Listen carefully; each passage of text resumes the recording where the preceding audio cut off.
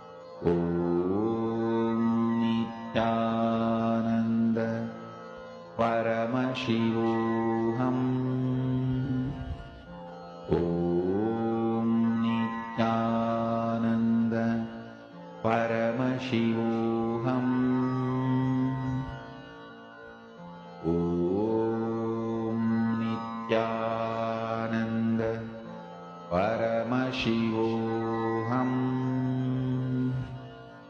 Om Nityananda Paramashivoham Om Nityananda Paramashivoham Om Nityananda Paramashivoham Om Nityananda Paramashivoham Om Nityananda Paramashivoham Om Nityananda Paramashivoham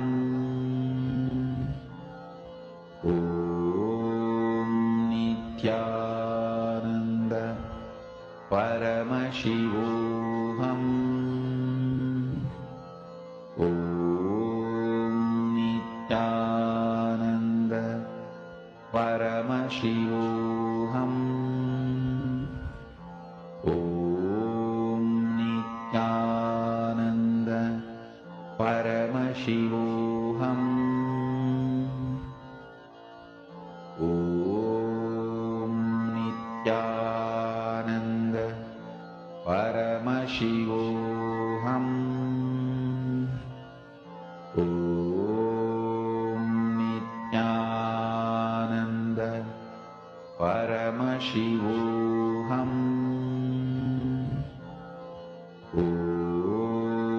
Nityananda Paramashivoham Om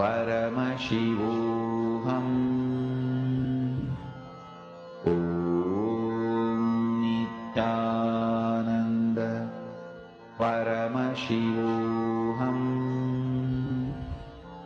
Om Nityananda Paramashivoham Om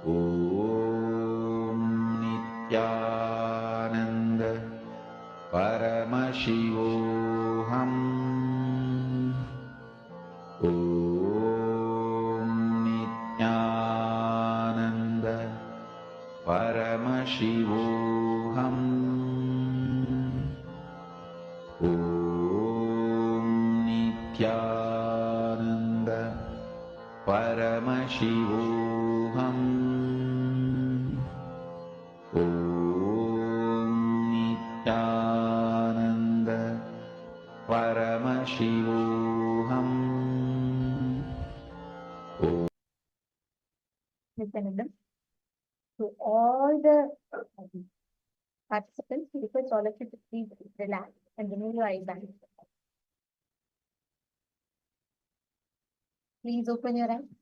Now, describe in detail every nuance of whatever you saw. In the last few minutes, what did Swamiji reveal to you in your third eye? What all did you see? Please take a few minutes. I request every one of you to share in detail.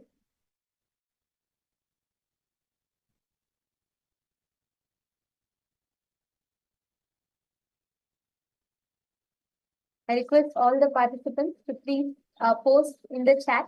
What did you see? What are the colors, shapes, pictures, whatever appeared to you in the third eye? Please go ahead and post it.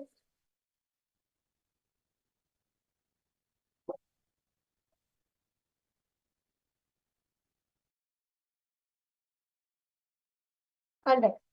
So now I'm going to be sharing with you all the answer. The answer was that of an image of a train. That was the exact image that was projected for all of you. Here you all can see the image. Shivoham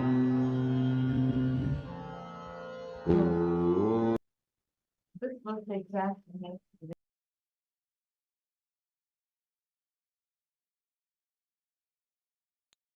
This was the image that was shown to all of you. Take a few minutes and verify, see the colors, see the pictures, and see what all are the different things that are there. and verify. Even if you got the colors right, even if you got a few parts of the image right, it is manifestation. You are manifesting. I request all the participants to sit and do this form manifestation every day. Since they attend the sessions today, it will also further help you with manifesting. Whoever manifested, please kindly share here in the chat. How many of you were able to actually see and get the answers right? Please take a few minutes and share that now. Let us all enter into the first session. We are going to be learning about who is Bhagavan Kalabhairava and what are these Akashik records.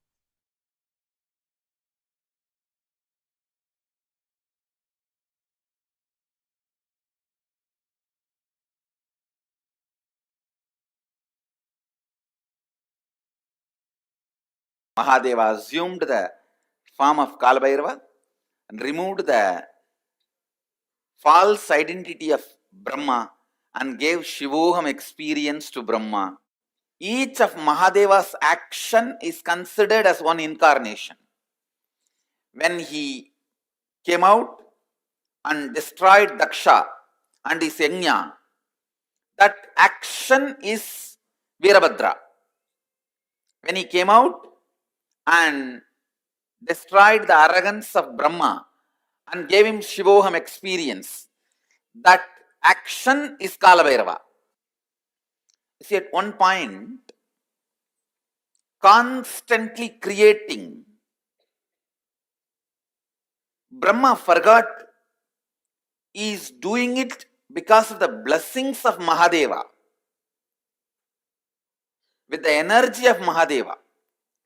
See, the Brahma's Kamandalu, which is the sacred water, out of which he creates whatever he wants, that water is the Abhisheka Tirtha of Mahadeva.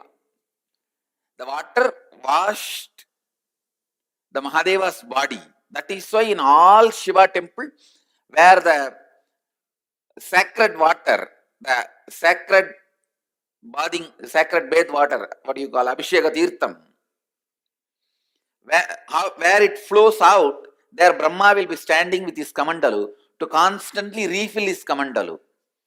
Go to any Shiva temple, you will see where the sacred water flows from the Garbha Mandir, the Abhishekam water flows, there Brahma will be standing with his Kamandalu, because that is where he refills and creates the whole cosmos. Unfortunately, by constantly creating, he forgot from where he is refilling his Kamandalu. He was also given the 5 head by Mahadeva, but suddenly he became little egoistic and arrogant and started thinking that he's, see, the Shivoham has to happen from inside out. It should become experience and then start coming out. And this guy, out of his hypocrisy and arrogance, started declaring, I am everything. So now Mahadeva has to make him understand and give him that real Shivoham experience. So he just wakes up from his samadhi, Kalabhairava comes out. The Lord of Time comes out and just cuts that 5th head, which has become a little arrogant. The moment the 5th head is gone, Brahma realizes he is also bound by time. And he realizes that it is hypocrisy that made him feel he is the superior. The moment he surrenders, Mahadeva again gives him the Shivoham experience and gives him the place back in his temple and says you can start refilling your Kamandalu from now on and continue the creation. And he gives a permanent place in all temples of Mahadeva, where the Abhishekam water, the holy water, the sacred bath water goes. In that place, it's called Gomukam. In that Gomukam, always the Brahma will be there to fulfill his Kamandalu and do the creation. But you should not think Kalabhairava is somebody else separately born. No. It is Mahadeva's action is considered with the identity of Kalabhairava. It is Mahadeva himself is Mahakala and Kalabhairava. Kalabhairava is one of the most powerful expression of Mahadeva. Most powerful expression of Mahadeva.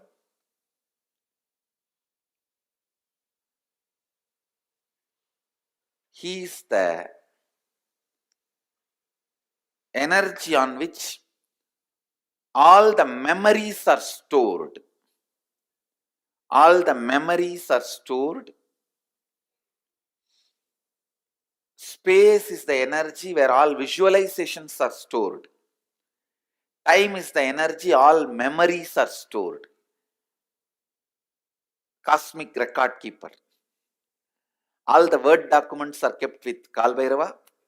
All the visual documents are kept in the space. The space, embodiment of space is Nataraja. So Nataraja keeps all the visual documents and Kalbhairava keeps all the word documents. So anything happened, happening, yet to happen, you can just ask Kalbhairava, he will pull it out and give the whole record.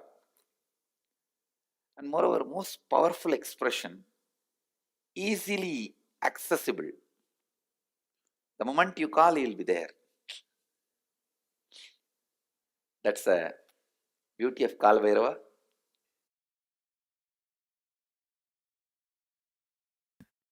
Understand, Kalabhairava is eternal compassion, eternal love. Whenever you express love, even in simple acts, like giving a smile, giving a sweet hug, without calculating, even simple act you do, the strength you feel is Kalabhairava's strength. It is Kalabhairava's strength. A lady devotee with a mentally little challenged child goes to Ramakrishna and asks, what wrong I did that I have got a child like this? Ramakrishna says, remember the child is God and take care, you will become enlightened. Because the simple act of giving love strengthens your Kala dimension. And if you remember, cognize to whom you are giving love is God, it becomes devotion. I tell you, every time you share love, every time you use love as the strategy for your existence, the joy oozes out in your being is the strength of Kalabhairava. Strength of Kalabhairava. Kalabhairava is eternally loving, caring, blissful, ferocious, ecstatic, blissful, ferocious.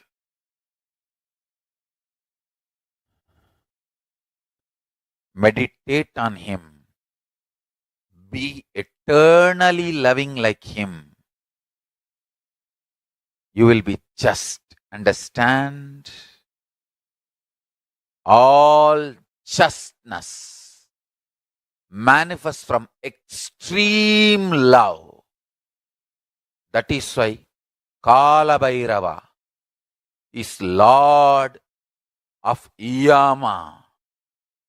Kalabhairava is the Lord of integrity.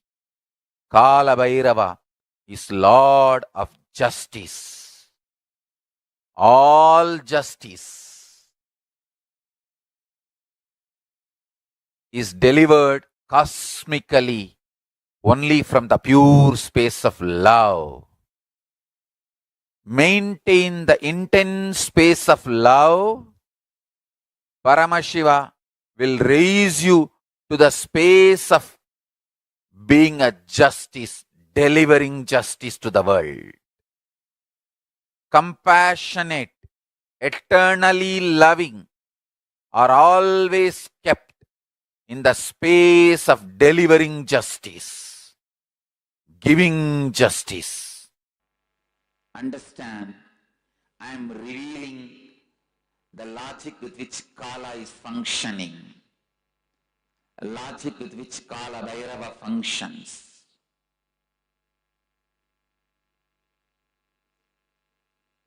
Out of completion,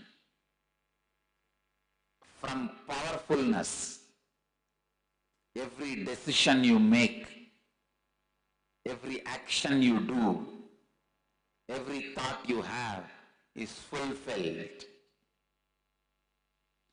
From the space of completion, when you operate, you are fulfilled, blessed, showered, and completion is possible. But more and more you struggle, saying, I am not able to complete, because of your laziness to internalize your incompletions. Discover your incompletions. Discover your patterns. Because of your arrogance,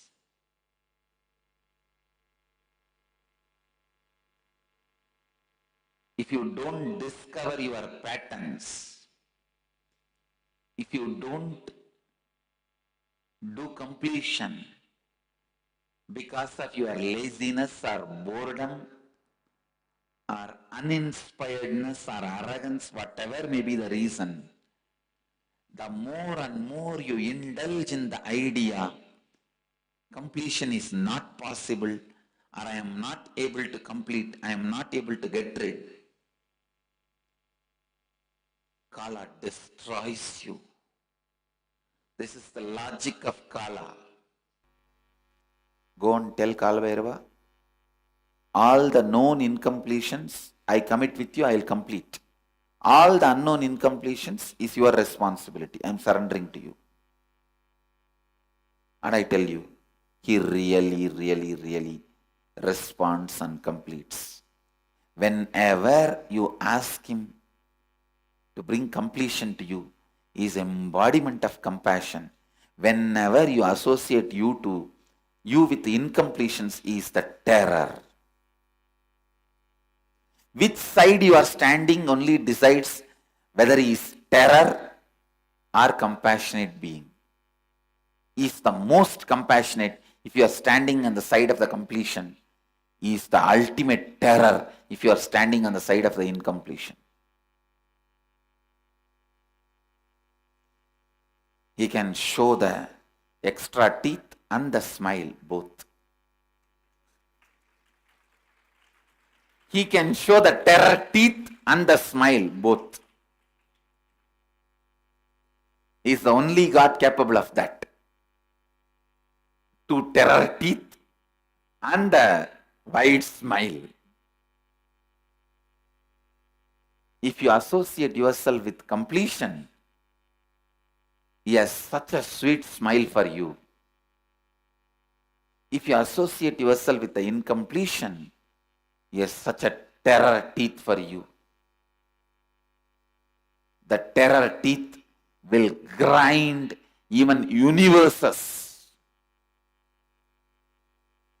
and swallow. The smile can create even universes for you.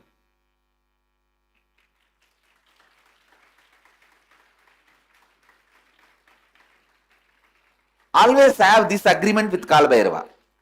All the incompletions you make me known, I commit with you, I'll complete them.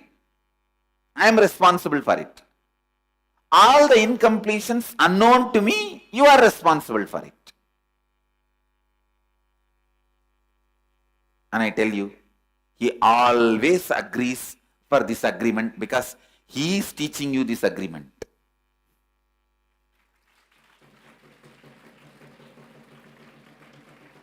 He always agrees for this agreement. All the incompletions known to me, I am responsible. I will complete them. I will drop them. I will complete and drop them. I will never allow them into my cognition. But there are many unknown to me. I cannot do anything about it. That you are responsible. I tell you, everyone who has spectacles or contact lens, today tell Kalabhairava, go and sit and talk to him. I will back to you. You don't even need to talk for him. You just go and talk to him. You will see. He will answer. You will simply listen the answer in his own voice. You don't need to say, how you do in the temples. Oh God, please save me. And then you talk for the God also. Oh my son, don't worry. I am here. I will protect you. For our Kalabhairava, you don't need to talk back. You just say, oh Mahadeva, please protect me. He will say, hey, what you are trying to act here?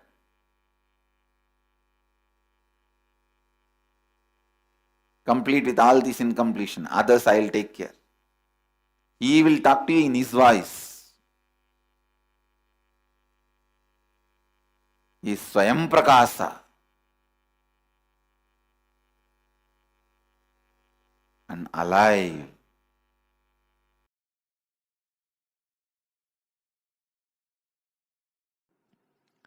First, nothing can be destroyed. Please understand, none of your actions, thoughts, plans, emotions, words, nothing can be destroyed. Everything is addition to existence.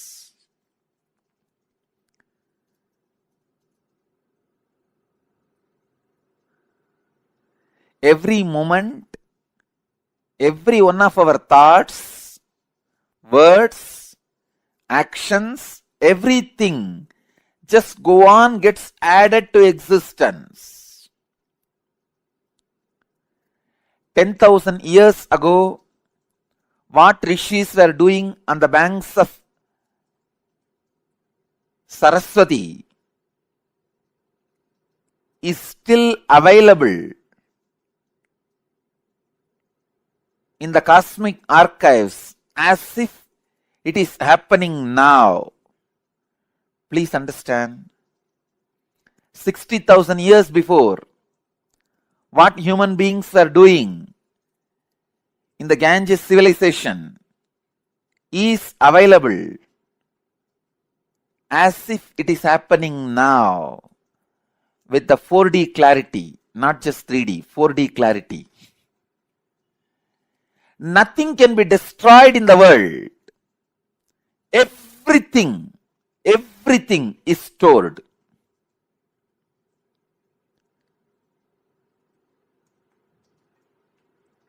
Akashik records are the cosmic archives of everything happened, happening, will happen. And one more important sacred secret you need to understand, time is not 3 as you think past, present, future. It is the small mind which cannot see things as it is, which constantly needs to segregate.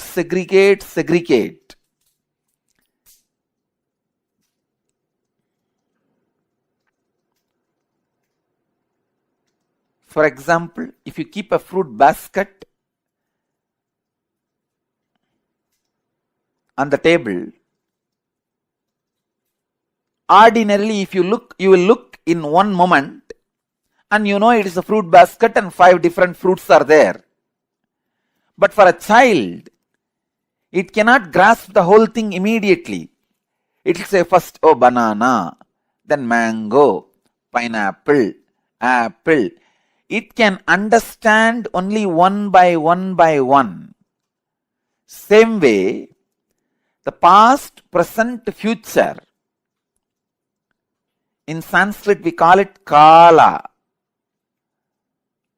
Only a ignorant mind which cannot grasp perceives as past, present, future. But in truth, it is not 3 different things. An enlightened being sees Kala as one entity, one experience, one reality. Continuously, wise men all over the world, again and again, in all religions, repeat this one truth. History repeats itself. Understand, the patterns are same. So it is not even repeating, it is rebeating. The whole life is certain rhythm with certain beats. That rhythm is continuously moving. Even the word repeating is not right word. Rebeating is right word. History is constantly rebeating itself.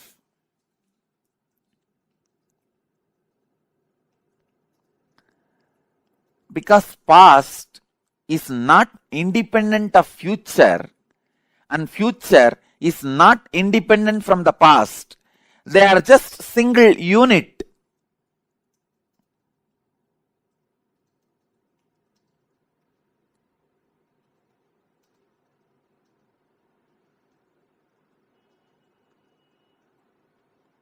Your innermost consciousness can just experience all 3 at a time. Simply, it can experience.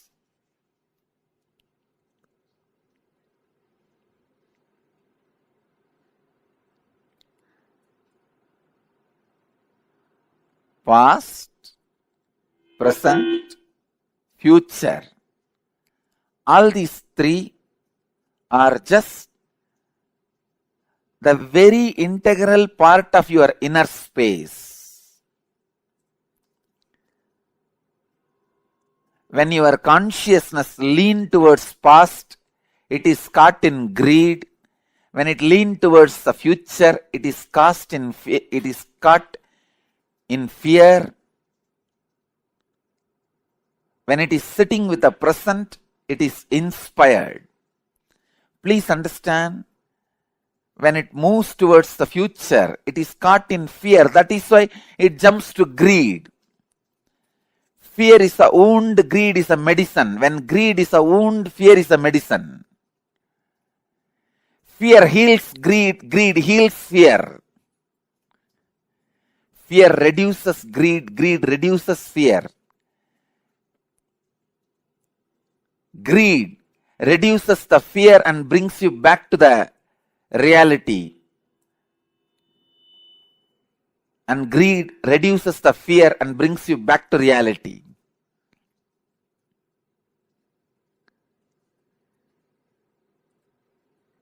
past, present, future. All three are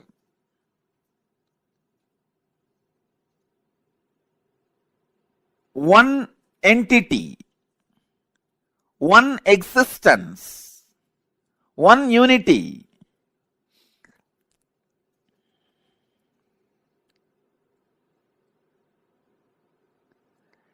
Just with the consciousness which does not get stuck in the fear or in the greed, you can see the whole. You can see the whole. Please understand. You can see the whole.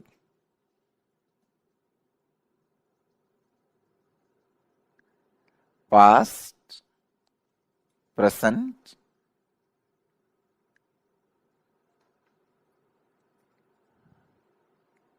and future.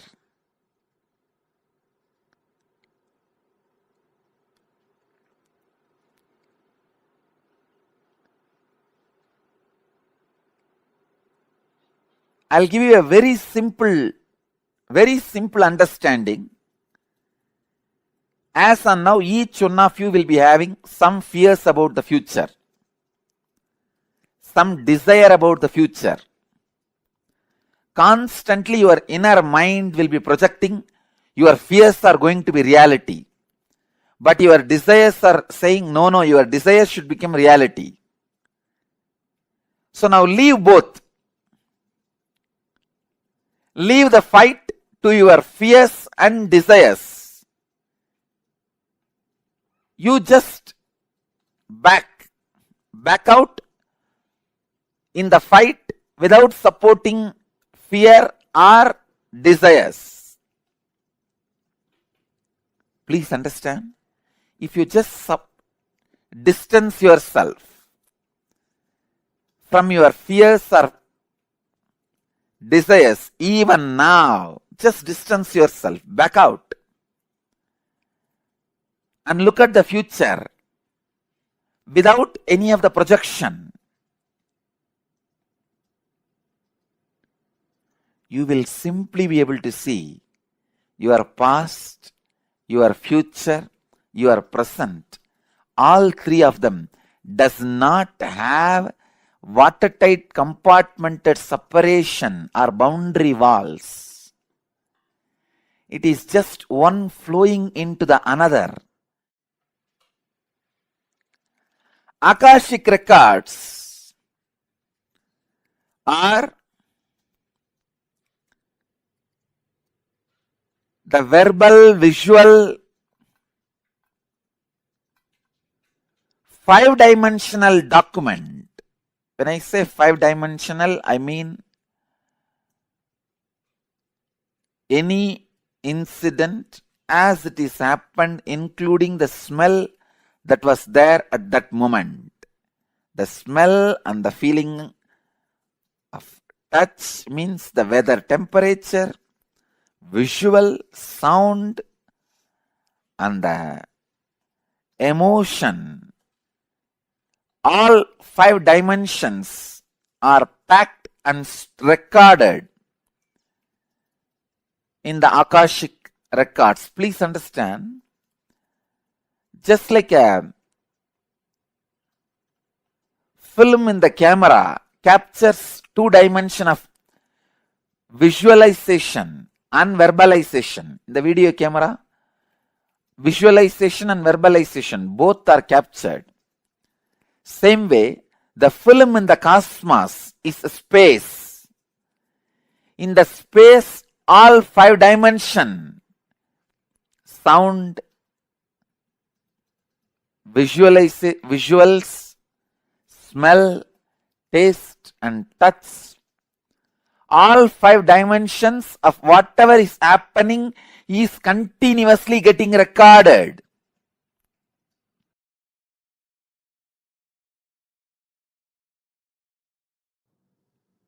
Akashik reading, accessing Akashik records is a simple conscious decision. decision 1, the Satya Sankalpa 1, decide the life energy, consciousness, you feeling alive is because Paramashiva is feeling alive inside you. Because Paramashiva is alive, his life, his consciousness exists inside your body mind. You experience life. You experience aliveness. This is the first Satya Sankalpa. Second, anything Paramashiva can access, you can access. You have a right because you are his manifestation. This is the second Satya Sankalpa. Third, whatever knowledge, information, past, present, future in the cosmos is alive. Nothing is destroyed. Nothing is deleted. Everything is alive, available in the Akashik records. The next Satya Sankalpa, decide Paramashiva is manifesting in you. The life energy you feel inside you is Paramashiva, because of Paramashiva, due to Paramashiva. So let that Paramashiva show you the Akashik records. Give access to you the Akashik records to guide your life, to manifest your life, to experience the ultimate Paramadvaita, ultimate truths. Next Satya Sankalpa, listen carefully.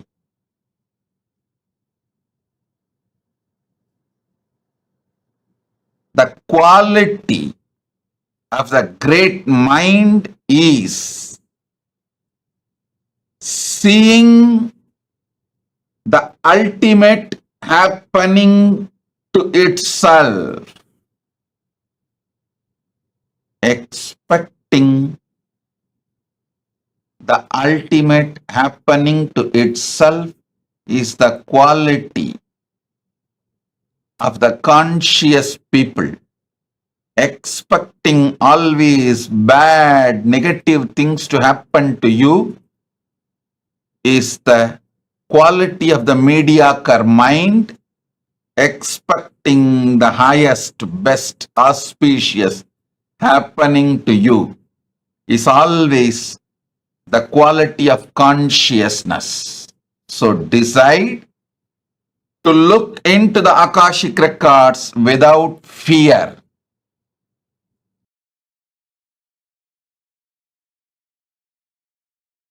It is all about simple understanding. Now, if I have to put it in a very simple word, just like how the Microsoft puts all their software open source, and you connect with internet and you just press download. Even Google Earth, all those, how they put all their apps free download. You just press download. Same way, the whole Paramashiva Jnana is available as open source. Ontology, eschatology, epistemology, axiology of the Paramashiva Jnana. Connect with the internet connection called Guru Bhakti, integrity to Guru. And trust your third eye with Atmalinga. That is the download. That's it.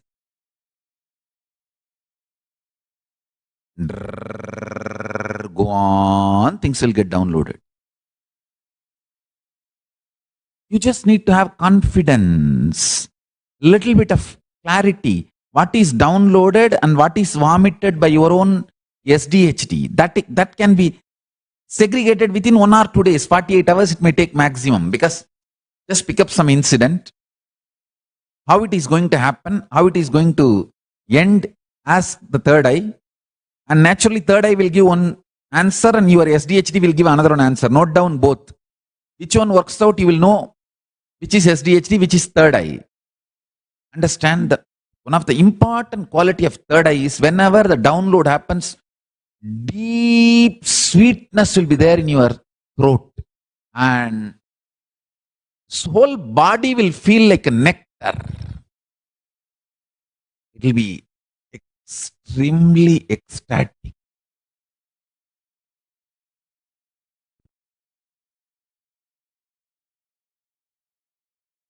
Extremely ecstatic. And there will not be conflict or confusion whenever the third eye downloads. With SDHD, you know exactly how it feels.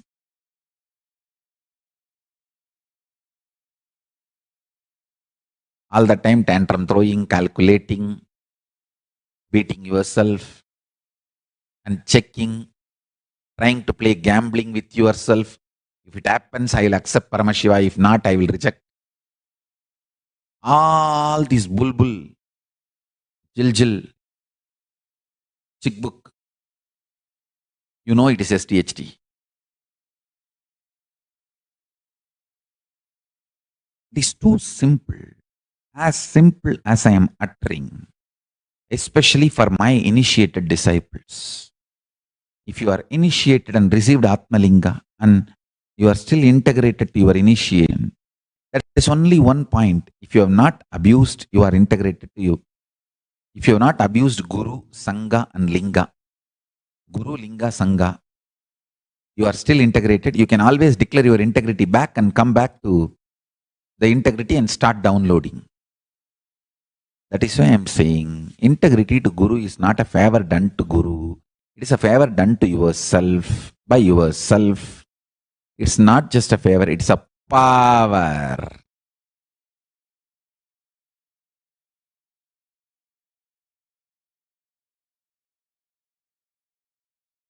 The Akashik records are, it's like a password being handed over to you. All the informations are there and this is the password, please see it, that's all. The Akashic records are like DNA of the universe. Each soul has its own Akashic records. And there are collective records of all souls of all journeys. That's what I call all souls of all journeys is what I call Hiranyagarbha.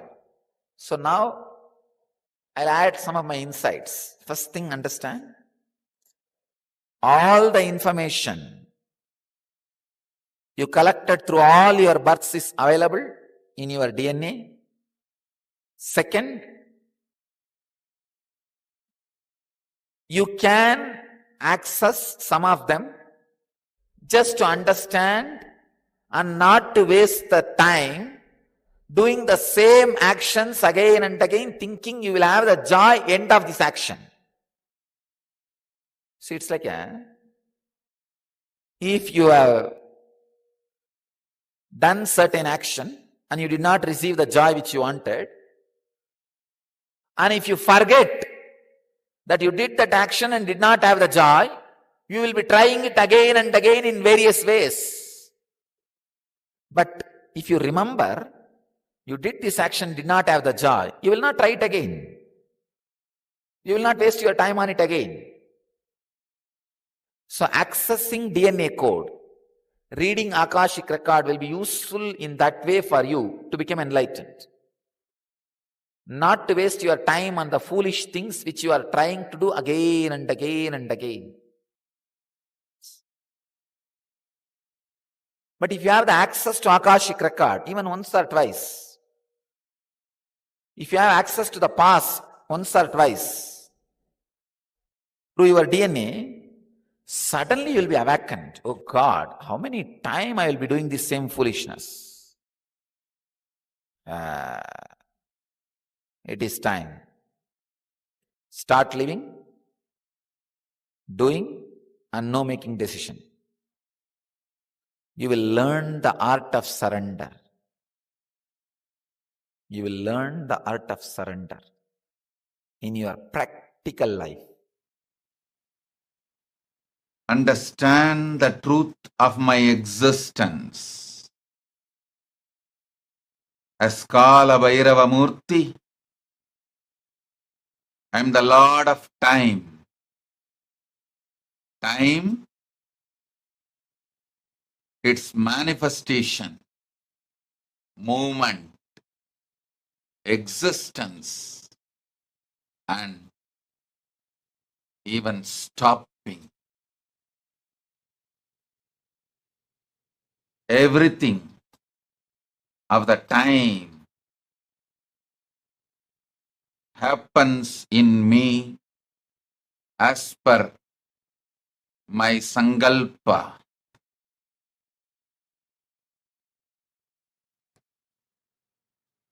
As Kala Bhairava Murti, I give you all the boon I manifest in all of you now.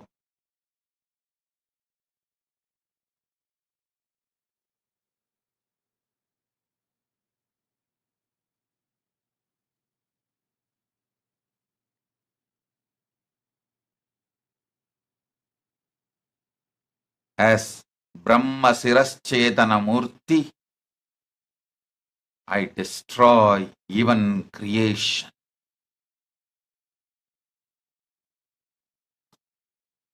I give you all this boon, ability to stop, destroy anything you want. Many things you may want to stop and destroy in your life. As Kala Bhairava, I manifest in you all. You will all be able to stop or destroy anything you want. As Kshetra Bala Murti, even when I stop the creation, when I destroy creation, I protect my Kshetras. Due to my pure will, from my pure will, as per my pure will, I protect what I want even when I destroy creation itself.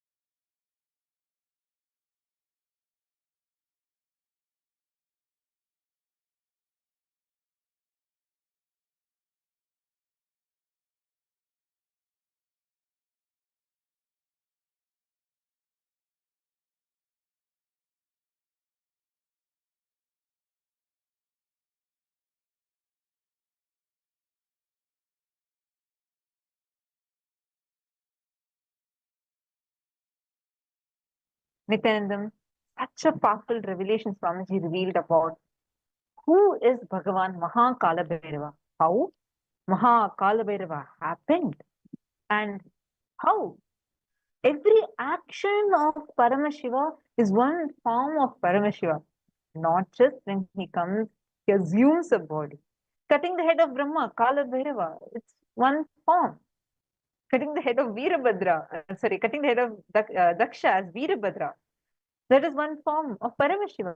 Each action of Paramashiva is actually one form. When we were going through the 64 forms of Paramashiva, right? At that time, when we were reading the Puranas, that's how Swamiji actually teaches us. Like when we learn Hinduism from Swamiji, the way how Swamiji teaches us is like with all the scriptural references, and you learn it from directly from the source because you're learning it directly from Swamiji, and you learn it with so much of references. And Swamiji was revealing to us about how the 64 forms exist. And if you read the stories, you'll actually see, like yesterday we had the forms of Paramashiva as Bhagavan Ganga Dharamurti, meaning the form of Paramashiva that received Ganga in his jata, and Ganga Visarjanamurti, the form of Paramashiva, where he released Ganga to the planet Earth. And you think, what is that? He's receiving his one form, he releasing his one more form, and each form has its own significance. Actually, that means through every form, there's no single action that Paramashiva does casually. There's no casualness at all. Nityanandam, Mariam, Amsakala, Julie Silla, Nityanandam to all of you. I see as someone named Alex. Nice to see you on camera, but I request if you could add a little more light, and could you also let me know what your name is, ma? And where are you from? I saw you attending the session yesterday also. Shen Wong. I request all of you to please be on camera and intensely listen to the session. So now we understood about who is Bhagavan Mahakalabhairava, the Lord of time and space, and how he rules over the whole cosmos. He is the Lord of time and space, where continuously he stands for your completion. See, understand, whenever we are faced with our patterns, whenever we are faced with our incompletions, delusions, we get agitated inside, flared up inside, and we decide to give up and side on the side of our incompletion instead of siding on the side of completion. Kalabhairava is the Lord of completion. Each time you side the side of completion, it is your side for you. You are standing by Kalabhairava. Swamiji so beautifully explained how, you listen, right? Kalabhairava is the most ferocious form and the most compassionate God. He is the most ferocious and most compassionate. Sounds paradoxical, but it is true. If you stand in the side of your incompletion, stand with your incompletion, each time you cherish your incompletion in your space. You cherish your victimhood, you cherish your patterns, knowing that it is your patterns also, many times we cherish it. We nurture it inside. Then you are siding your incompletion. You'll only see the ferocious, wild teeth of Kalabhairava. You see the ferocious form. You see, if you stand for your completion, hey, I have Swamiji in my life. I will not give up. Let me stand from the space of completion. Let me do it. Each time you decide that, you're standing by Mahakalabhairava, you will see how that only keeps raising you, raising you, raising you. Kalabhairava is the Lord of completion. And then when you're standing by your completion, you will see that compassionate smile right behind his big, wild fan. You see that compassionate smile of Kalabhairava. Today, actually, Kalabhairava is one of the favorite deities of the Sangha, because from a very long time. We all have been blessed to have Bhagavan Kalabhairava's darshan through Swamiji. Swamiji is Maha Kala Bhairava. And we all have been blessed to receive that darshan, to have that darshan of Swamiji. How many of you here enjoy the Kalabhairava darshans? Please share with us. Yes, Nityanandam, Mamsakala, nice to see you here. Actually, Mamsakala, I see you very regularly attending the program. Now take a few minutes to even enrich others also. Get the others also and let them also come and sit with you, because that will help them tremendously. Today we are going to be having the death meditation process, right? It's okay, even I understand in India it might become late and middle of the night, etc. But you can invite them. So let them also come and sit with you and attend the session. They will have a breakthrough today. Today's day is for breakthrough. Alex, where are you from? And is your name Alex? What is exactly your name? Could you also share that? Nice to have you here.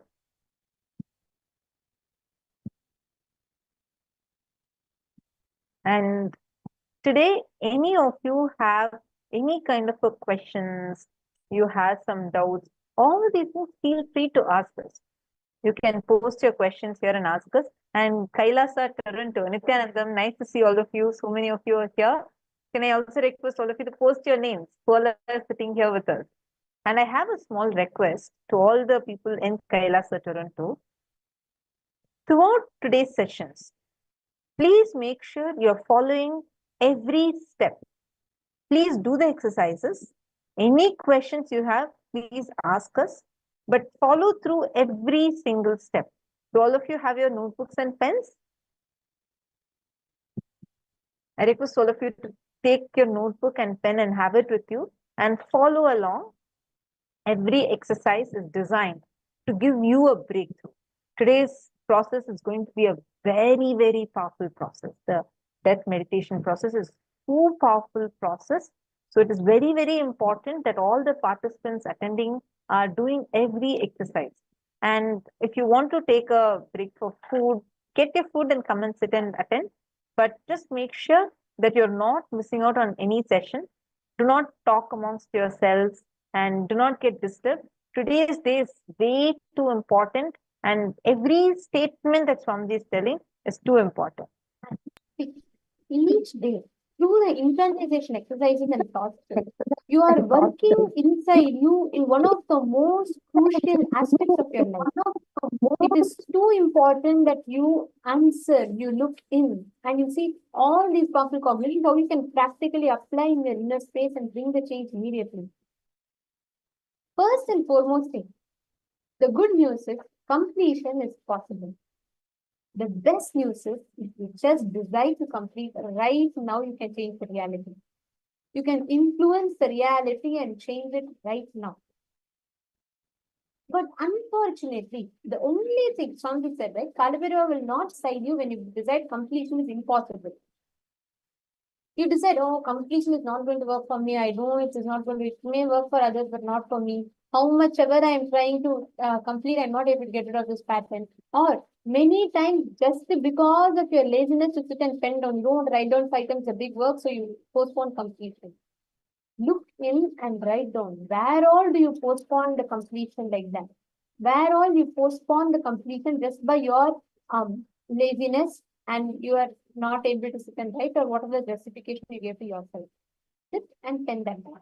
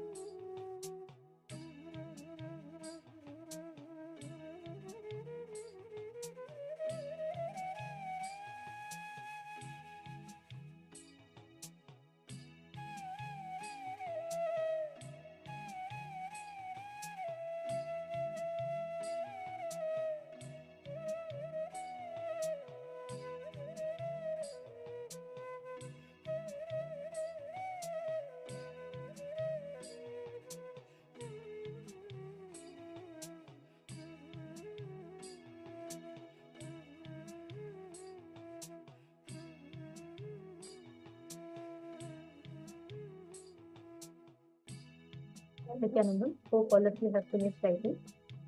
Understand, never ever entertain the pattern of completion is impossible. Something beautifully tells. You should always show your pattern who your guru is, who Swamiji is. Not show Swamiji who your incompletions are. Your incompletions are not that big. Actually look in and identify what is the real reason you did not complete.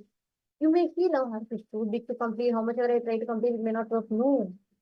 Actually, if you see at the root of it, it will either be tiredness, laziness, boredom, or uninspiredness or arrogance. You will just say, yes, I know I'm struggling, I don't want to complete. Arrogance. Or sometimes you'll feel, oh, you are to sit and read of the whole thing, I have to go over, I don't want to do. Laziness. Or you're just not inspired, you don't feel the need to drop the pattern just as yet. Look in. What is the reason why you are not completing? Now, consciously decide to sit and complete those patterns. Do not entertain that arrogance or the decision not to complete. Sit now, take a few minutes and consciously sit and complete. Look in within you and complete.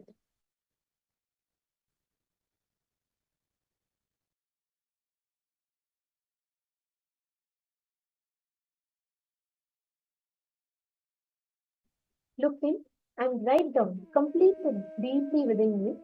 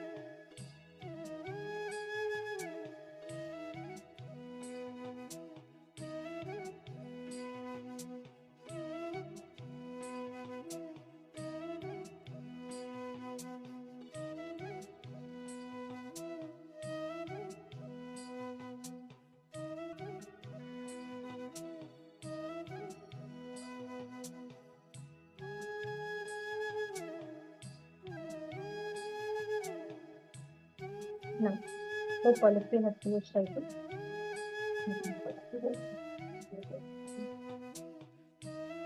In every aspect, designed to sit and ferociously complete. Designed to complete in every aspect of your life.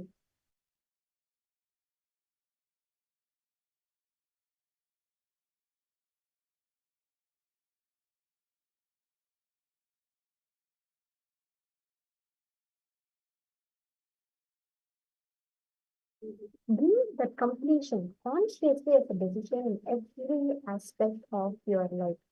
Today, as we're all going to be literally going beyond that, we're going to completely experience the state beyond that. It is crucial that you bring to yourself that space, that right understanding and powerful cognition to experience completion and settle down in that space. Now, we're all going to be entering into the next session.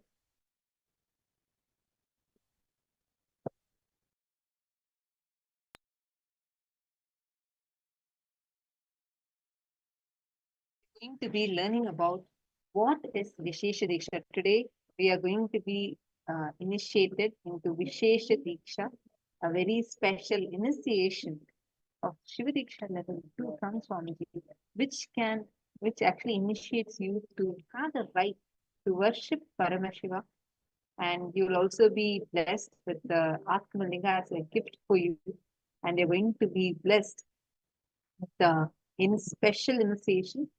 What is this Diksha about? Let's listen to the revelation now. Comes from.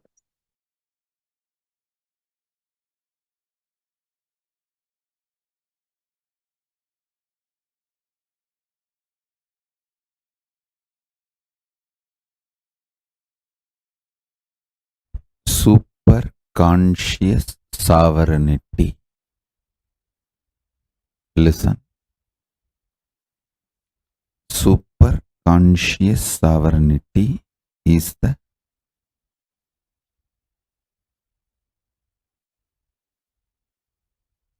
principle, superconscious DNA of Paramashiva will be manifesting today in all of you. Listen. Superconscious sovereignty. Let me explain. Listen intensely. What I am going to say now, the superconscious sovereignty, you don't need to practice. I'm just going to put this like a golden light ball inside you. It'll just start manifesting. Listen to this. Your super consciousness is the most supreme, and your super consciousness makes all the patterns, the self-doubt, hatred, denials, or anything restrictive in you, makes all of that irrelevant. Your superconscious sovereignty does not fight with your problems. It just makes your problems irrelevant.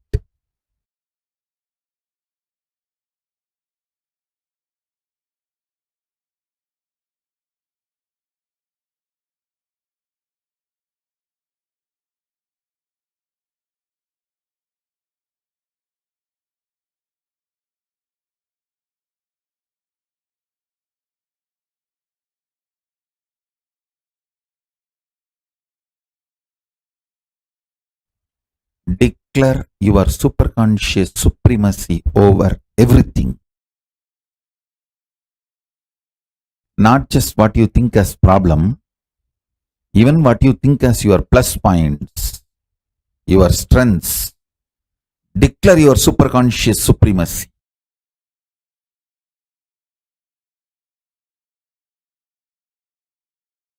As Paramavatara of Paramashiva, I'll make it happen for all of you. You just declare. Understand?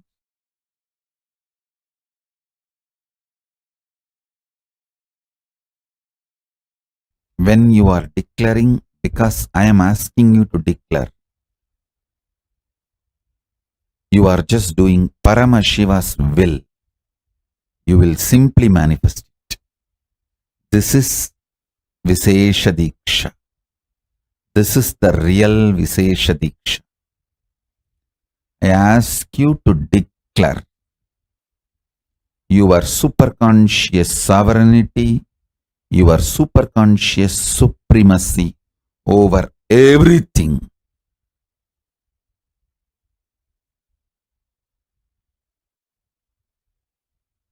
You will see your problems and solutions all become irrelevant.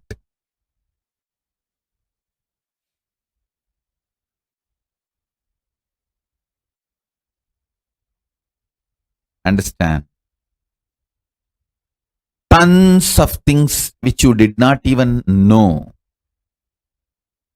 but sitting inside you like a parasite will just leave you. They will all be just burnt.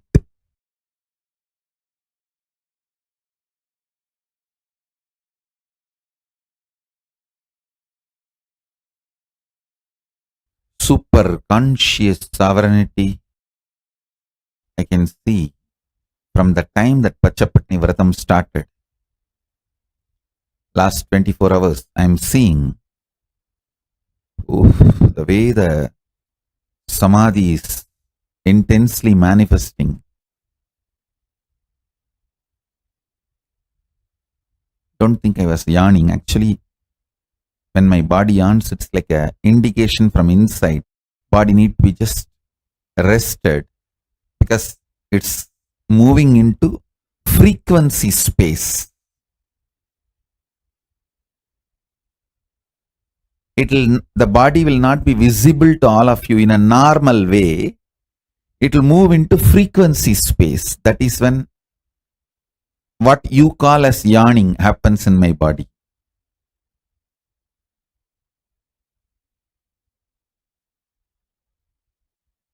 After yawning, you feel tired in you. But in me, after yawning, I feel ooh. Huge power manifesting.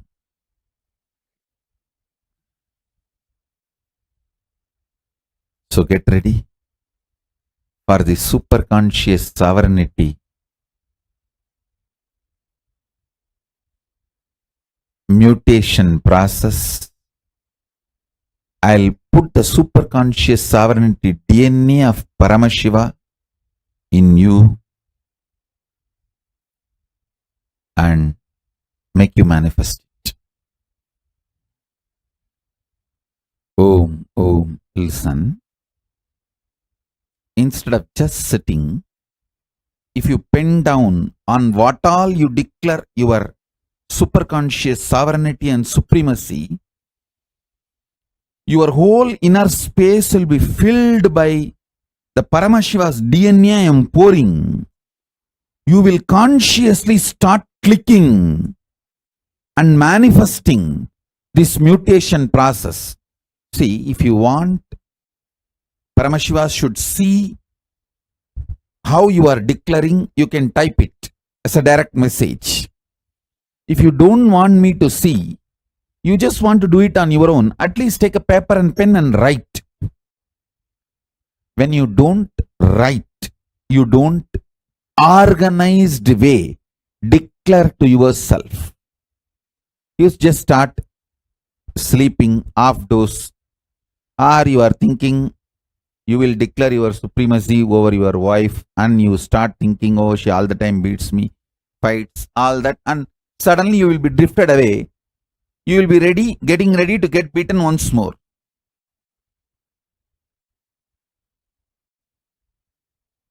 So listen, consciously, either type or write, but declare, so that I can just make you real. Make Paramashiva superconscious sovereignty real in you. So many of you are saying, health became better, eyes became better, consciousness became better. It is possible if I infuse more and more superconscious mutation energy in you, superconscious DNA of Paramashiva in you. Anything you want to change in your life, declare supremacy over it. Any problem you are going through, declare supremacy over it. Maybe physical, mental, psychological, emotional, legal, anything. Declare supremacy over it. Declare your superconscious sovereignty. I'll make it into reality. Because you are doing it through Paramashiva's direct initiation. I am sitting here doing that for you. Come on, start. Om. The Paramashiva's instruction, Paramashiva says very clearly, the Atma Linga has to be gifted by Guru. So I am gifting it to all of you.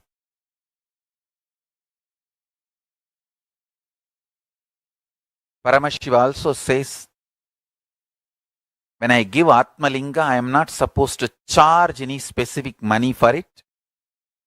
But disciples can offer Guru Dakshina on their own.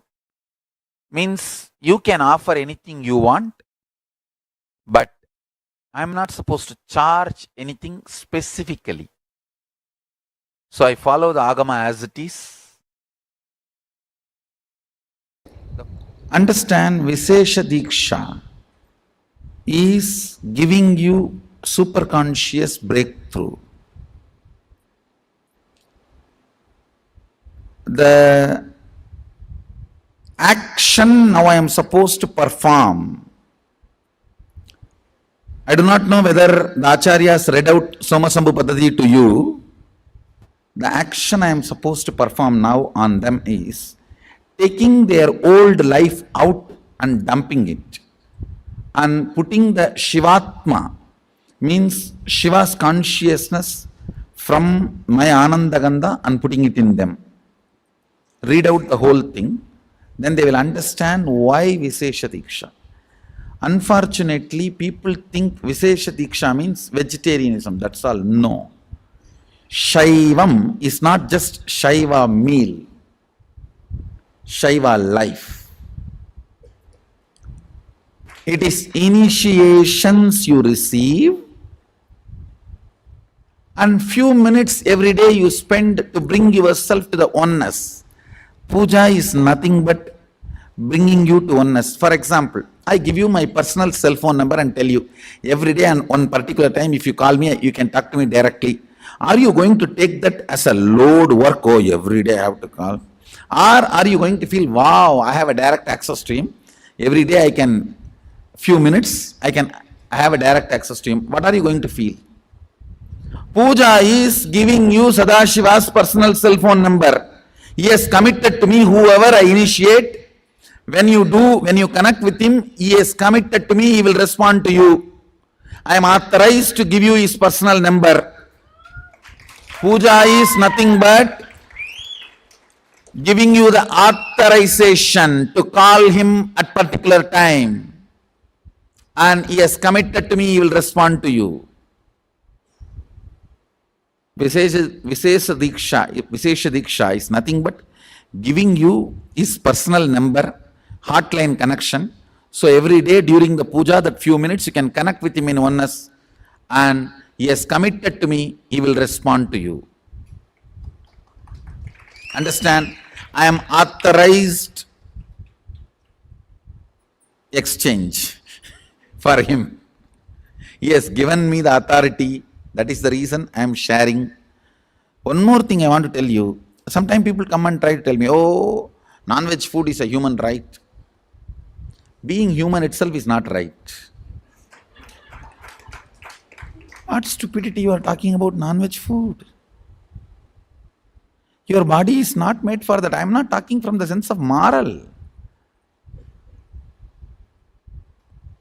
If you want to evolve into the next level, don't eat poison. Visesha Diksha demands only two requests from you. One, you need to be vegetarian. Another one, every day at least 10 minutes you need to bring yourself to the oneness with the puja. 10 minutes is too less time. It doesn't take more than 10 minutes, I know. It's too less time. Sadashiva is demanding to respond to you every day and keep yourself in oneness. Actually, I don't promote any other spiritual practice. People ask me, should I do this technique, that technique? Twisting the eye and looking here and blowing the nose, this corner, that corner. I don't give you any technique. I only ask, connect with him in oneness, 10 minutes a day. I think maximum it takes 11 minutes.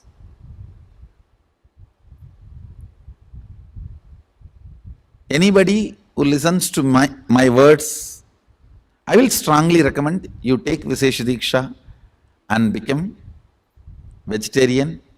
That will really help you. You cannot compare, understand? Whether you take Visesha Diksha or not is only going to decide whether you are going to manifest powers or not. So please understand, the secret is in initiations and aligning yourself to the oneness, that's all. So I have to be integrated to Mahadeva, so I am revealing the truths as it is.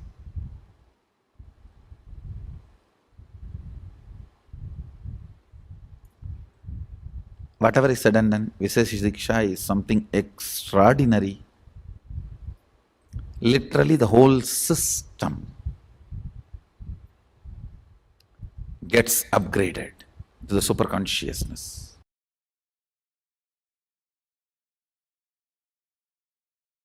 Understand?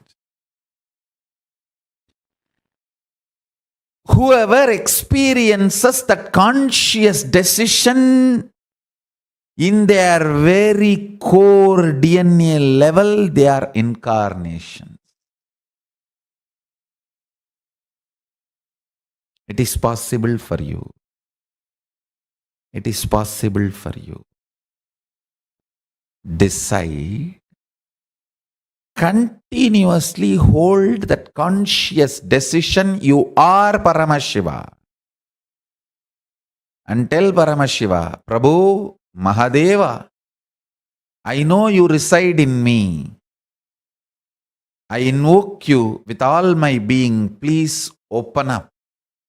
Let your conscious decision capacity manifest in my DNA and upgrade myself from the natural selection process to conscious decision process. Listen.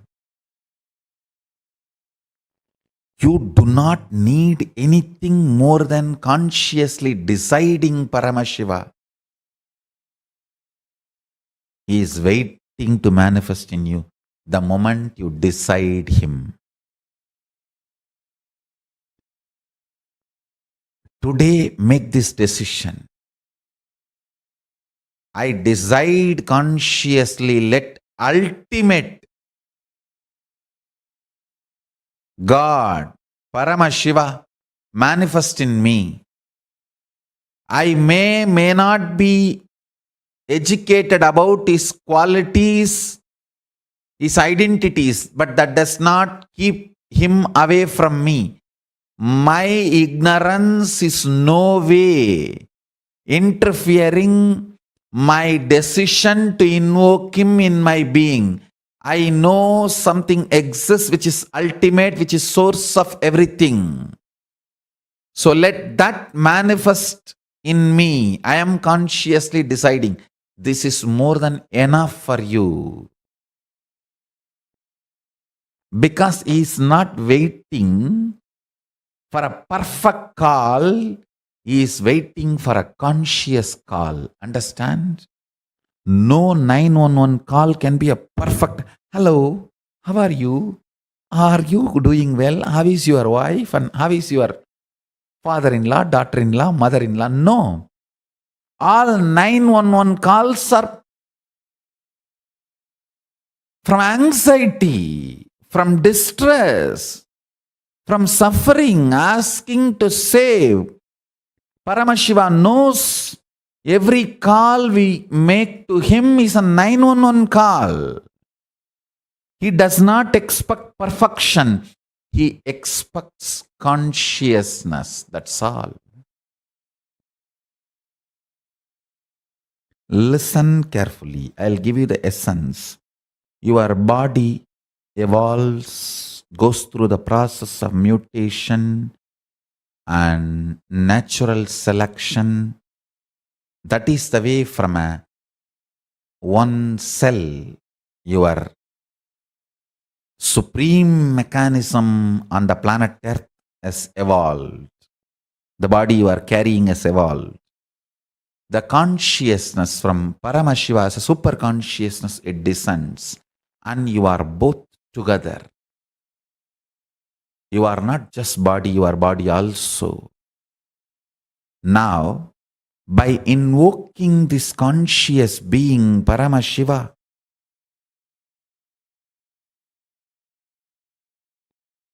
you are letting him manifest his quality of conscious decision as a default natural functioning mechanism of your DNA instead of natural selection methodology.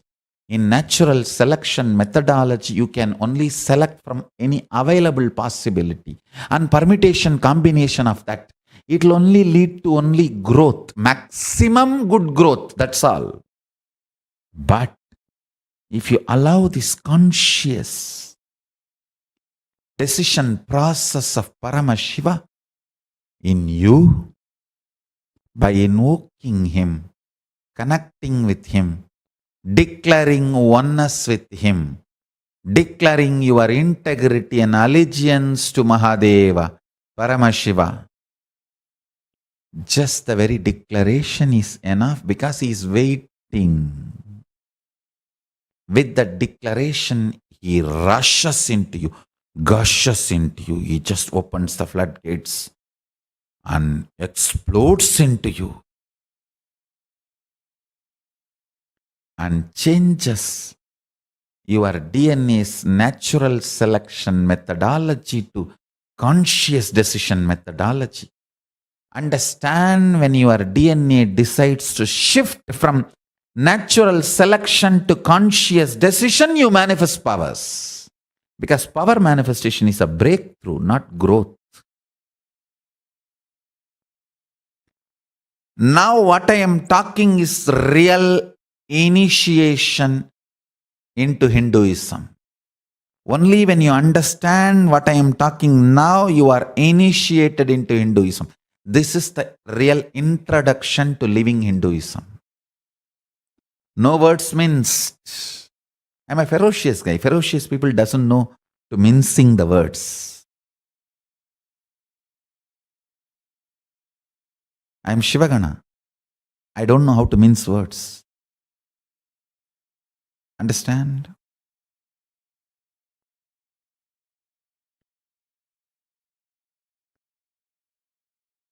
Declare your integrity to Paramashiva consciously and tell him, I really don't know how you look, your qualities, qualifications, identity, all that. But I know something superior exists, something ultimate exists, which is source for everything. Me, everything, our thought currents and whatever, this world or universe or the hills, ocean and nature, planets, for everything, I know the source exists. And I know that Paramashiva, that source, is waiting to manifest itself in us for our conscious decision of choosing him. Understand? A simple conscious decision can really shift you from natural survival process to conscious decision process, and your whole DNA gets upgraded. Your whole system gets upgraded. Your body, your internal organs, your intra organs, your consciousness, your will persistence, your everything gets upgraded.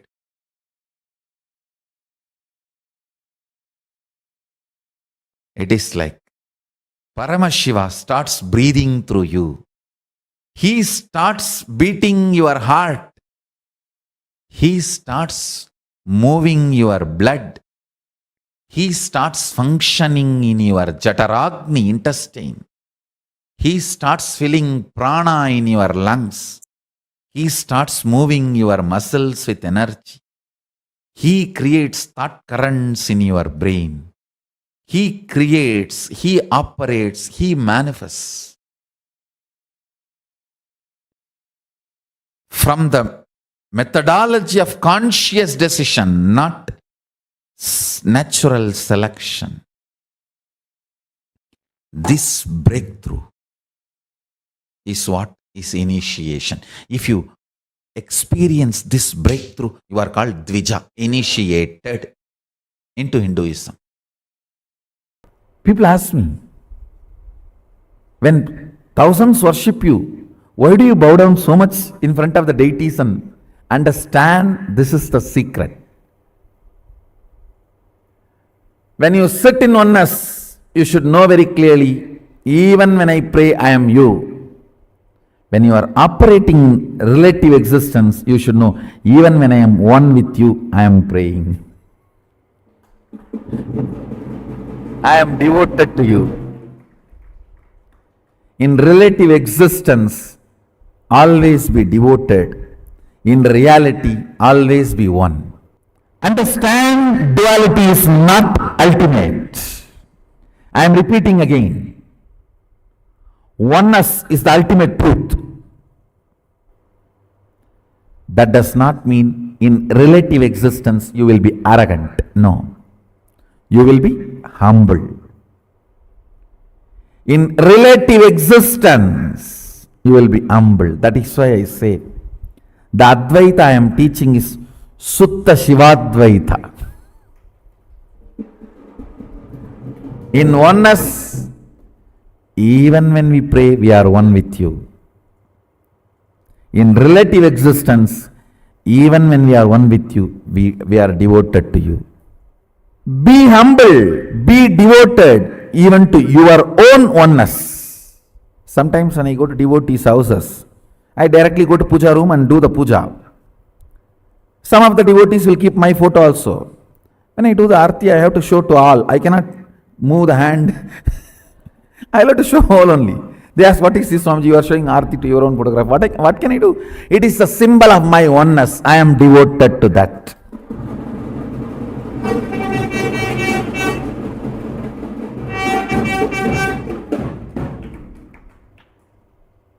Even I bow down to.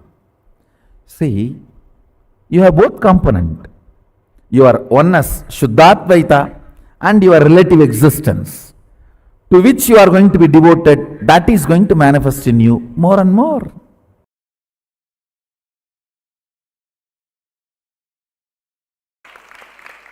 It is a Spatika Sriyantreshwara. See, Adi Shankaracharya, the architect of modern day Hinduism, goes to Kailasa and meets Mahadeva and asks Mahadeva to give the deity, main deity for the mutts he wants to establish, monasteries he wants to establish. Mahadeva gives 5 linga and tells him, 4 for 4 monasteries you are going to establish, 1 for your own Atma Puja, means personal worship, Atma Linga. The 4 linga, which for the 4 monasteries, Mahadeva materializes 1 from his third eye, 1 from his Devi part, 1 from his Mahadeva part, and 1 from his Muladhara, and after doing 1 he takes out of his own Anandagandha and gives it to Shankara and says, this is the linga, my Atma linga. It is for you to worship as Atma linga, for you to worship as your personal deity. That linga he worshipped as long as he was in the body, and before leaving the body, he leaves that linga in Joshimat, Badrigashrama, in Joshimat, in Himalayas, because he left the body in Kedarnath. So he leaves that linga. That linga is Sri Yantreshwara. The Sri Chakra carved on it in this Shivalinga, you can see the lines. How many of you are able to see the lines? That linga is made out of spatika and Sri Chakra carved on it. That linga is exactly this size only, this shape only. So the exact mold, exact thing, I picked it up and made the replica. This is the Atma Linga, the soul consciousness of Mahadeva.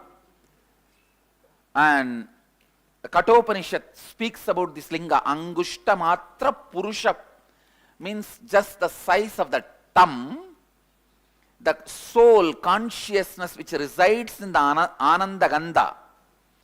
Angushta Matra Purusha, that is the consciousness.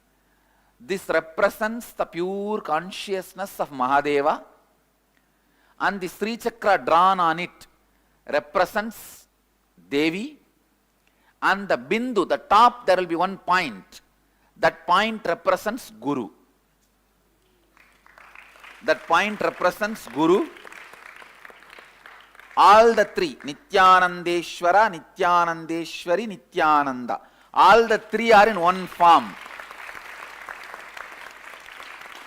And as Mahadeva himself declared this as Atma Linga and shared it to Adi Shankara, I declare this as a Atma Linga of our whole Sangha.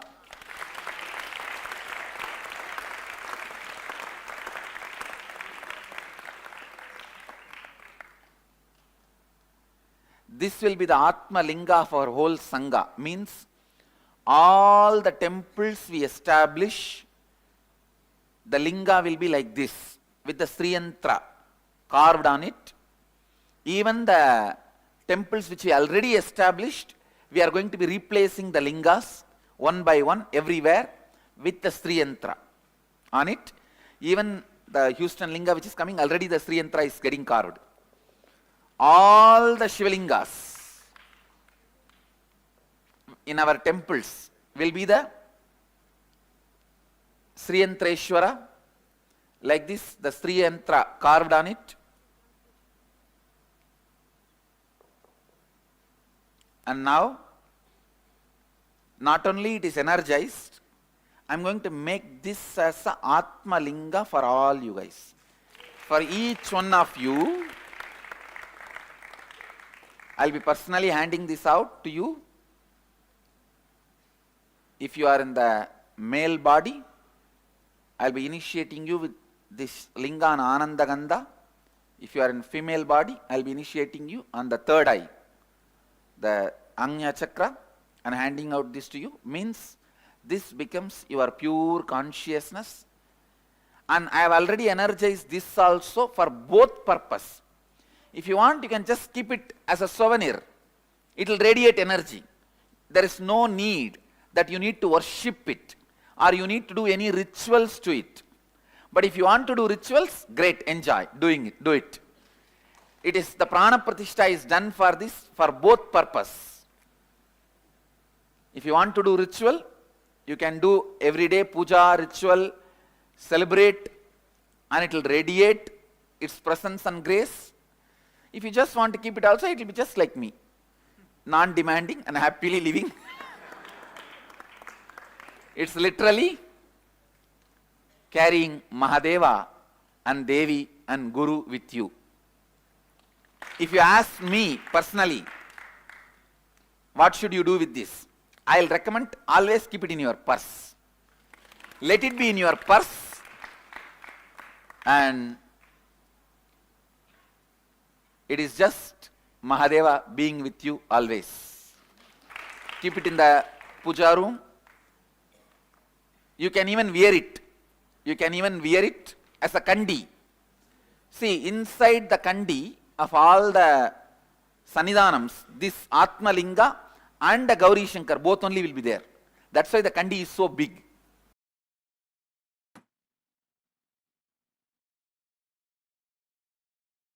I liberate all of you completely from Kala, time. Me as Kalaba Murti manifest in each one of you now. I shower you all with Visesha Diksha. Shivoham, Shivoham, Shivoham. I pluck all your breathing out of your body now. Insert this ajapa japa of Shivoham, Shivoham, Shivoham, Mahaprana of Paramashiva in you all. Shivoham, Shivoham, Shivoham. Sit now, breathe with me as Paramashiva. All of you exist as Paramashiva, as me, in the parallel universe of Maha Kailasa now. Paramashiva and the Kailasa, Shiva Ganas, Paramashiva Ganas, let them all land in all of you here.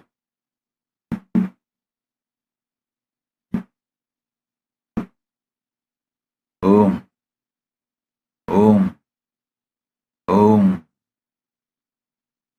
I give you all the Visesha Diksha.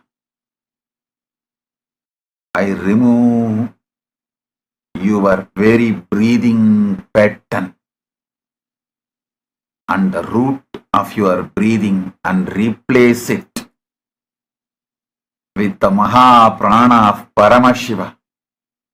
Shivoham, Shivoham, Shivoham. Sit with me, breathe with me as Paramashiva.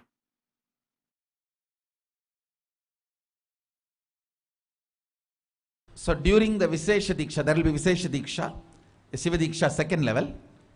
If you commit, you want to become vegetarian from now, I am authorized to remove your past karma of non-vegetarian and I will do it. First thing, stop believing you are a human being. The moment I invoke Paramashiva in you, you are a divine being. Paramashiva having human body. The moment I have given you Visesha Diksha, during Visesha Diksha, I remove the human being from your human body, invoke Paramashiva in your human body. So, the moment you have taken Visesha Diksha and received Atma Linga, Paramashiva. Listen, I'll repeat. Paramashiva is real and he is available now, here, for all of us. Keep this as your inner space and cognition. Listen carefully, I'll repeat. Whatever cognitions you carry is the source of energy, life for your system. The cognition you carry decides how this is going to function. Your inner image, outer image, others image, life image. All the four are defined by the cognitions you carry. Your cognitions are your fuel. Your cognitions manifest your life. So carry this powerful cognition today. Paramashiva is real and is available now here for me. Carrying this cognition inside, chant Mahavagya, Om Nityananda Paramashivoham. Based on this cognition, build your inner image, outer image, others' image, life image, and manifest powers. You will manifest all the powers.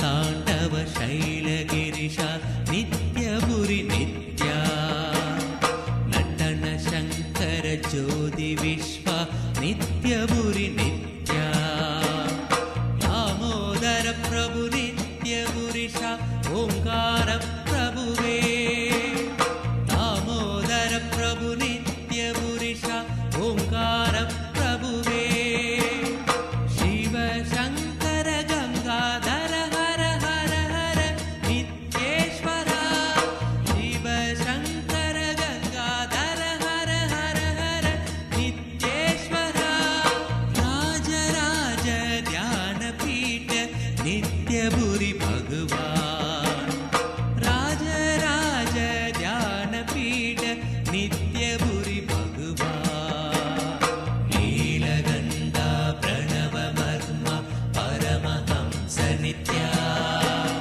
राज राज ध्यानपीठ नित्यपुरि भगवान् नीलगन्धा प्रणवमर्म परमहंस नित्या राज राज ध्यानपीठ नित्यपुरि भगवान्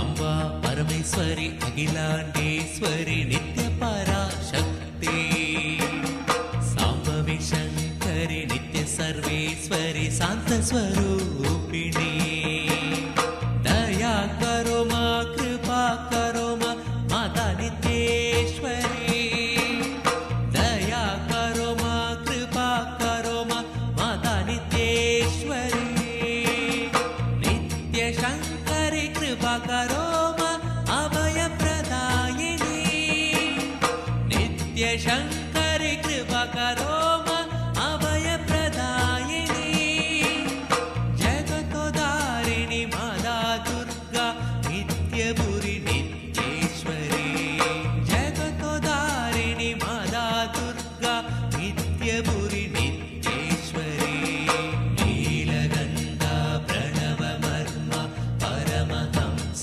नित्या राज राज ध्यानपीठ नित्यपुरि भगवान् नीलगन्धा प्रणवमर्म परमहंस नित्या राज राज ध्यानपीठ नित्यपुरि भगवान्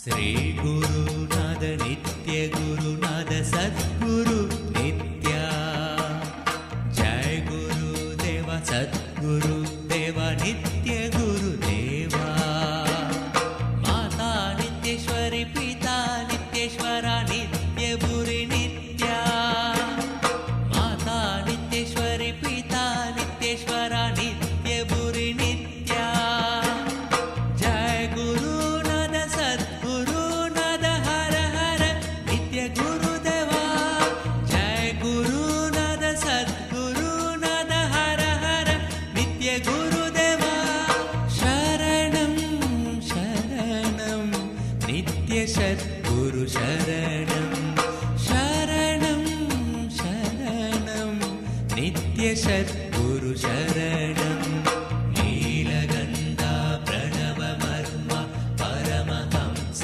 नित्या राज राज ध्यानपीठ नित्यपुरि भगवान् नीलगन्धा प्रणवमर्म परमहंस नित्या राज राज ध्यानपीठ नित्यपुरि भगवान्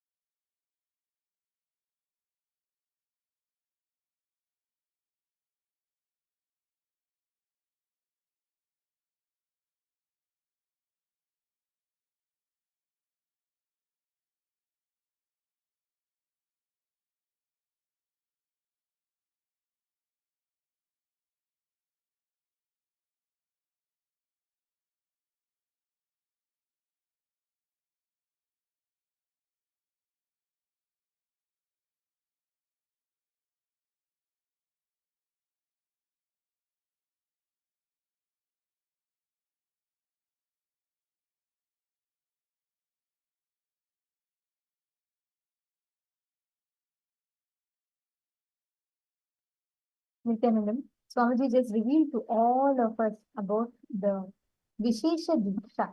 Today, all of us are going to be receiving this very unique, very powerful initiation, Visesha Diksha, where you're going to be literally receiving the initiation to transcend beyond death itself. Now we will be walking you all through what is Visesha Diksha and what are the do's and don'ts, what is the procedure and lifestyle for receiving Visesha Diksha. This Visesha Diksha is a way for you to experience conscious sovereignty. The superconscious sovereignty will start manifesting through you with this powerful Visesha Diksha. Today, all of us are going to be blessed with the Visesha Diksha initiation, and we are going to be receiving this initiation directly from Swamiji. I request all the participants to kindly settle down and participate and understand this deeply. Anytime, any questions you have, feel free to ask. This guidelines that we are going to be going through now is very important for us to understand.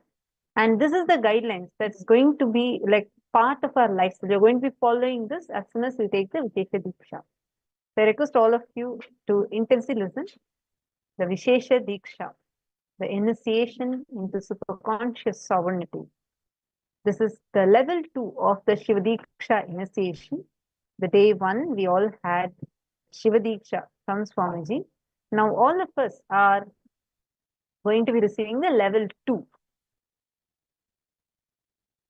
To manifest the superconscious sovereignty, you don't need practice, because today it's going to be given as a boon to all of you. The Visesha Diksha is giving you a superconscious breakthrough where Guru removes your old life from your inner space, replaces it with Paramashiva's consciousness from his own Ananda Gandha. Swamiji literally be removing your old being, your old inner space, taking it out and replacing it with his very own being.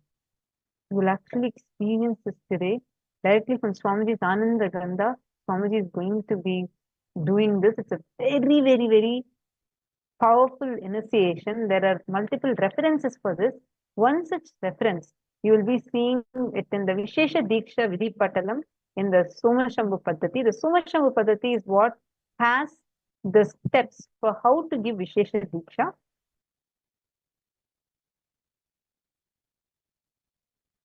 Kusumenastra japtena tadaye drudhaye sishum praspurattarakaram chaitanyam tatra bhavayet. The Guru should throw the flowers invoked on with the mantra Astraya, but at the disciple's chest, and imagine in the heart of the disciple the globe-shaped supreme spirit of extreme effulgence inhabiting the subtle body. This is from the Visesha Diksha Vidhi Patalam, and today we are going to be receiving this very initiation from Swamiji, from Swamiji's own Ananda Gandha. Swamiji is going to be literally transmitting his very being into us. Your superconsciousness, your superconscious sovereignty makes all the patterns of self-doubt, self-hatred, self-denial, or anything that is restricting you, not just to go away from you, but irrelevant to you. The Visesha Diksha bestows the blessing to offer prayer and gratitude through personal puja to Paramashiva. This is literally you having the right to have that personal connection with Paramashiva. It is like Swamiji is giving you the direct hotline connection with Paramashiva. So whenever you call him, he is there for you. Whatever you share with Paramashiva during this puja every day, he listens to you. You can actually talk to Swamiji during this puja and actually receive a response from Swami. The first and foremost thing, when you are receiving this Diksha, the first commitment you're giving is performing the Nitya Puja of Guru Padakas and Paramashiva every day, and understanding that not doing so incurs karma. See, understand, Swamiji will always share how there's one thing, if there's one thing that Swamiji has never missed in his life. Swamiji, even one day, Swamiji has never missed. It is not even food, because there are so many days Swamiji has been in Nirahara, Swamiji has been without food, entering into high levels of Samadhi, where Swamiji does not eat anything. There are many days Swamiji has not drank water. There are many days where Swamiji has been without food, without water, and even without breathing. But one day also Swamiji has never missed puja. That is the importance of Nitya Puja. That is the importance of daily puja. Even when Swamiji was persecuted, Swamiji did not miss puja. Even when Swamiji was in high samadhi, Swamiji actually pushed himself to move his body, because when you're going to samadhi, the body sometimes does not move. But even at that point, Swamiji pushed his own body to move and do the puja. Never once Swamiji has ever missed the Nitya Puja. So today we are going to be receiving that initiation to do the puja as a boon to you. How many of us are understanding so far? Kailasa Toronto, can I request to everyone to please kindly settle down? I request all the participants in Kailasa Toronto to kindly come and settle down. And please intensely listen to the session. Any question you have, feel free to post and ask us. And this is very important for today's initiation. So please kindly settle down. Do not miss out on this session or any of the guidelines we're sharing during this session. So this is the first commitment you're taking, which is to do daily puja. Are all of us clear with this? Next, the second commitment.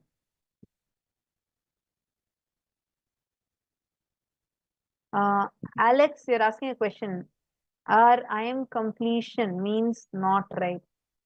Sorry, I'm not really understanding. Alex, I request if you can put your question properly and also share. Could you also please post here your full name? The next thing you're committing to is to follow a vegetarian lifestyle.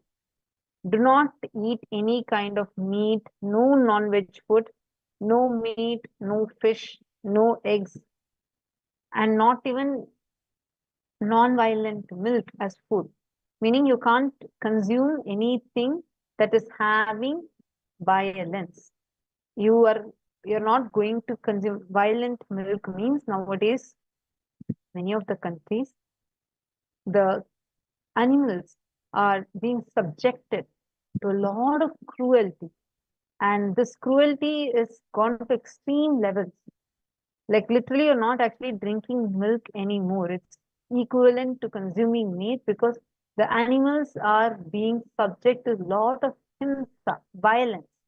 So when you take up Visesha Diksha, you're committing to follow the vegetarian lifestyle and to not eat any food that has himsa, violence in it. And you'll only eat non-violent based foods. So if all of you are clear with this, please put yes in the chat.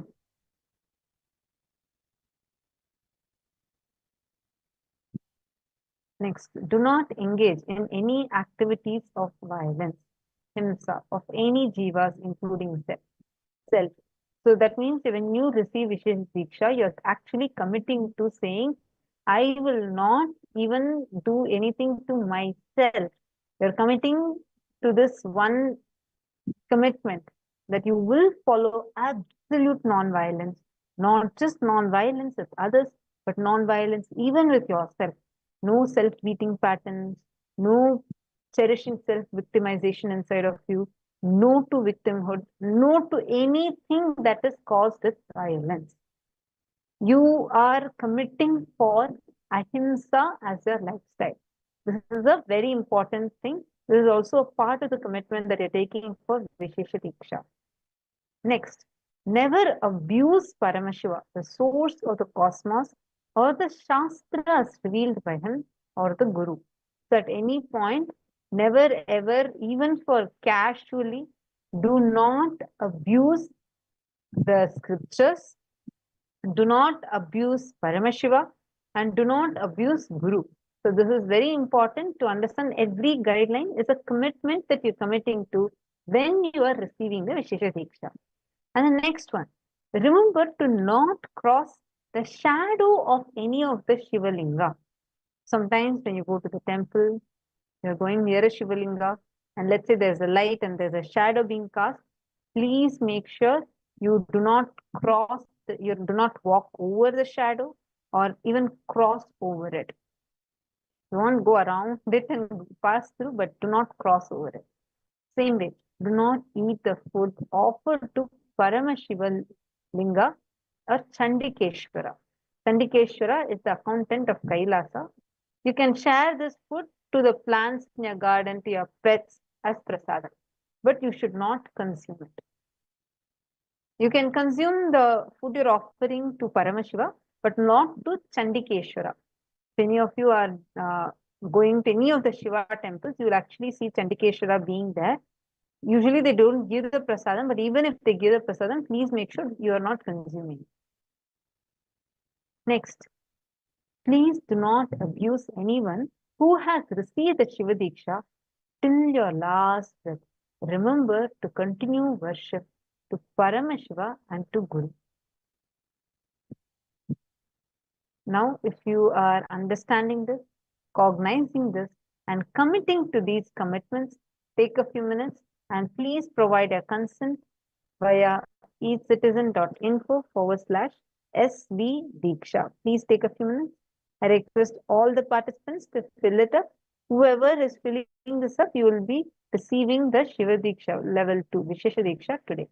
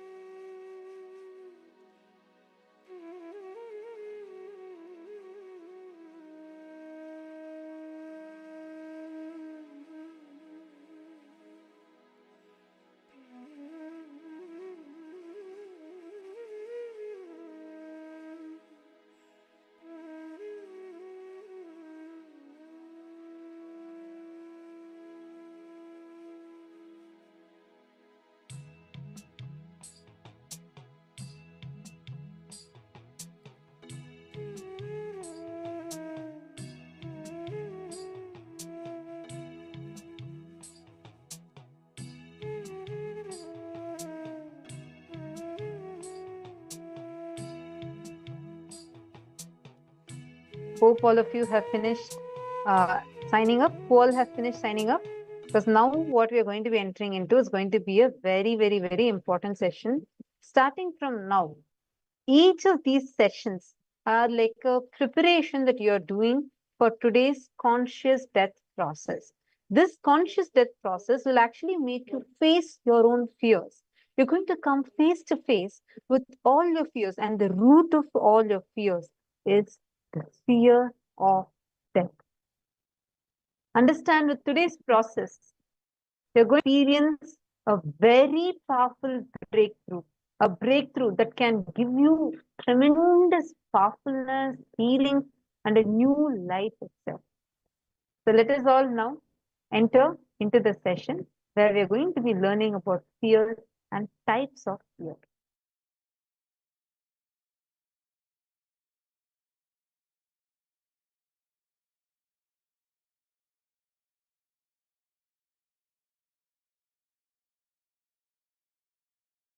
What is fear? Apprehension about something which has not happened, which is not reality. Now we will work on the thought current of fear, the being center.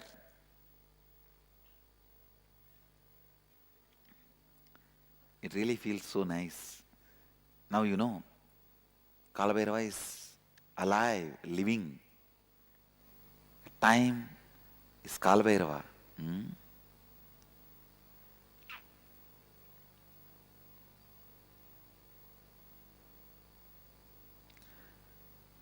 So, everybody is ready? We'll move to the next session.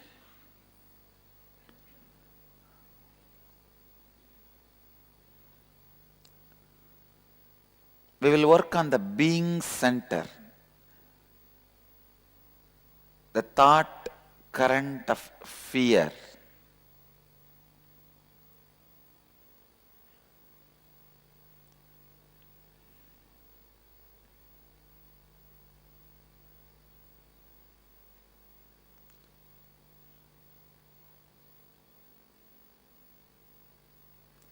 When there is a constant hangover of fear and insecurity inside you, your swadhisthana, your being center collapses. Please understand.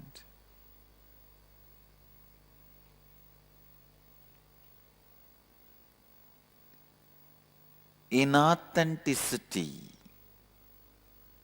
with your being is responsible for the hangover of fear.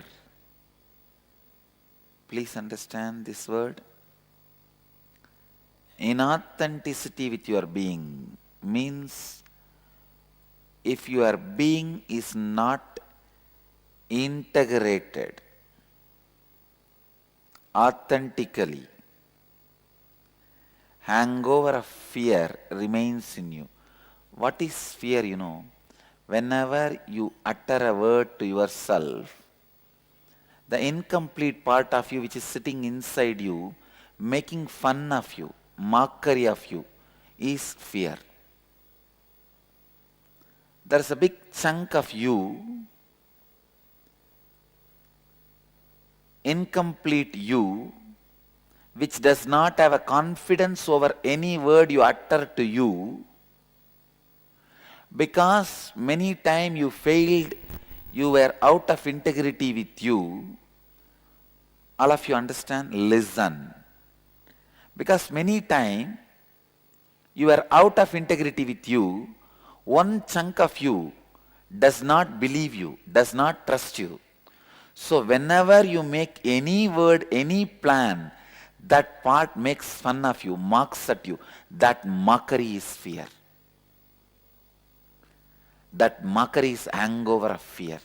How many of you are able to immediately vibrate with this truth? What is fear? Emotional shit. What is fear? Emotional shit. So, I tell you, reduce the fear to physical component. Don't give the fear the psychological power. Then you can never break fear. Fear is nothing but toxic shit sitting in your lower intestine. Understand? Listen to the lower intestine. Fear is nothing but the toxic shit sitting in your lower intestine. All you need is just marana smarana and detoxification. That's it. Fears are collective life negativity creating the snowballing effect on individual and on collective consciousness. What is fear? The life negative perceptions about the insecurities created by others you carry within you about you and towards others.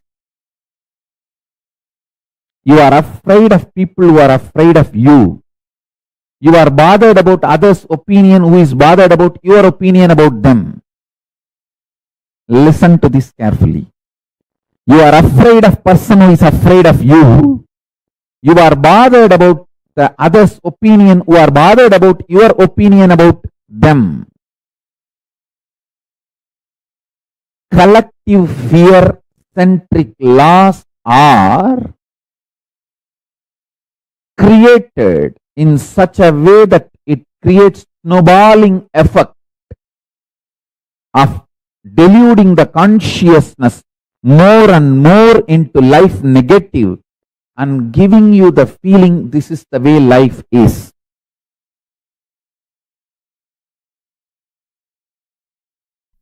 What you believe as you is inner space. What you feel is going to be you. Your reality is Ulam. If you know your purpose is Sadashiva, no Maya matrix can touch you.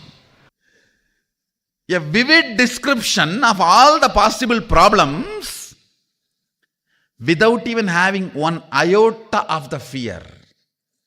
That is what is actually the definition of courage is not absence of fear, powerfulness where fear cannot make you powerless is courage. Absence of fear can be sometimes absence of information, ignorance. No. Courage means not absence of information, inability of the informations to make you powerless is courage.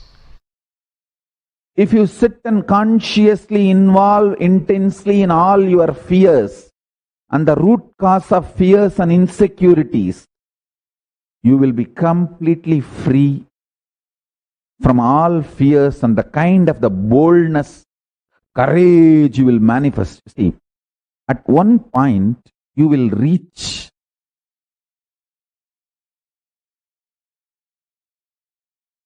the source of your fears. You will feel, oh, everything is over. From this moment, whatever way life happens is a bonus. That's all what can be done. When that shift happens to you, that is the moment Yama, Kala is giving you the blessing of not taking life for granted and liberating you from all the fear-centric behavioral patterns. See, at one point in my life, I reached everything is over. Now, if I am alive from next moment, whatever way I may exist is a blessing, bonus. Understand? Listen to this very carefully. This realization is the boon from Yama, Kala.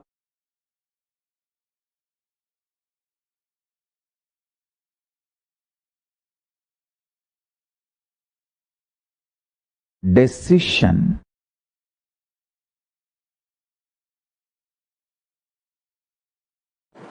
not to hang on to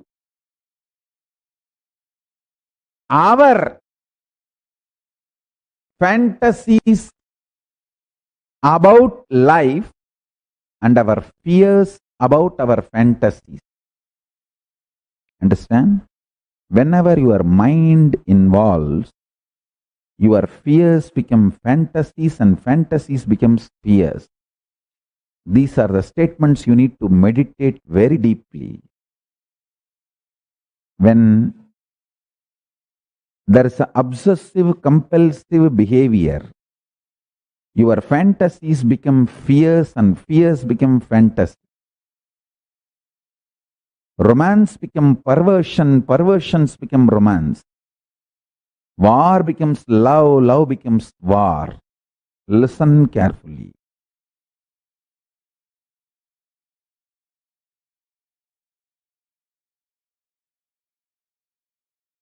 At one point in my life, I reached externally in the outer world, any situation.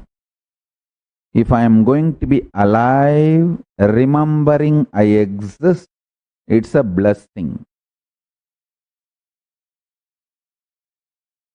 Nothing more can be taken away from me. And internally, if I am still able to consciously cognize I am existing without a mental breakdown, that itself is a blessing. There is nothing more. I don't expect any bliss, or I am not afraid of depression anymore, or the worst mental states, mood swings, or the worst external conditions. See, the fear of the worst possible external conditions and internal conditions have been accepted by the deepest core of my existence, and nothing more to visualize, fantasize about the worst possible external conditions or internal conditions and get frightened. There is nothing more I need to visualize and get frightened. It's all over.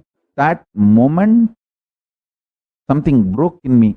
My consciousness touched time.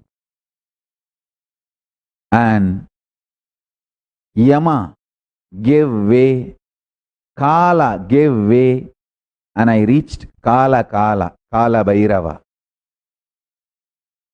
Listen. Consciously sitting and cherishing all your fears, not mentally being kicked. Just mind releases all the fears and the fears erupt out in you. No, I am not talking about that. I am talking about consciously sitting and visualizing, cherishing. What more can happen where this kind of illogical patterns come? I'm going around the hill alone, a small boy, reading. Still I remember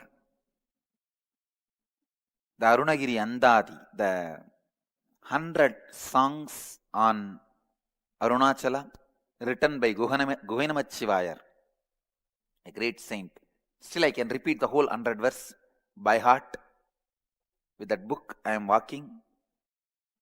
I have been asked to go around the hill every day by my heartless guru, Kuppammal, Vibhudananda Devi. In the night I am supposed to go around, because in the daytime no time. I'll be sometime going to school or sitting with her and studying the Vedas, Upanishads. And usually in the daytime it will be hot sun. So after the sunset, she will tell, now lessons are over. Please go around the hill and come back and sleep. As if it is the next door. You go and come back and sleep. If I go around the hill, when will I sleep?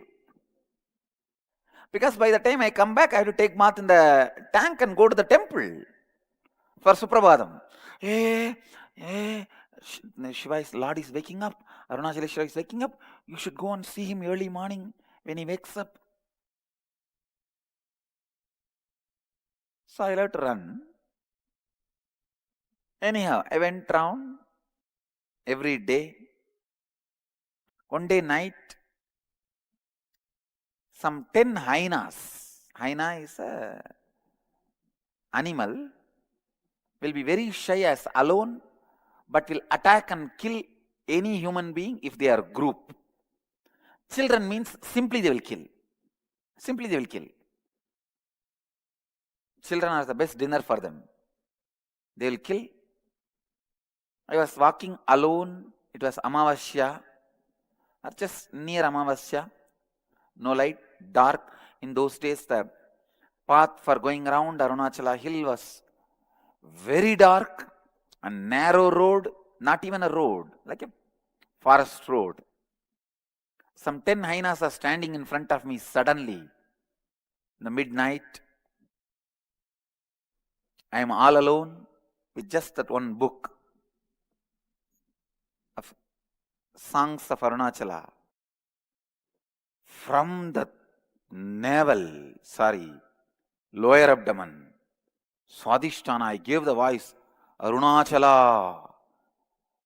I don't know whether the whole Arunachala hill vibrated with that.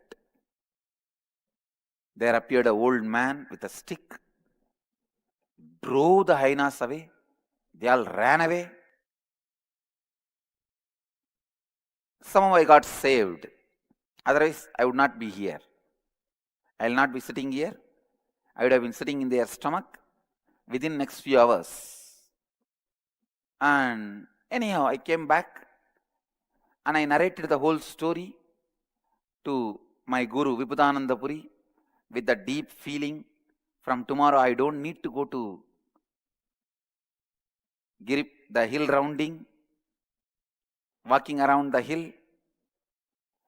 And after describing with all the masala and the whole thing, she heard everything. Wow, Arunachala saved you. And I also, of course, Arunachala saved me, no doubt. Next day I expected, see, once Arunachala will come and save. But how can that be a routine? So, next day she said, come on, go for the hill rounding. I was shocked. I asked, what do you mean? Will every day Arunachala come and save me? She just hit at me with one question. Will every day hyenas will come and attack you? Listen. I asked her, will every day Arunachala come and save me? She said, will every day hyenas will come and attack you? That's it.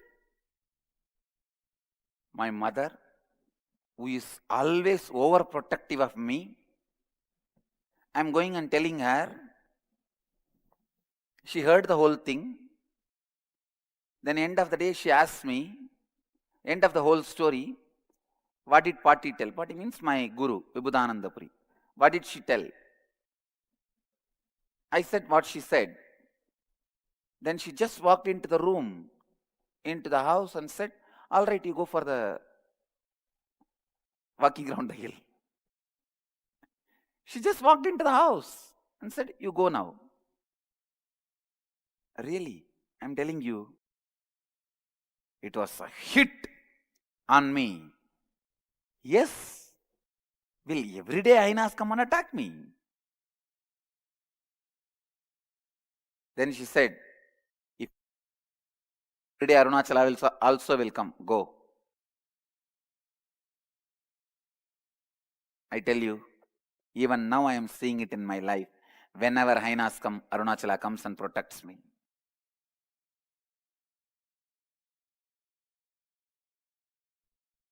It may be 10 Hainas or 12 Hainas or 600 Hainas. Arunachala comes and protects. You don't cry all the time to your friend. You know what kind of a face you should show to your friend. Show the same face to your own being.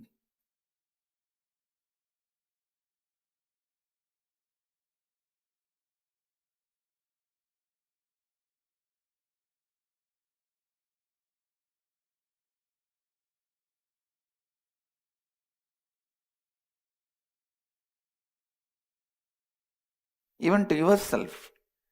Don't be a constant frightened child to yourself. Complete with it. Get rid of that identity. Build yourself authentically.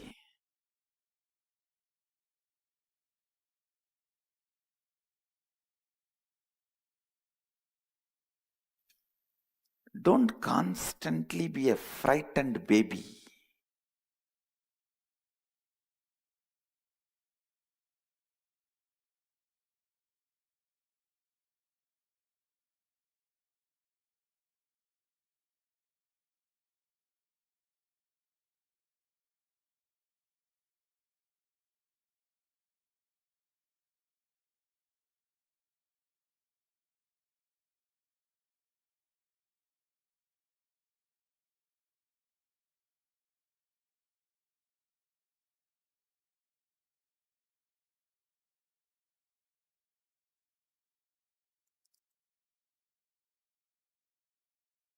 The first step in living Advaita is to get rid of the... Please understand, your fear is not cute. It is nothing but your own violence which you don't want to accept as violence, because you thinking you have violence is too much. Fear is a coat, sugar coat done on violence. There is a beautiful verse by a great saint from Tamil Nadu, Manikkavasagar. He sings, people who carry inside a deep violence but believe that they have fear, oh Mahadeva, let me be afraid of them and keep them away from me.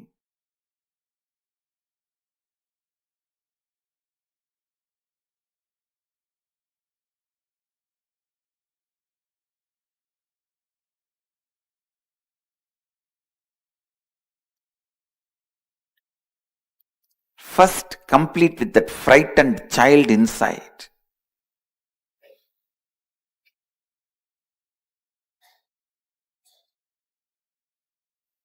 Show yourself as a friend to you. Let you seeing you bring tremendous confidence to you. When a man feels insecure, his first reaction is sexual activity. When a woman feels insecure, the first reaction is frightening, terrifying, fear, and destroying everything, doubting everything around her due to that fear. Understand? In both situations, you just need little bit of unclutching and relaxing into the truth you are cosmos. Develop this one phase in you, you are cosmos.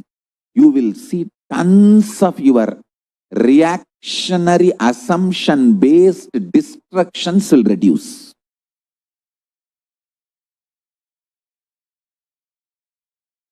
I tell you, even third eye. Please listen.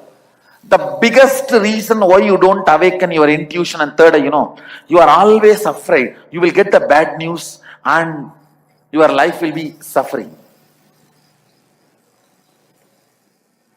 You are afraid of intuition because the fear you will have the bad news about your life. And you don't understand, intuition always comes with a not just information about future, ability to change the future.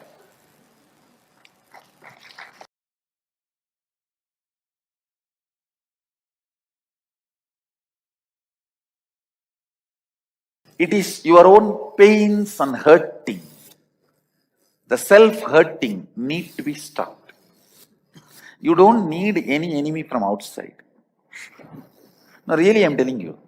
You don't need any enemy from outside. You have so much of hurting patterns. Even if everything is going well, you cannot enjoy. Who knows tomorrow what will happen? Usually, whenever everything goes well today, next day I know what happens to me. Strong belief.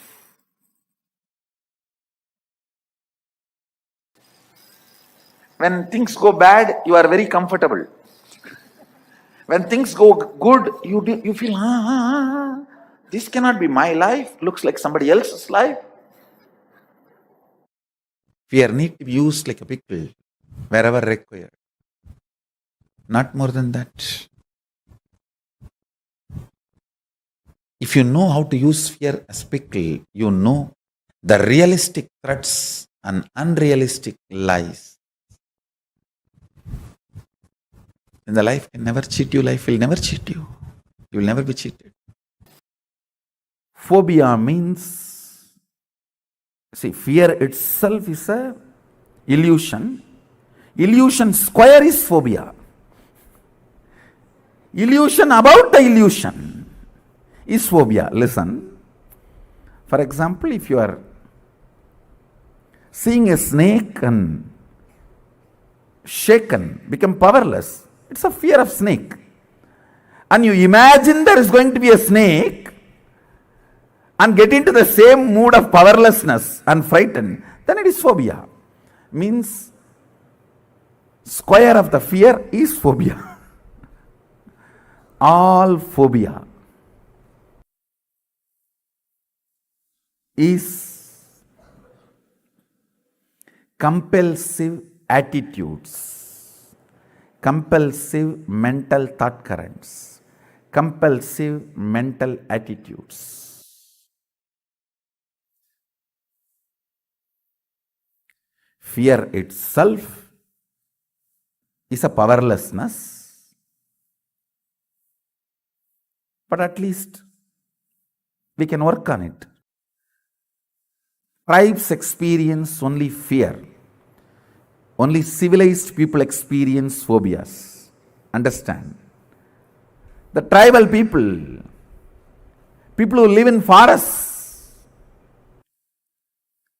villages, grounded, they experience only fears. People who live raw life, they experience only fears. But people who live sophisticated lives, the so-called civilized countries,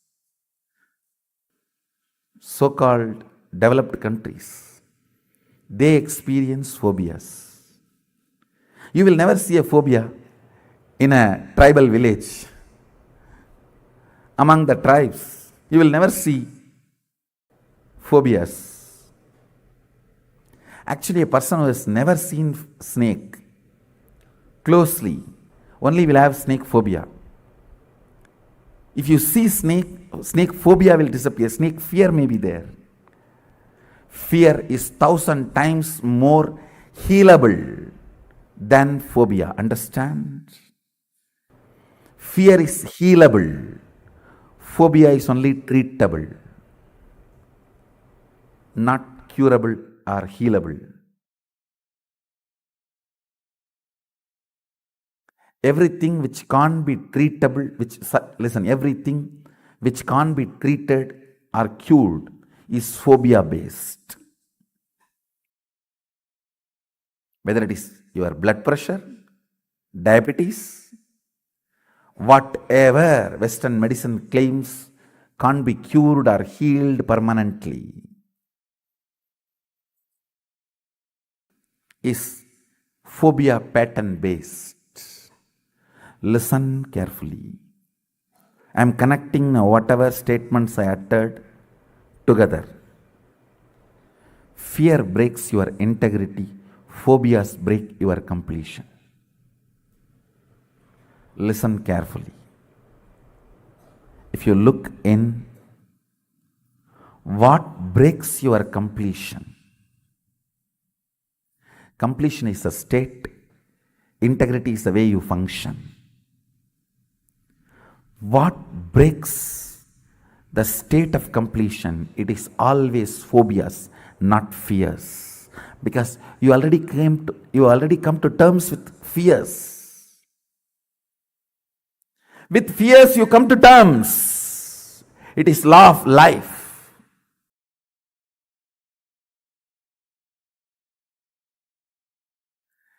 Anything which agitates you, disturbs your completion, unclutched space or the Sadashivatva or inner peace, your inner silence, anything which disturbs is phobia. Look in. It's not fear.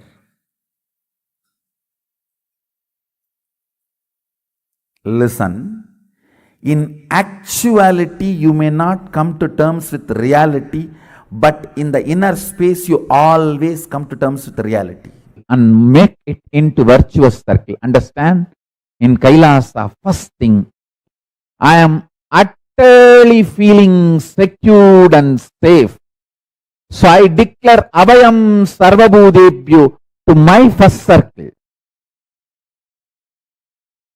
The feeling of security I feel as first person, I transmit it to the second person.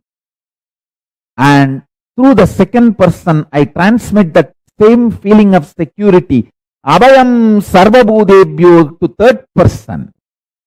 I decide to treat you all, experience you all as Paramashiva and make you all feel confident to treat others as Paramashiva, and this ripple effect is called virtuous circle.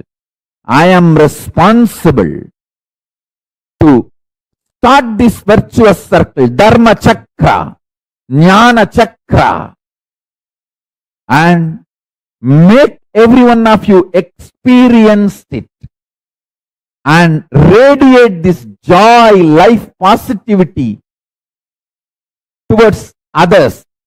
From first person, I make it infectious to second person. From second person, I make it infectious to third persons. From third persons, I make it infectious to fourth persons. From fourth persons, I make it infectious to fifth persons. From fifth persons, I make it infectious to sixth persons.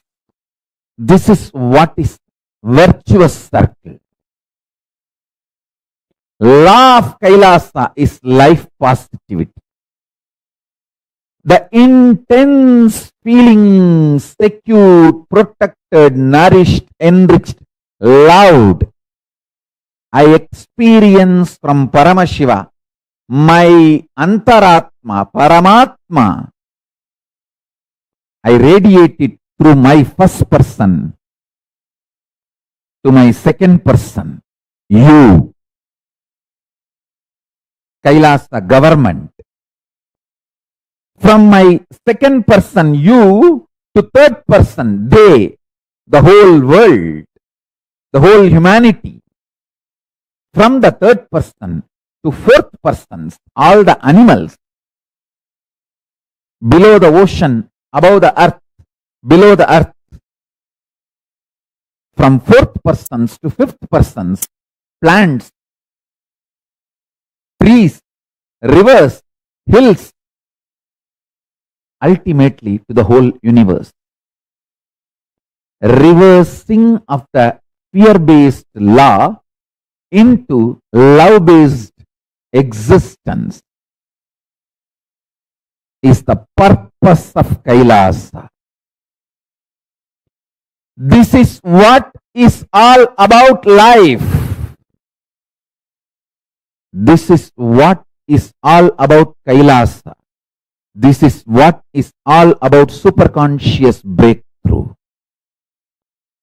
In the society, all laws are made with the principle, you are afraid of me, I am afraid of you. You try to control me, I try to control you.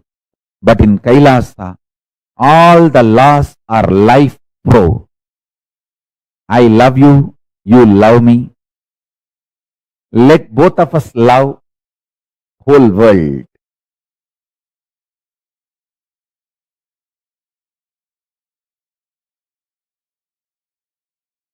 All the fear, please listen once more. Fear is not absence of a thought. Fear is not a thought. Fear is not absence of an emotion. Fear is not an emotion. Fear is just absence of your consciousness. Absence of your consciousness. Fear is absence of your consciousness. Ultimately, all fears comes out of your inauthenticity. Listen. When you feel something you have can be lost, and you are not ready to face the loss, fear starts. It can be as simple as little money you have in your purse to your life itself. Listen. When something can be lost and you can't face the loss, you feel you can't face the loss. It is your inauthenticity with your life. Inauthenticity with your life is the source of all fears. The fear of losing few dollar bills in your purse to fear of losing your life. Everything is just because of you not coming to terms with the truth of anything is, will be at some time not. Listen. Anything is now, at some day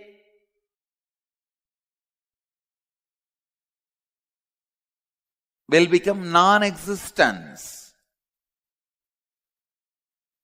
will not be there.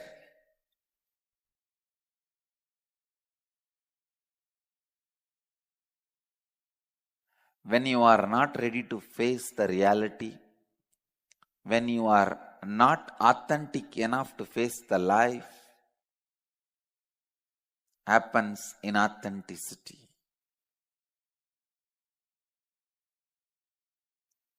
Look into your life. Now, I want you to internalize all layers and layers of inauthenticity, fears in you. Look into your life and list down all the fears you have had and are still having in your life. Look into your life and list down.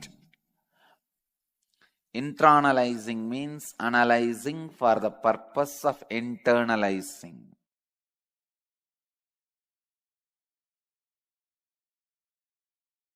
Please listen. I'll read out now.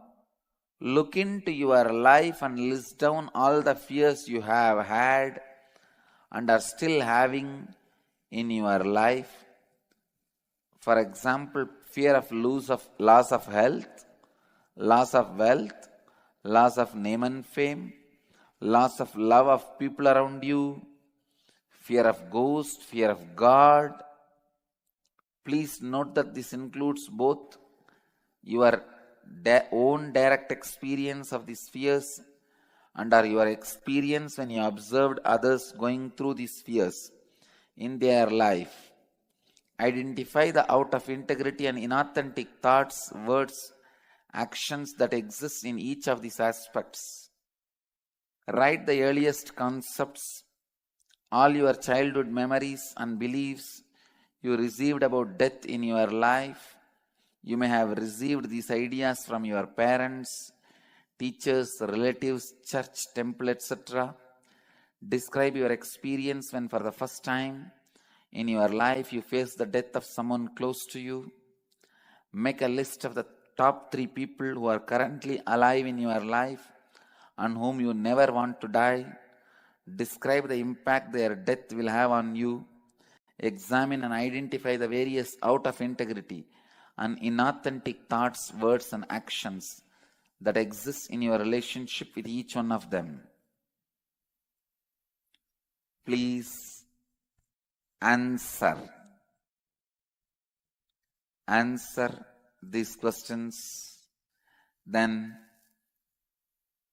I'll help you to face your major fears, inauthenticities, ultimately death fear itself. We'll gather for next session so that we will experience the process of death, going through the fear of death. So let's gather for next session. Thank you.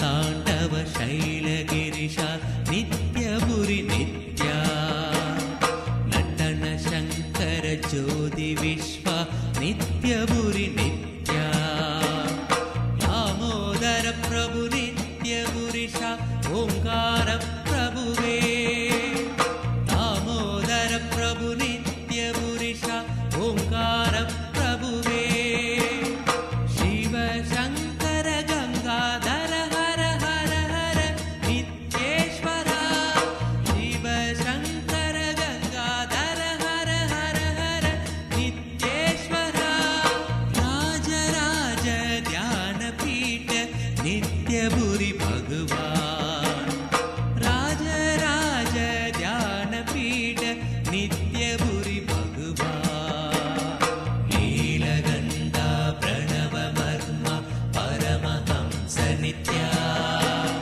राज राज ध्यानपीठ नित्यपुरि भगवान् नीलगन्धा प्रणवमर्म परमहंस नित्या राज राज ध्यानपीठ नित्यपुरि भगवान्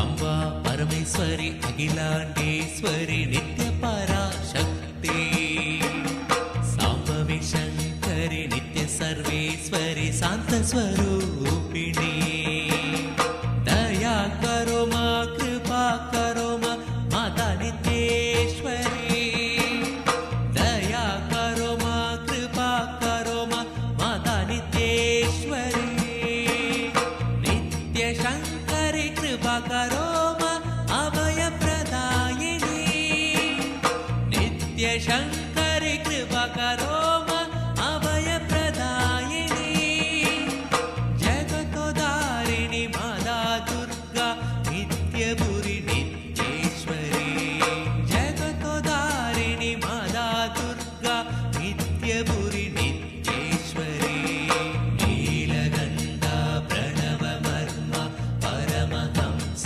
नित्या राज राज ध्यानपीठ नित्यपुरि भगवान् नीलगन्धा प्रणवमर्म परमहंस नित्या राज राज ध्यानपीठ नित्यपुरि भगवान्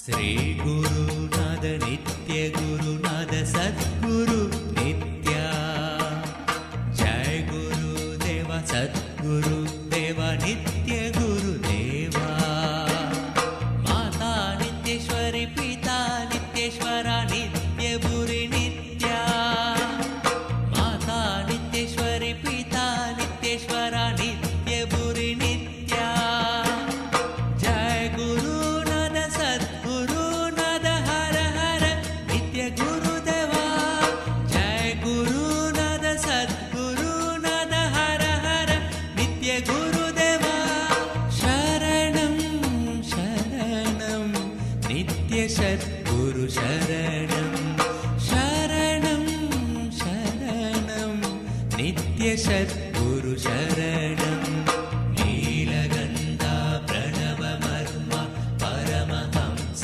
नित्या राज राज ध्यानपीठ नित्यपुरि भगवान् नीलगन्धा प्रणवमर्म परमहंस नित्या राज राज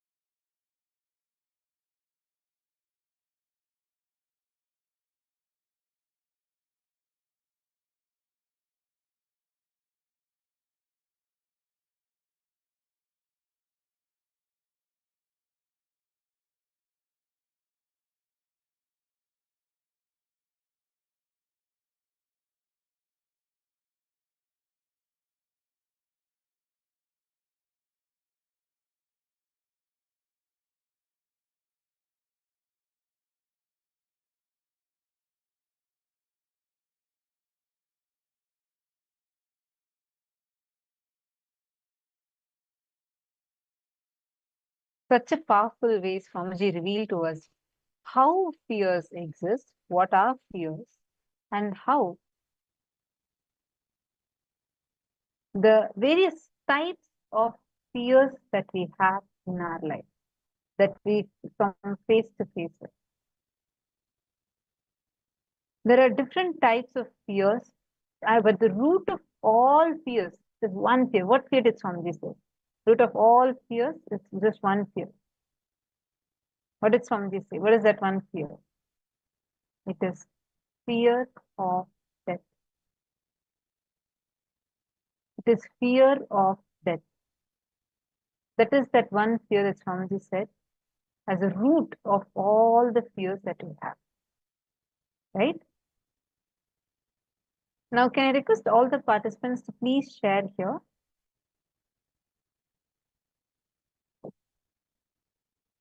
Okay, I also have an interesting question from Kailasa, Toronto, from Subramanya Tyagaraja. When I come to Kailasa, will Swamiji visit me or us on a certain days of the week? When you come to Kailasa, Subramanya, if you're able to hear me, please could you show me a thumbs up? This question seems interesting. Many people are now suddenly stopping whatever they're doing and like keenly listening. So first and foremost thing, Subramanyam Tyagaraja, yes, you will have the blessing to have the darshan of Swamiji. That's the best news. That is the reason Kailasa is what? Living with the avatar, living in his breathing space.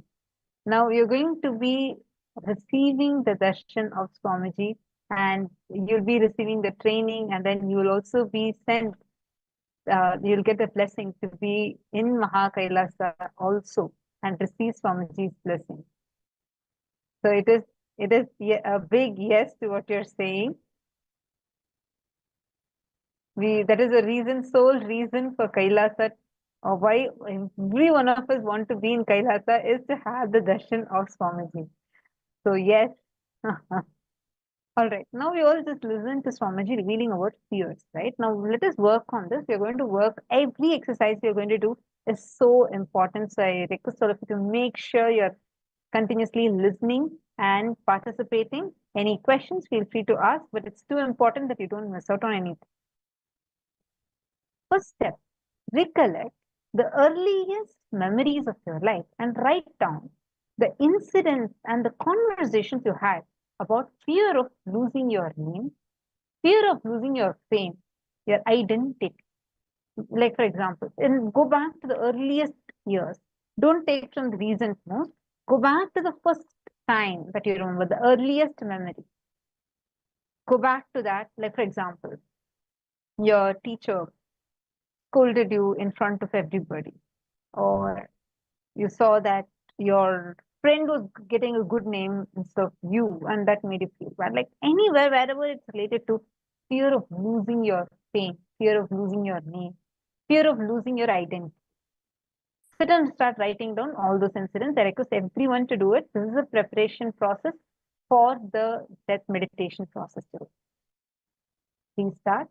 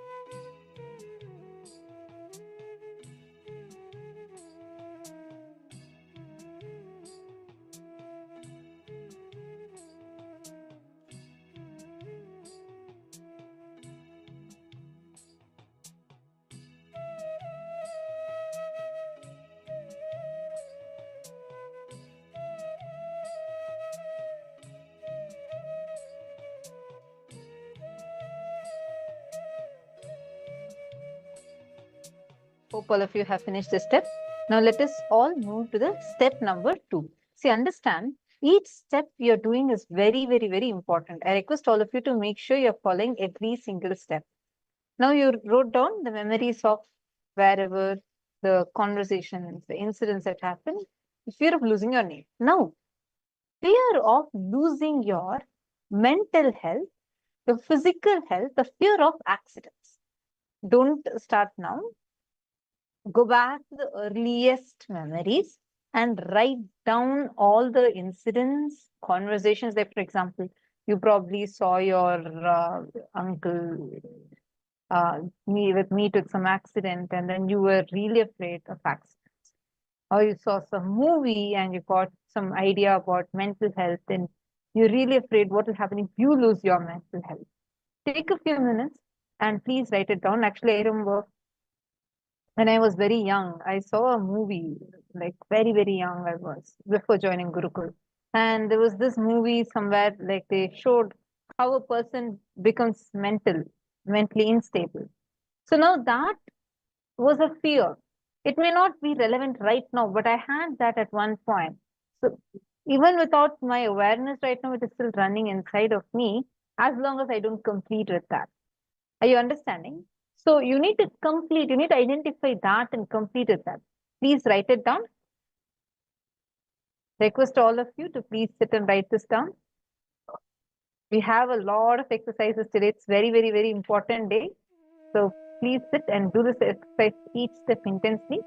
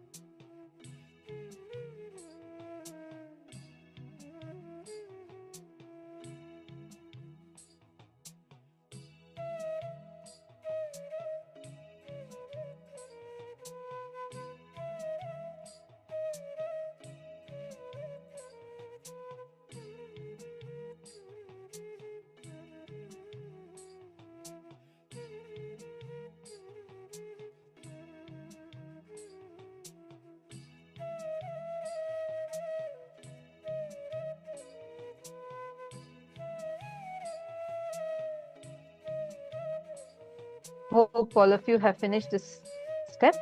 Have all of you written down this step? Now, listen carefully. Any doubt, feel free to ask. Please post immediately in the chat and ask. Now, go back to the earliest memories.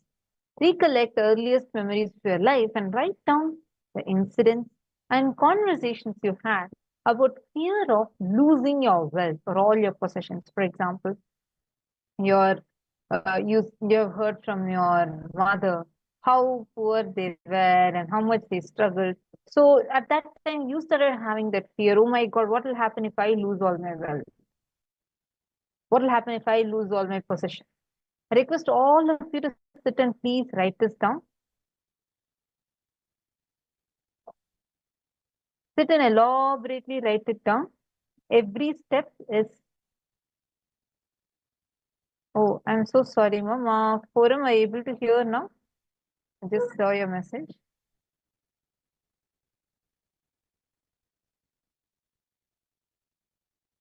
Oh, great. I apologize for that. I'm glad that you're able to hear now. So sit and write down. All of you listen. Sit and write this down elaborately. All the fears, the earliest memories, the conversations, the incidents you had about the fear of losing your wealth and all your possessions. Please write this down.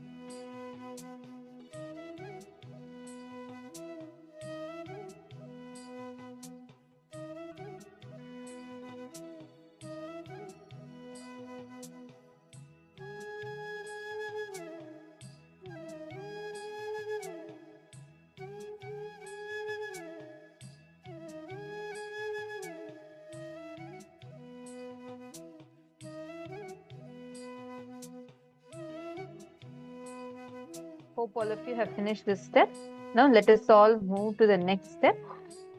Now, recollect the earliest memories of your life and write down the incidents and conversations you had about fear of losing your loved ones or fear of losing the love of your loved ones. Like, for example, you might have been afraid of what will happen if my um, pet dies, or someone very near to you dies, or what will happen if suddenly they break up with me? What will happen if suddenly this person stops talking to me? Like this, the fears that you carry inside of you, not the recent ones, but instead go back to the earliest ones and start from there. Please start now. Sit and write, recollect and write all these down.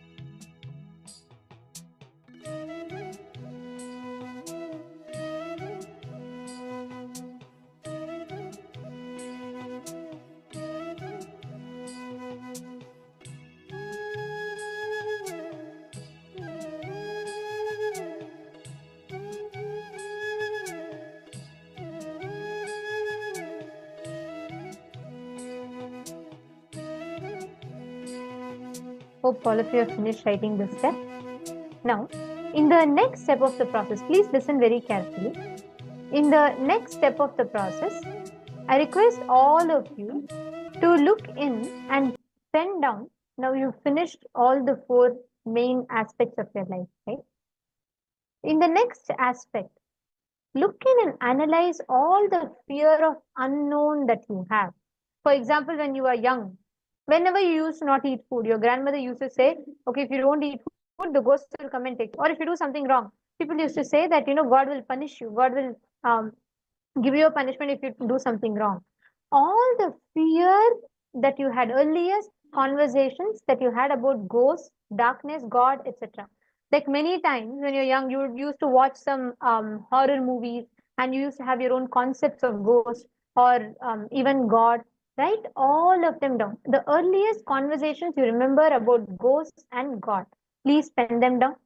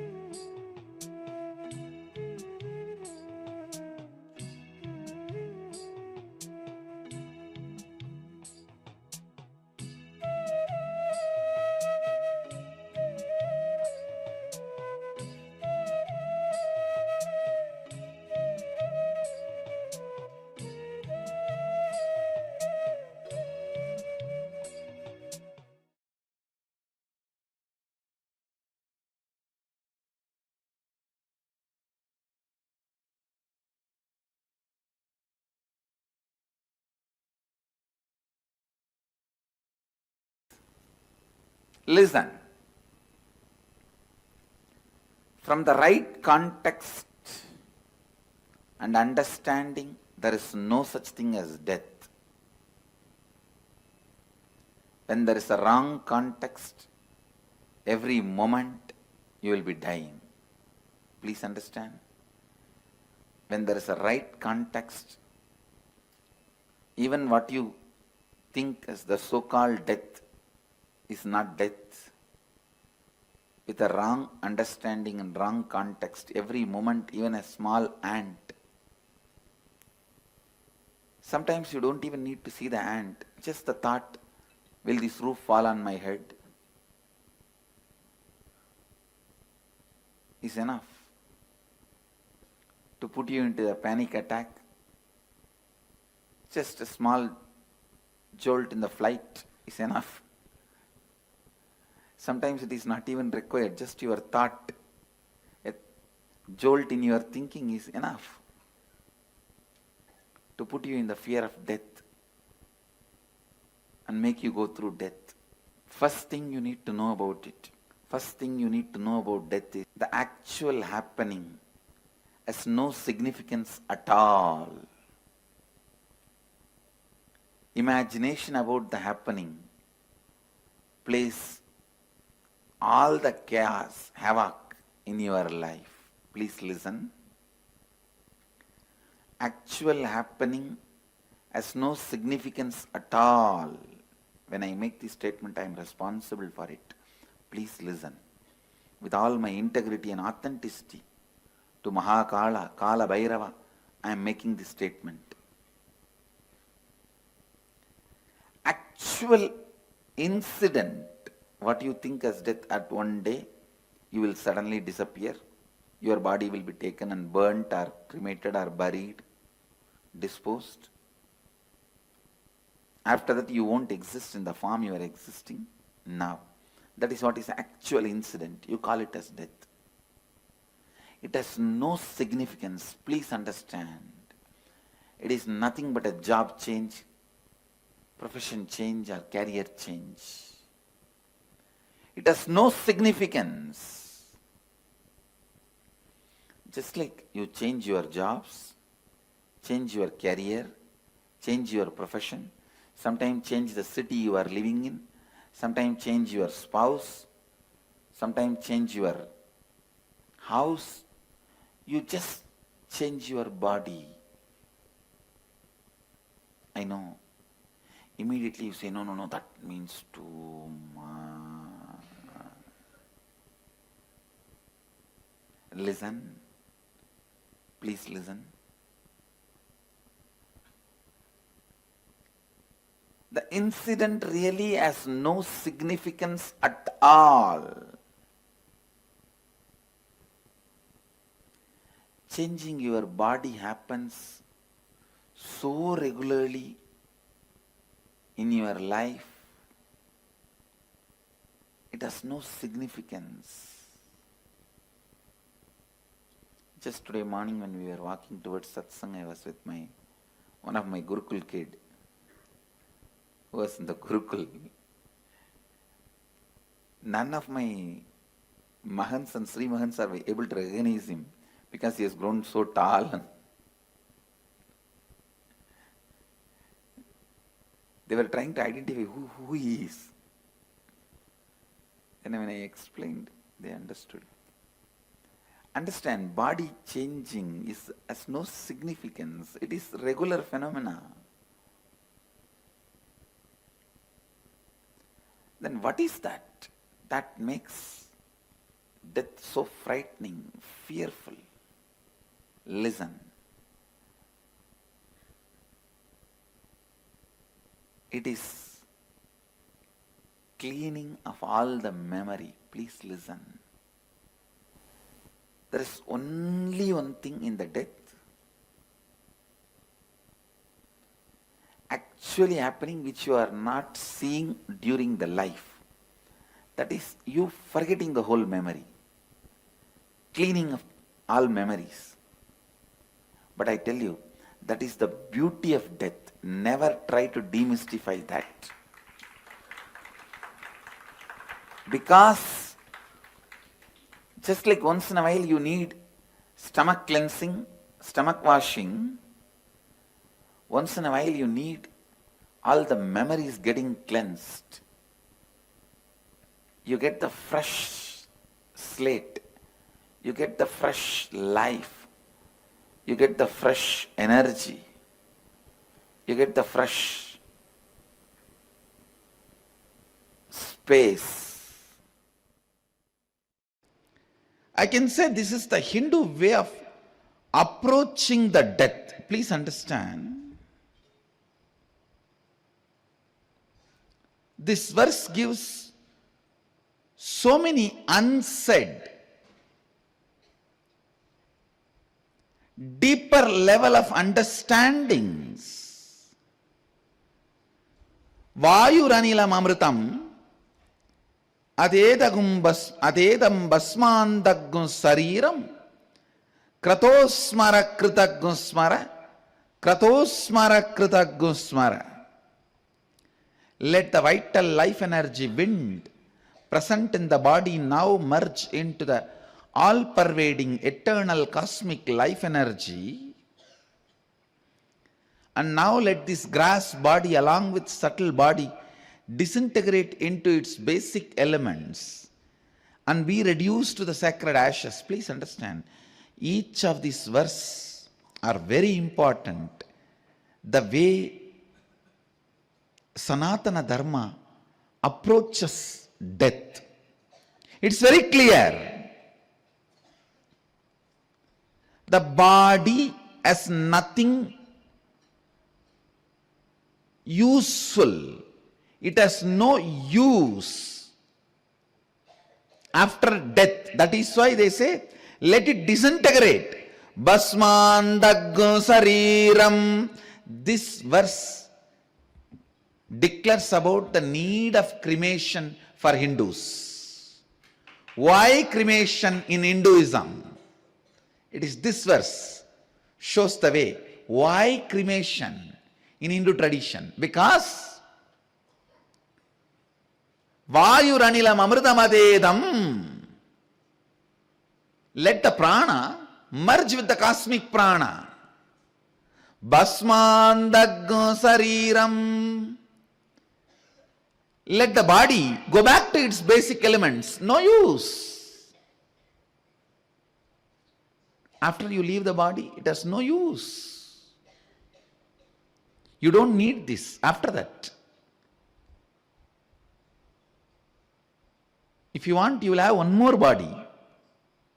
You will take a new body, but this itself is not required. Vayuranilam amritam basmandagum sariram om kratosmara kritagum smara kratosmara kritagum smara. Please understand, the sacred secrets, truths about life and death, our Upanishadic Rishis know, is clearly presented in this verse. Body assumes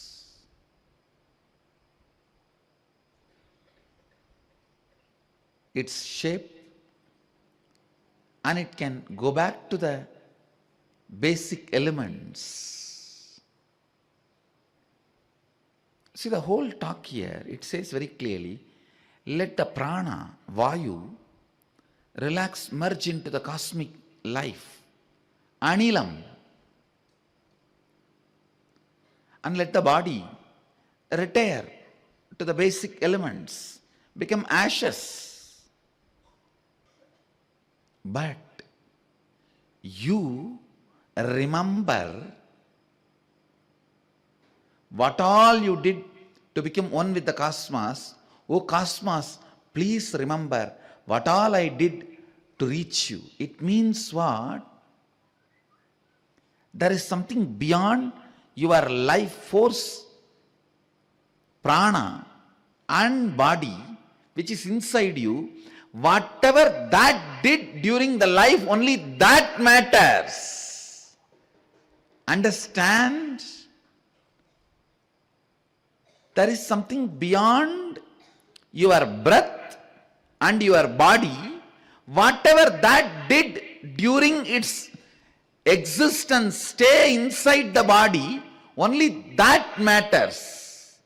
The individual consciousness, what was the context it was holding, and actions it was performing, does not matter. Only the context, the individual consciousness was holding matters. The sutra does not say, oh body, please remember all the charity you did. Oh body, you lived a sinless life other than 10 nights. Remember that. Oh body, how much of merit and good actions you did, how much of charity you gave for God's organization. Please remember that. No. No. You are not asked to remember how much of good things you did. You are not asked to repent for the bad things you did. God saved, you are not asked to do any confession.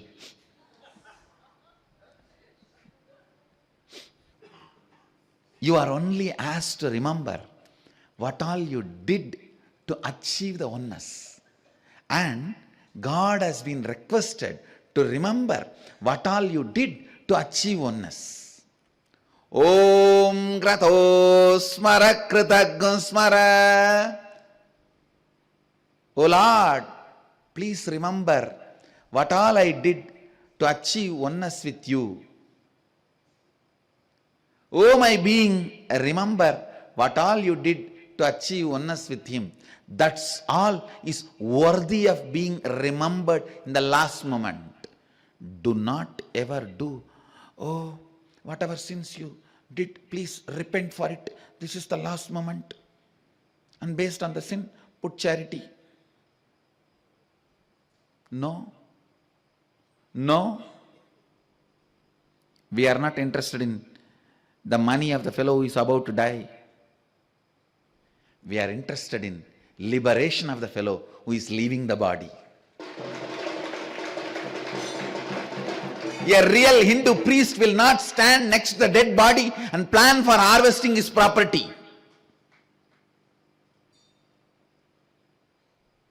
Asking him, if you have done so much sin, and if you give all this property to these people, all that sins will be forgotten. A Hindu guru can never do negotiation. The Upanishads does not teach you to remember sin or merit while you are dying. It only asks you, remember what all you did to achieve oneness with him. Oh God, remember what all this being did to achieve oneness with you. Both sides has been asked to remember whatever each did to achieve oneness. The remembrance is all about what has been done to experience oneness. The concept of death, after death, before death. Before death, what you need to do? During death, what happens? After death, what is life? Everything in this one verse. I tell you, anybody with a simple logic can see how can life end with one body.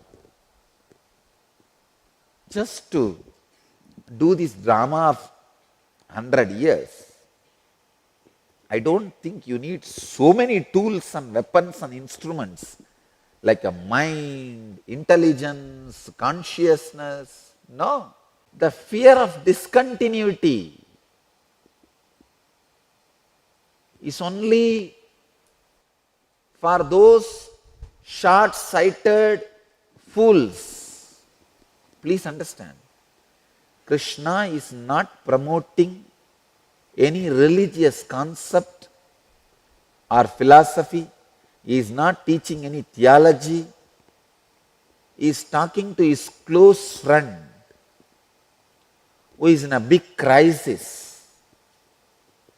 He is counseling his personal friend who is in a big crisis. He is naturally not only honest, too straight. Come on, Arjuna. Just as the consciousness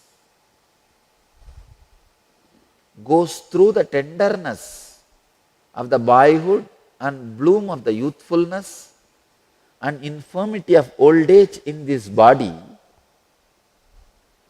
in the same manner it takes another body. The awakened one who knows this does not get perplexed. I am not able to add one word in this verse and delete one word. There are many other translations which says very blindly, oh, just like a spirit passes through a childhood, youth and old age. No, the spirit does not pass through childhood, old age and youth. It goes through the tenderness of boyhood, bloom of youthfulness and infirmity of old age. Please understand, it goes through only the characters of boyhood, youthfulness and old age. The awakened one who knows this does not get perplexed by these changes. Krishna is so straight. Drop all the fears you carry about the discontinuity. Whether the wealth, money you accumulated in the outer world, or the wealth, all the great qualities you accumulated in the inner world, does not get disconnected due to your death and next birth. The sacred secrets move from one body to another body, just like how you move from boyhood to youth, from youth to old age. Same way you just move from old age to death and death to again birth, next womb, next birth, and from birth again childhood, then youth. Death continues to happen multiple times continuously in your life because you carry multiple identities. You just need awareness to perceive, experience, live through all the multiple deaths happening. When you have the awareness, consciousness, experiencing multiple deaths in your life, you go through conscious deaths continuously. Going through conscious deaths continuously does a great conscious cleansing in you. Continuously having conscious cleansing is living enlightenment. Once you are completely cleansed in your consciousness and remain pure, you are Jivan Mukta, you are radiating enlightenment. Understand the truth.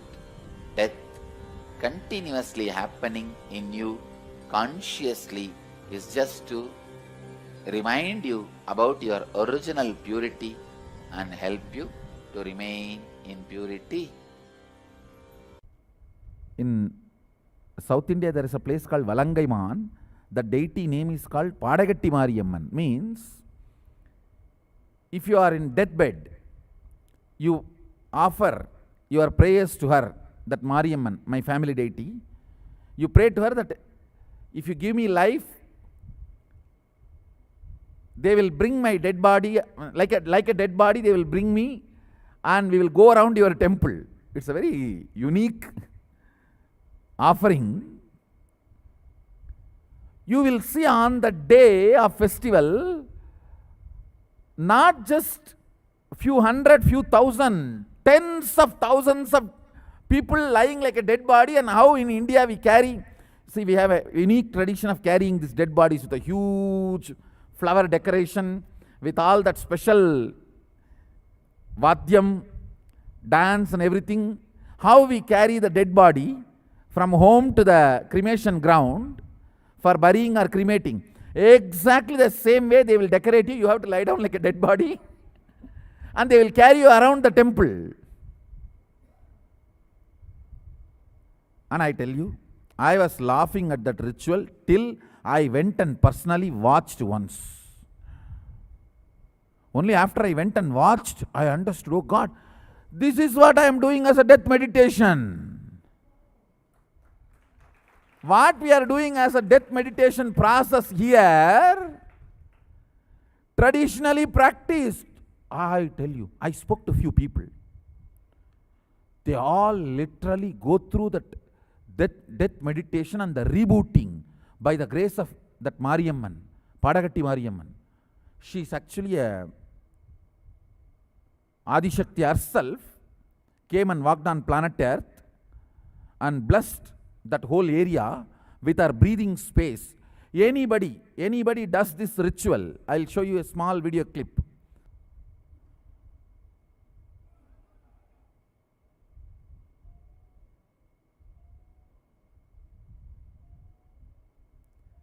See, that person is alive, but he is practicing and offering that prayer to that Mariyamman, my family deity.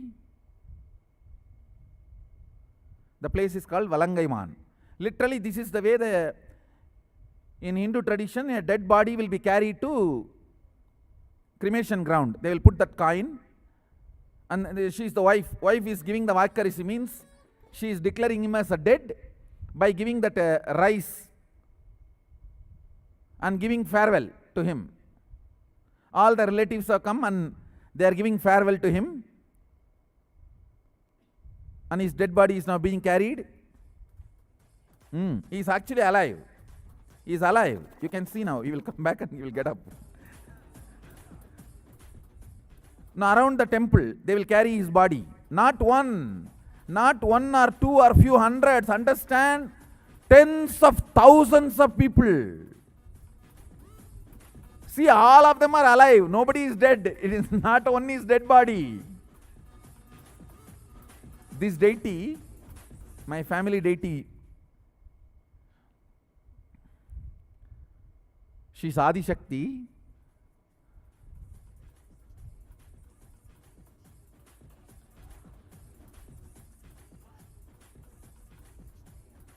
So now the ritual is done. They offered that final piece. Of course, he is not dropped. He came out. He walked down. Understand, actually I spoke to some of them. They all shared, Swamiji, the moment I was put the neem leaf of that Devi, Prasadam, which is given in the hand. Did you guys observe? In the hand he was holding that. That neem leaf and that turmeric on the face is from Devi. They bring that and give it to that person. The moment that is put, I felt I have switched off. Whole being and all the relatives completely go through the completion with death. Understand? What an amazing way of teaching.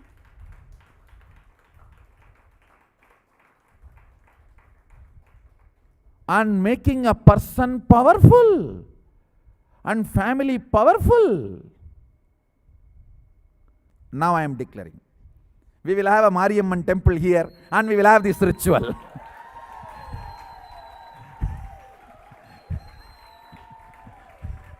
We will have Mariamman temple here and we will have this ritual done.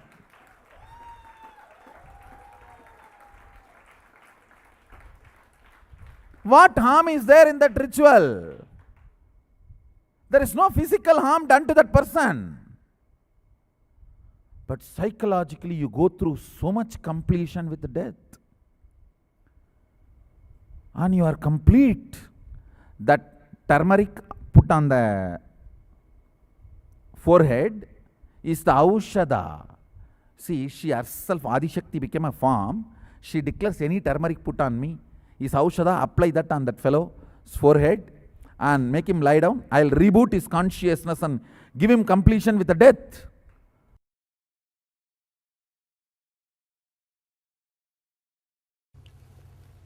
Focus on fire rising through your form from the toes up until the body burns to ashes, but not you. This is again one of my favorite technique, because one of my predecessor, Ramana Maharshi, became enlightened through this technique. Let me describe Ramana Maharshi's experience in his own words. Then you can understand this technique.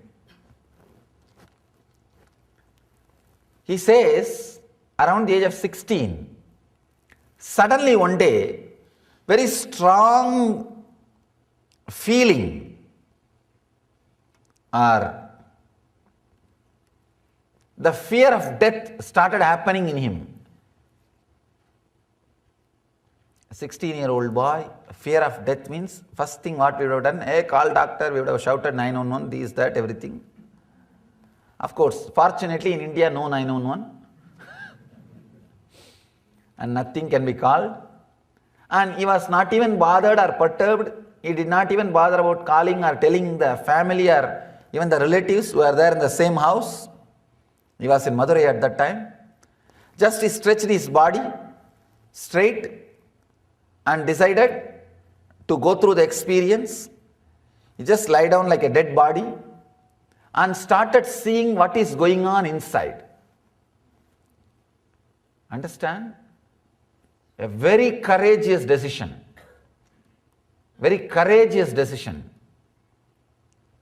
He says beautifully, I saw very clearly I was dying.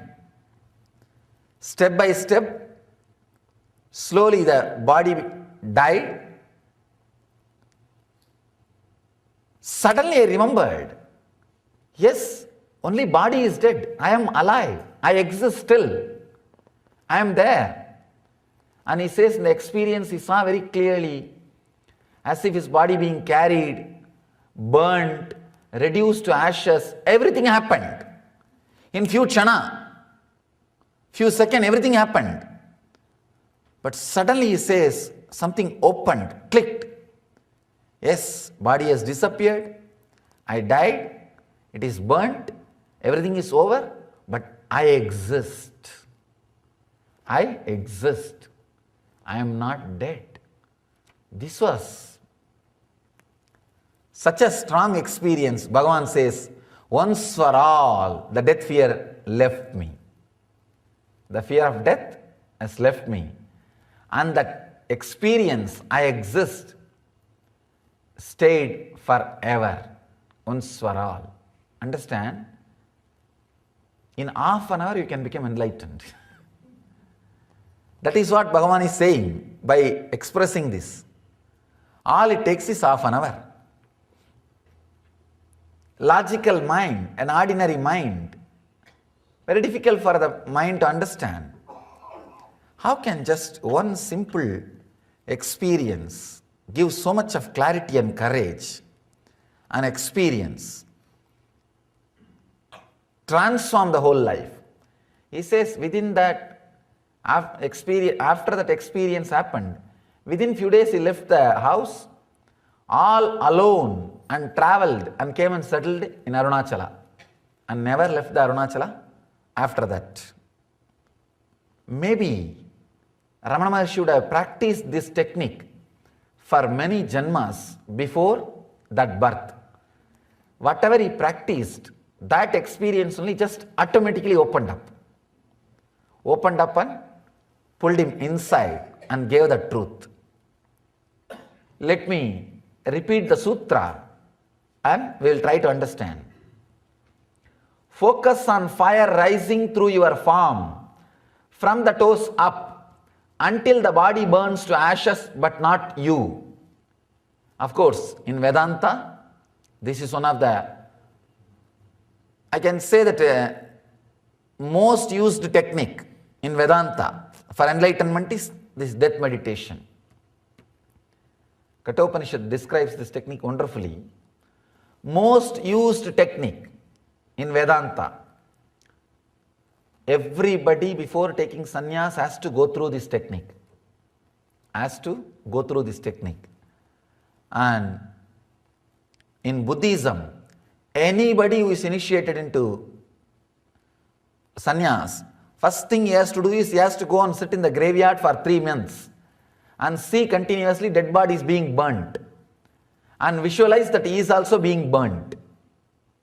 If you have that much courage, it's good. You can go and sit in graveyard and see the dead bodies being burnt every day. Of course, unfortunately here in this country you can't see. It's all electrical. In India you can see it's a open burning. Natural process. They will arrange the wood and put the body and burn. I have seen, I myself personally had this experience in Varanasi. Let me describe this sutra, then I will add my personal experience. Focus on fire rising through your form from the toes up until the body burns to ashes, but not you. Mahadeva says, visualize the fire rising out of your body slowly, step by step. Let your form be burnt. He is saying beautifully. Let your form be burnt. Let your body turn into ashes, but not you. Let me describe exactly what happened with me when I had experience with this technique. I always used to think I should have the experience of death or face death directly, face to face. But somehow that thought never became a priority. See, any thought has to become priority. Only then experience can happen. If it is just in corner of one mind like a 100 and work, it should become priority in your laundry list. Not last. It should become priority. Usually in our laundry list, washing, cleaning the house and paying the rent and phone bill. If time permits, enlightenment also. If time permits, meditation also. That's all. But here, that way things will not work. Only when it becomes top priority, when urge becomes urgent, things starts transforming in you. Otherwise it is okay, but nothing much can be done.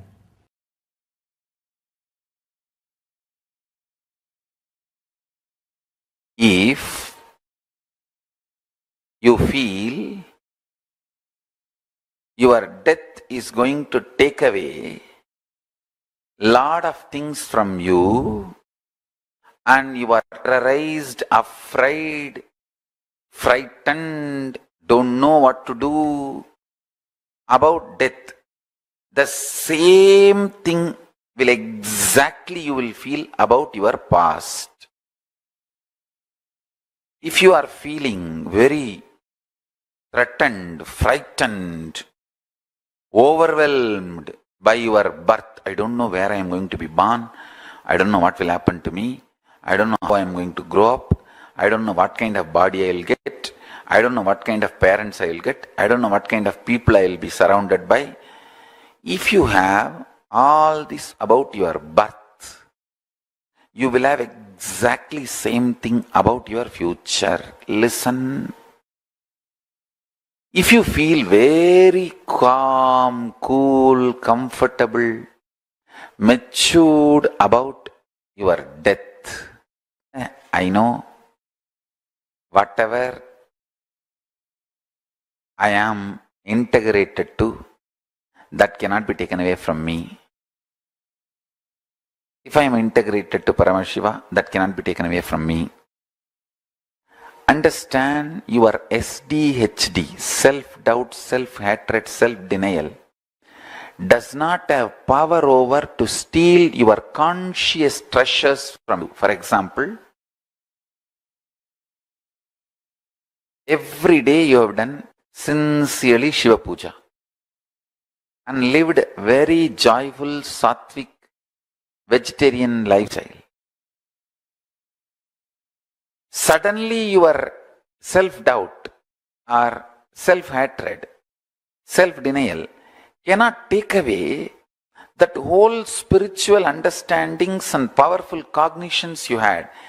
Maybe this SDHD can cloud your spiritual powers and sun, but cannot take it away. Please listen carefully. I made one statement just few minutes before. Life has nothing to do what you do. It has something to do about what you experience. This is what I mean.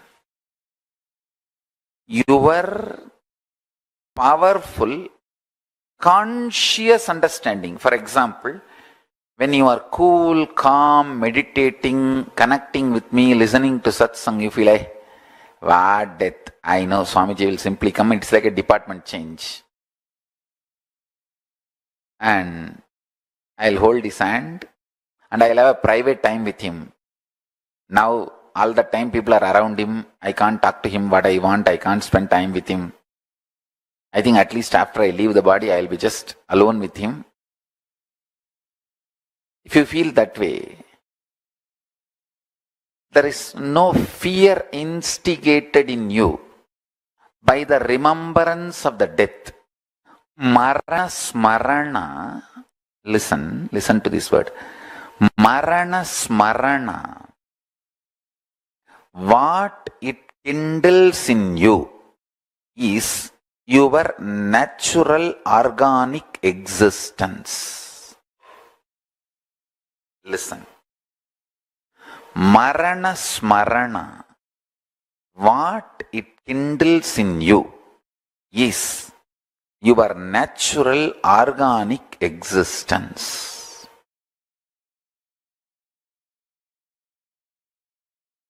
If you complete with the Marana Smarana's powerlessness, you will feel so much of powerfulness about your past. The concepts, cognitions, ideas you carry about death will naturally, intensely reflect on your past. You will feel the same about past. Please understand, today what I am talking is a very, very high level. It's like the Satyaloka's truths. I am mapping it in the format of formula for all our binary logical mind. The multi-dimensional truth, I am mapping it to binary logical mind. Your mind, almost 99% of your mind functions with binary logic. I am trying to make the ultimate truth, trying to map the ultimate truth into your binary logic. I only want little patience. Just don't hate me. Just don't abuse me. Have little patience. I commit with you with the grace of Paramashiva and Kalaba. I will make this whole understanding into you and liberate you. If you feel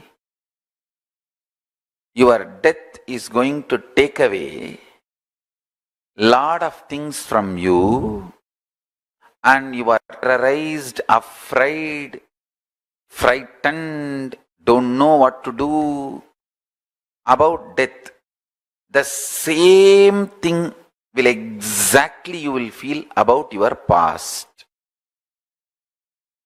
If you are feeling very threatened, frightened, overwhelmed by your birth, I don't know where I am going to be born, I don't know what will happen to me, I don't know how I am going to grow up, I don't know what kind of body I will get, I don't know what kind of parents I will get, I don't know what kind of people I will be surrounded by. If you have all this about your birth, you will have exactly same thing about your future. Listen. If you feel very calm, cool, comfortable, matured about your death, I know whatever I am integrated to, that cannot be taken away from me. If I am integrated to Paramashiva, that cannot be taken away from me. Understand your SDHD, self-doubt, self-hatred, self-denial, does not have power over to steal your conscious treasures from you. For example, every day you have done sincerely Shiva Puja and lived very joyful, sattvic, vegetarian lifestyle. Suddenly your self-doubt or self-hatred, self-denial cannot take away that whole spiritual understandings and powerful cognitions you had. Maybe this SDHD can cloud your spiritual powers and sun, but cannot take it away. Please listen carefully. I made one statement just few minutes before. Life has nothing to do what you do. It has something to do about what you experience. This is what I mean. Your powerful, conscious understanding. For example, when you are cool, calm, meditating, connecting with me, listening to satsang, you feel like, what death? I know Swamiji will simply come. It's like a department change. And I'll hold his hand and I'll have a private time with him. Now, all the time people are around him. I can't talk to him what I want. I can't spend time with him. I think at least after I leave the body, I'll be just alone with him. If you feel that way, there is no fear instigated in you by the remembrance of the death.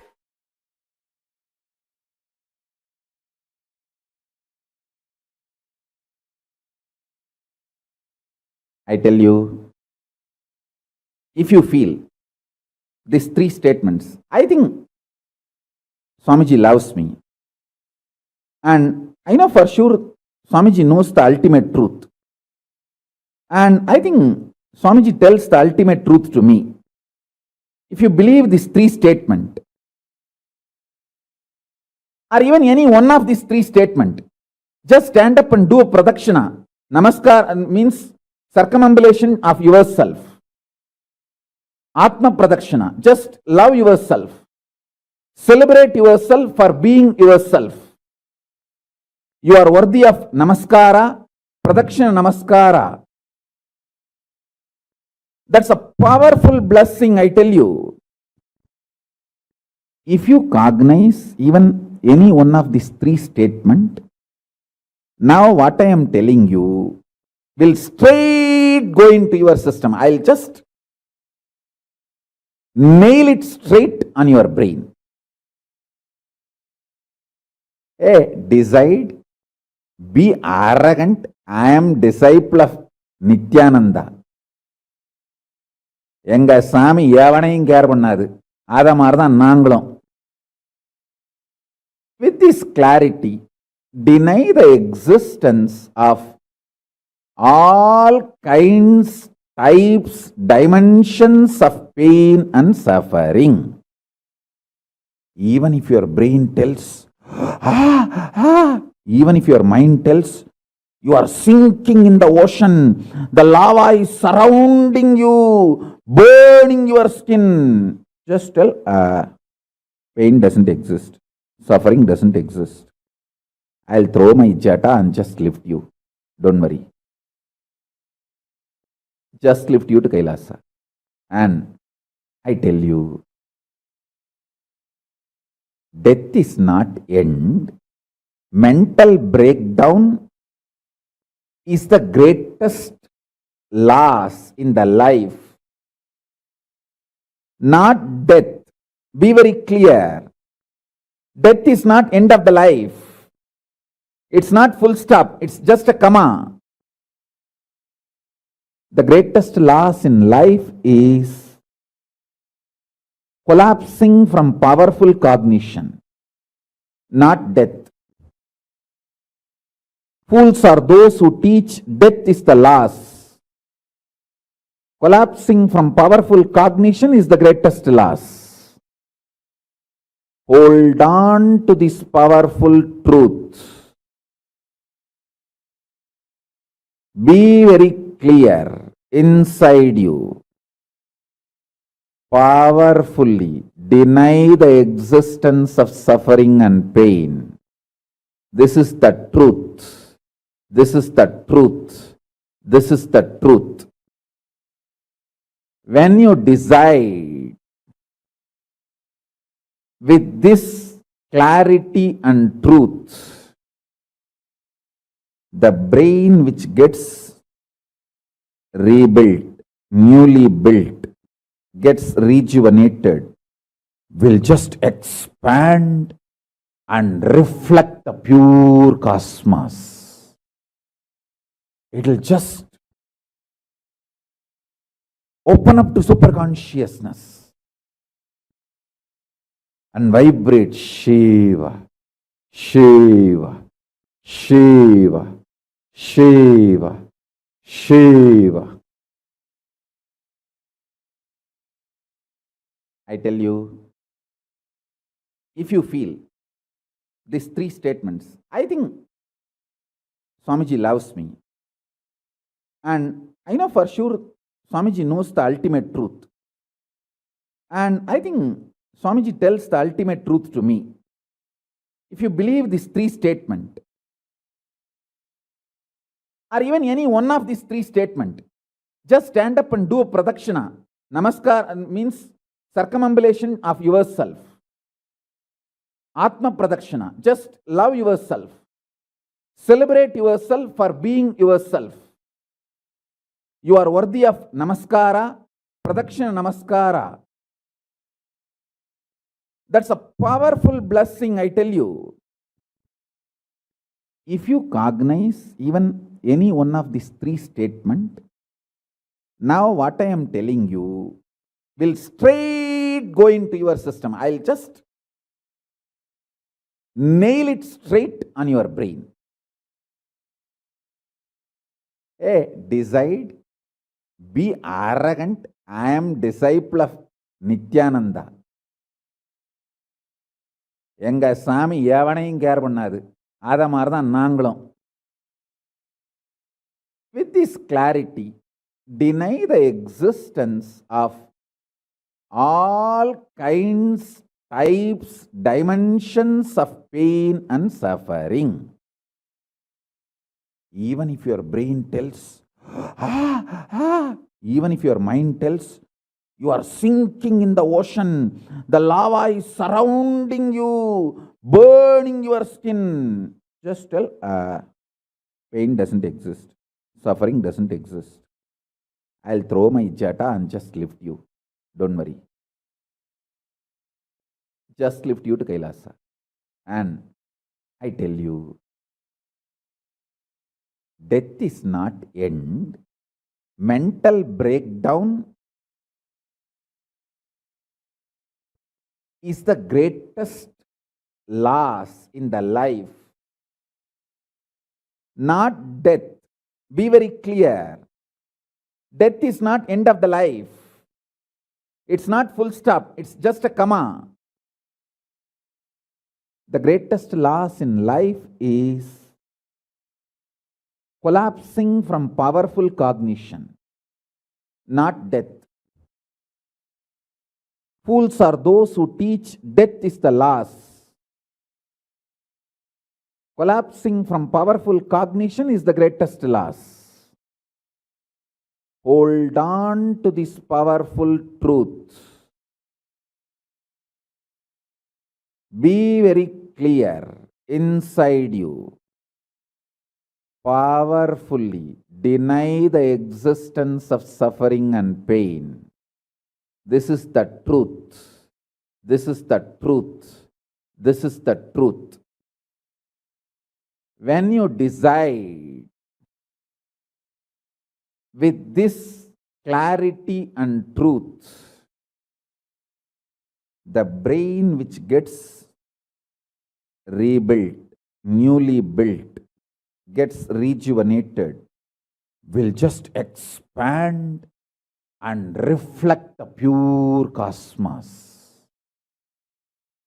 It will just open up to superconsciousness and vibrate Shiva, Shiva, Shiva, Shiva, Shiva. You don't have death. There is nothing called destruction.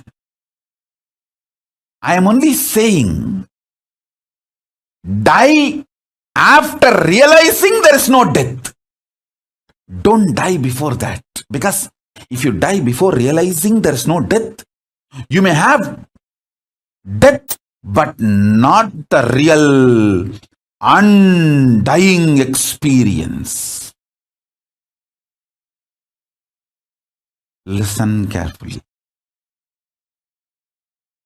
Even if you die by being with Guru, he will show you the undying component of you when your body stops functioning. Even your death will be liberation.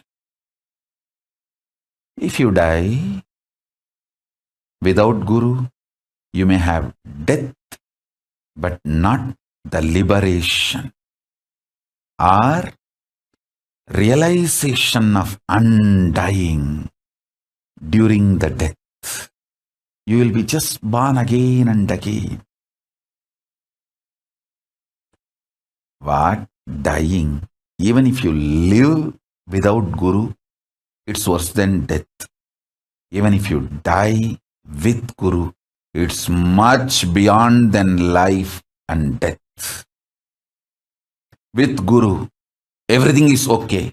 Without Guru, nothing is okay. Is the truth.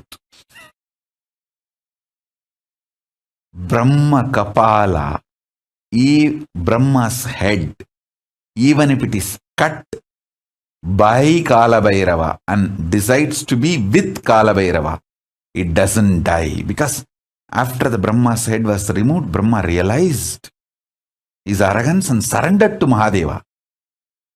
That is why the Brahma Kapalas don't die. Listen carefully.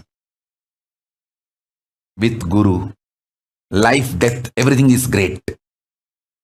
Without Guru, life, death, nothing is right. Whoever decides life or death, it is only with Guru,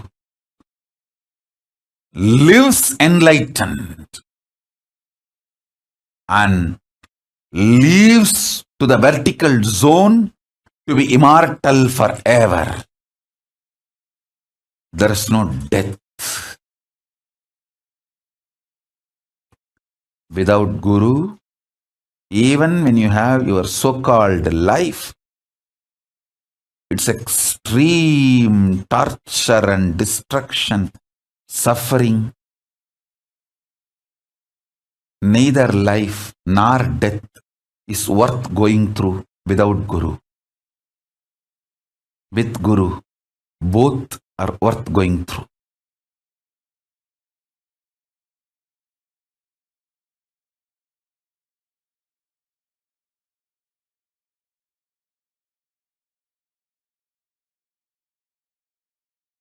You don't have death. There is nothing called destruction. I am only saying, die after realizing there is no death. Don't die before that. Because if you die before realizing there is no death, you may have death, but not the real undying experience. Listen carefully. Even if you die by being with Guru, he will show you the undying component of you when your body stops functioning. Even your death will be liberation. If you die without Guru, you may have death, but not the liberation or realization of undying during the death. You will be just born again and again. What? Dying? Even if you live without Guru, it's worse than death. Even if you die with Guru, it's much beyond than life and death. With Guru, everything is okay. Without Guru, nothing is okay. Is the truth. Brahma Kapala, Brahma's head, even if it is cut by Kalabhairava and decides to be with Kalabhairava, it doesn't die. Because after the Brahma's head was removed, Brahma realized his arrogance and surrendered to Mahadeva. That is why the Brahma Kapalas don't die. Listen carefully.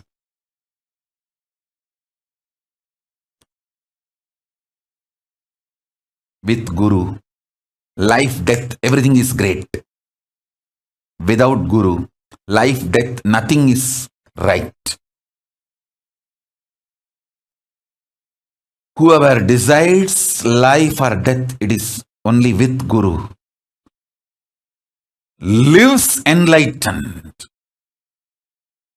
and lives to the vertical zone to be immortal forever. There is no death. Without Guru, even when you have your so-called life, it's extreme torture and destruction, suffering. Neither life nor death is worth going through without Guru. With Guru, both are worth going through.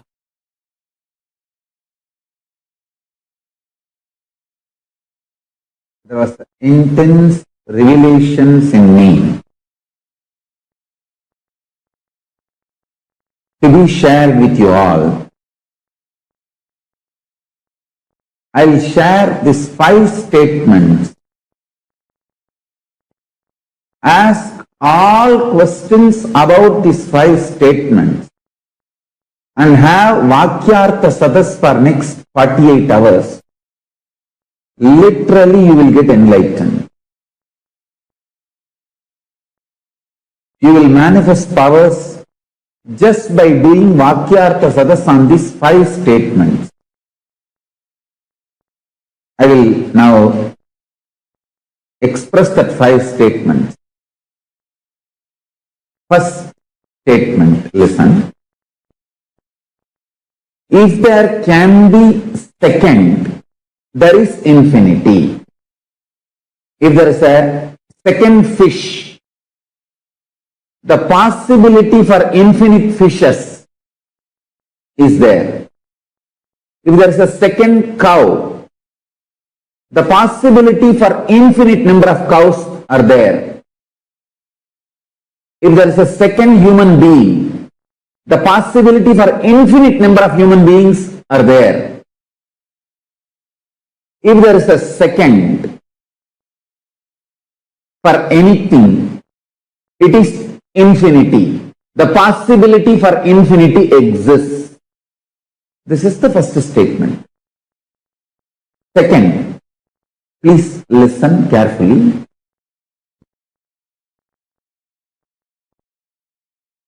Each one of you are universe. I'll tell you, each one of you. Each one of you. I can read out the names. Banu, Sri Lakshmi Devineni, Uma Balaji, Vedaswarupananda, Dinesh Rathore. I'm seeing each one of you. Listen, each one of you are universe. This is the second statement. Understand? Ask all questions you want to ask about these 5 statements after I finish making. Now listen and internalize. Each one of you are a universe.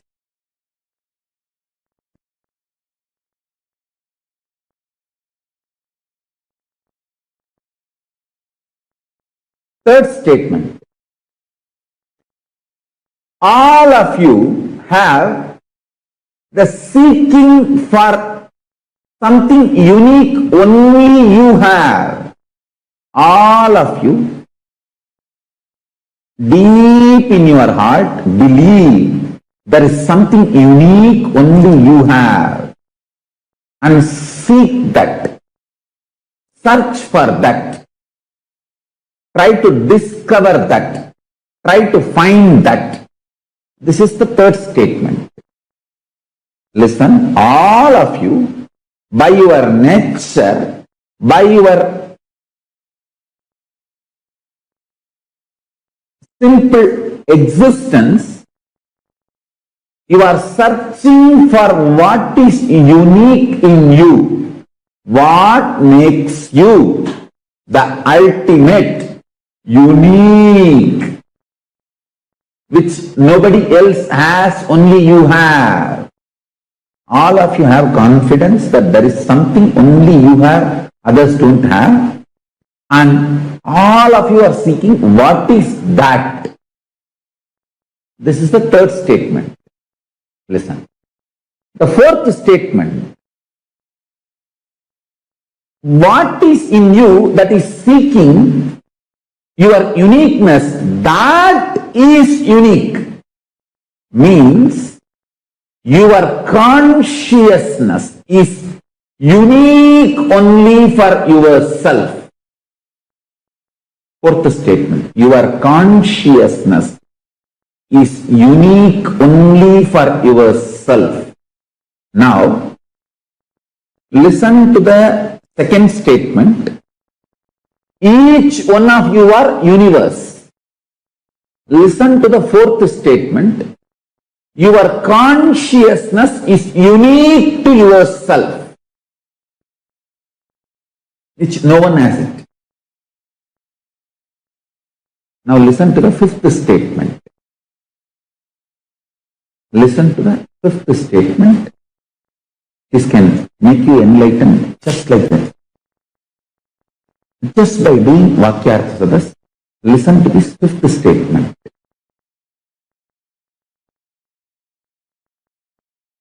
All of you please sit straight and bring your whole attention so that you listen to the fifth statement thoroughly.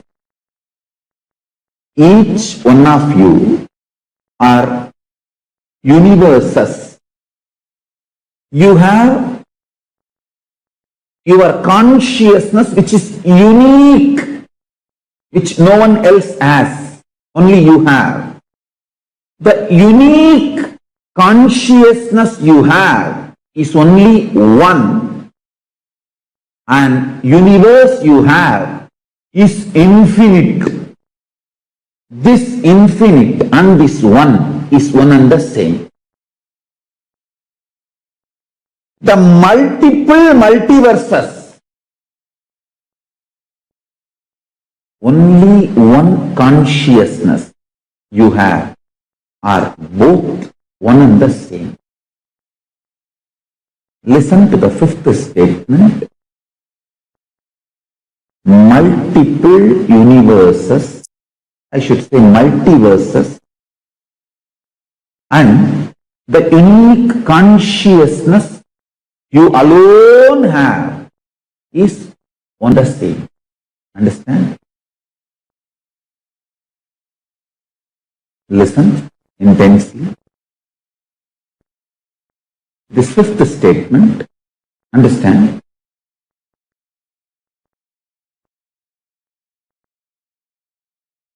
Just this five statement, if you understand, you don't have death. Hey, I am Paramashiva, I am telling you. I am here to give you ultimate immortal life in a very simple way. I tell you, immortal life is not difficult. It is just small few understandings and keys I have to insert in you. So, when you are about to leave the body through natural death, those keys will open up. There is an automatic system. Just will connect with you with that higher understanding, higher existence, where you and me are one and the same. I am just doing that connection of spiritual umbilical cord now through these five statements, five understandings.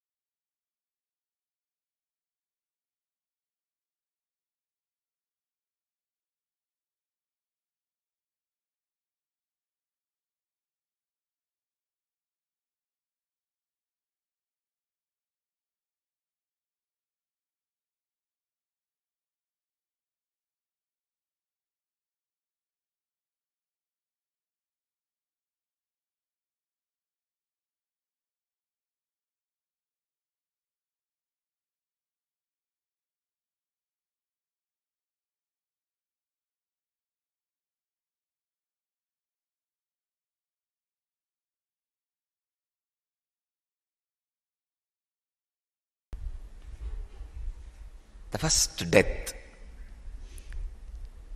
I faced in my life, my father's elder brother's son, elder son, he died.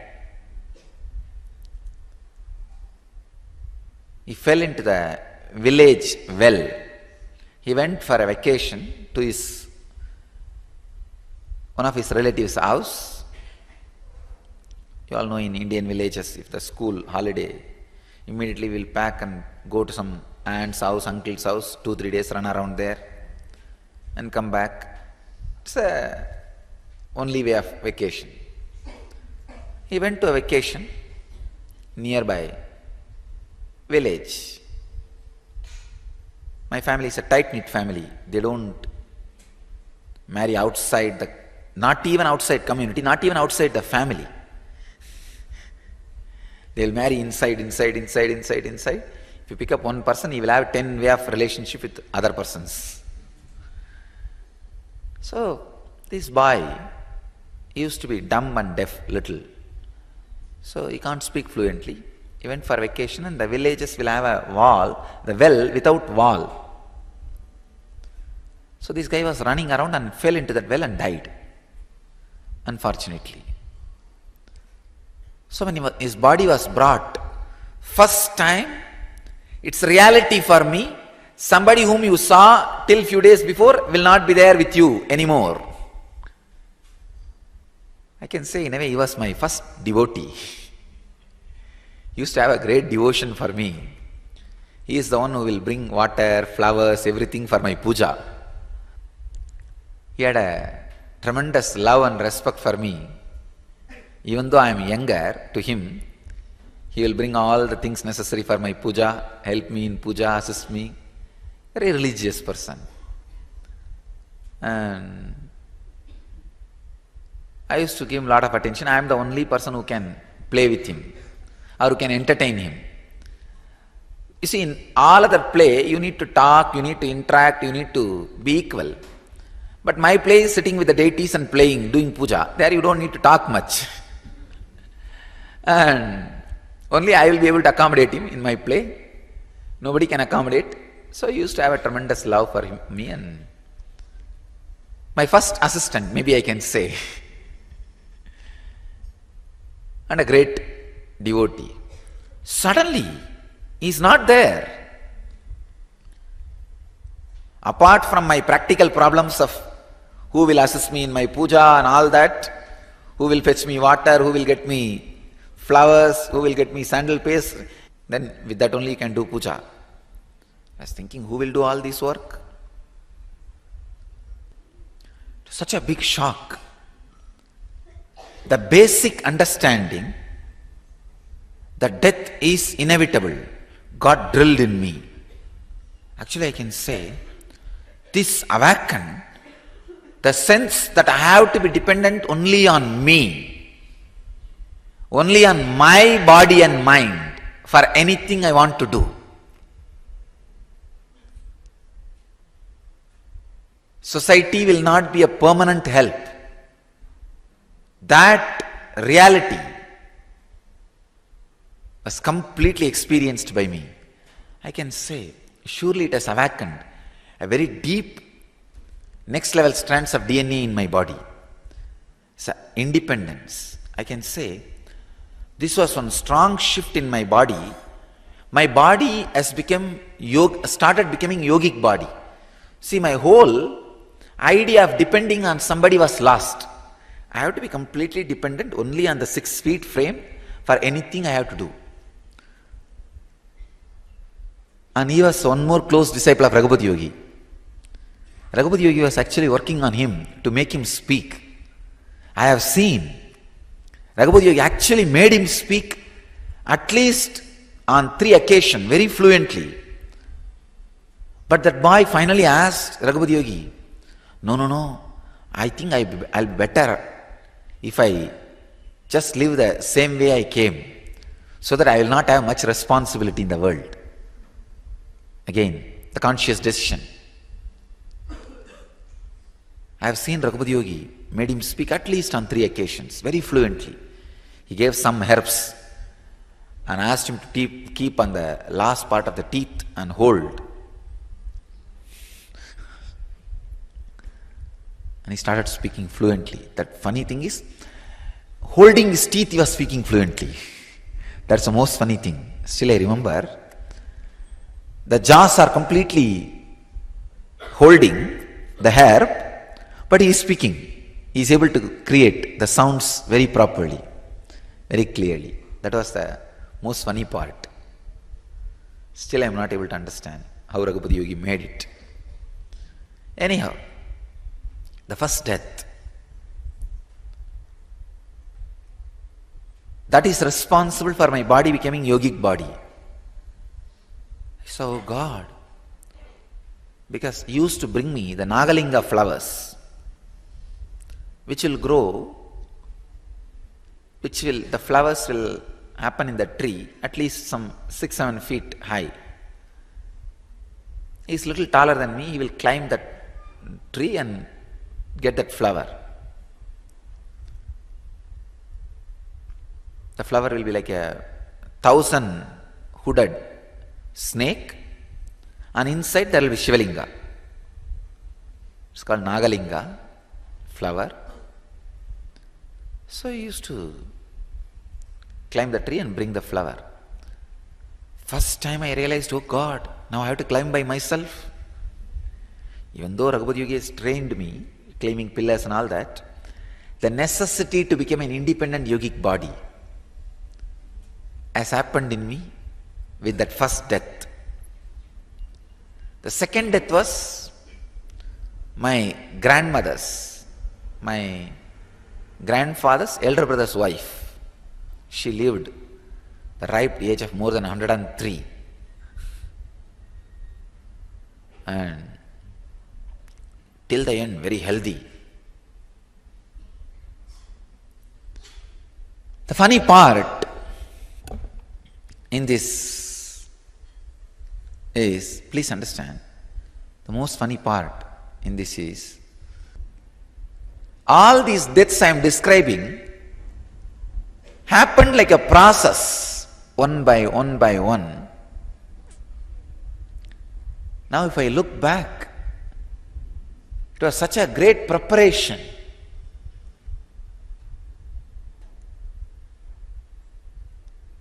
How the cosmos was making incarnation. Actually, I myself enjoy that story. I am writing an autobiography. I do not know whether somebody else is enjoying or not, going to enjoy or not. I myself intensely enjoying.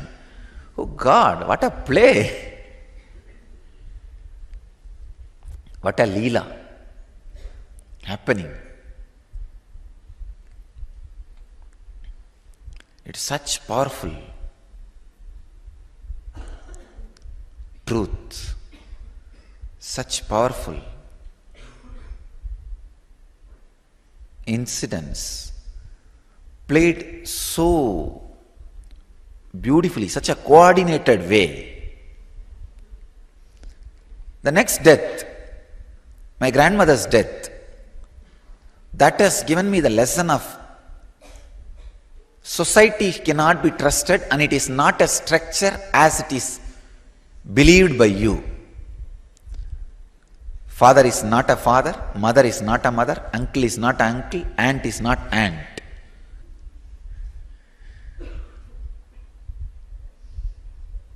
Things can be completely different. See, first time I realized people can talk one thing and think something else. I never understood you can think something and talk something else. First time I realized during my grandmother's death how people behaved. I saw, see, she died, and there used to be a doctor opposite to my house, very nice person.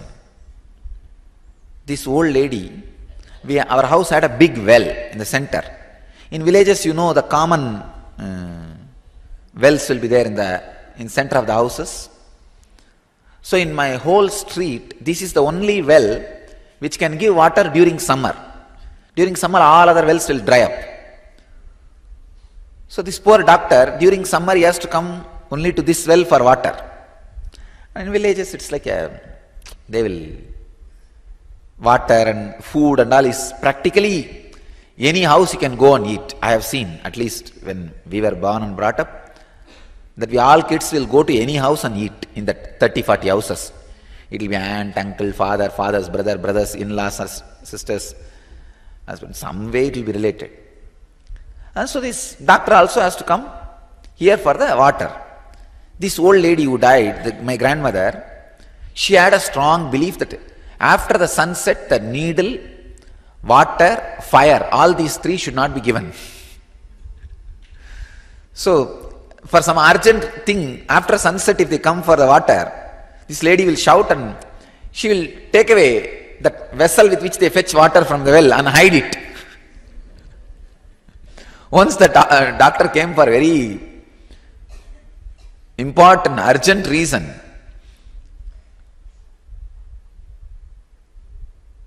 emergency for water, this lady did not give. She quoted the proverb, needle, water and fire should not be taken out of the house after the sunset. It's a village belief. So, the day before she died, it was late night. She had some problem. She need to have injection. Some injection. So the doctor was called. The doctor came and checked everything and he said injection has to be given. Then that old lady said, go and bring from your house. An opposite house. This doctor said, you only used to tell water, needle and fire cannot be brought outside the house. After the sunset, how can I bring?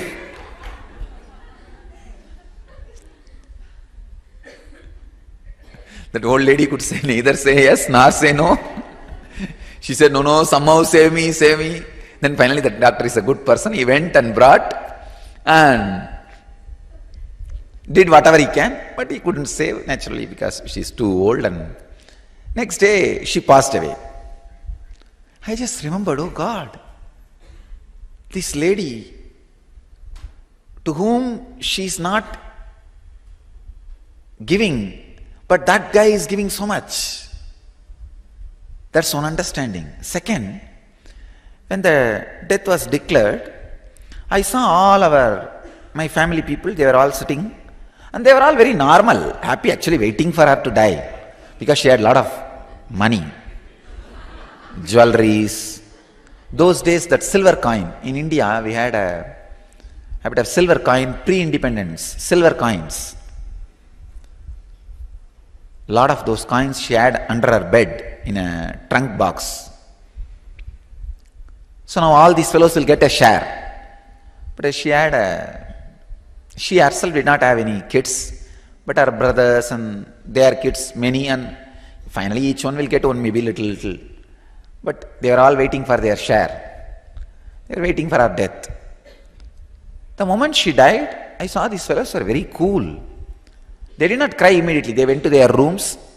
Each one will be given one own room, usually in the joint families. They all went to their rooms and changed the dress, put on very simple clothes, removed all the costly jewels and put on simple jewels, came and assembled in the hall, center hall, as if like a scene. And the first one say, start, oh, they started crying. It's almost like a Divya Shariri. The moment I say, they start jumping.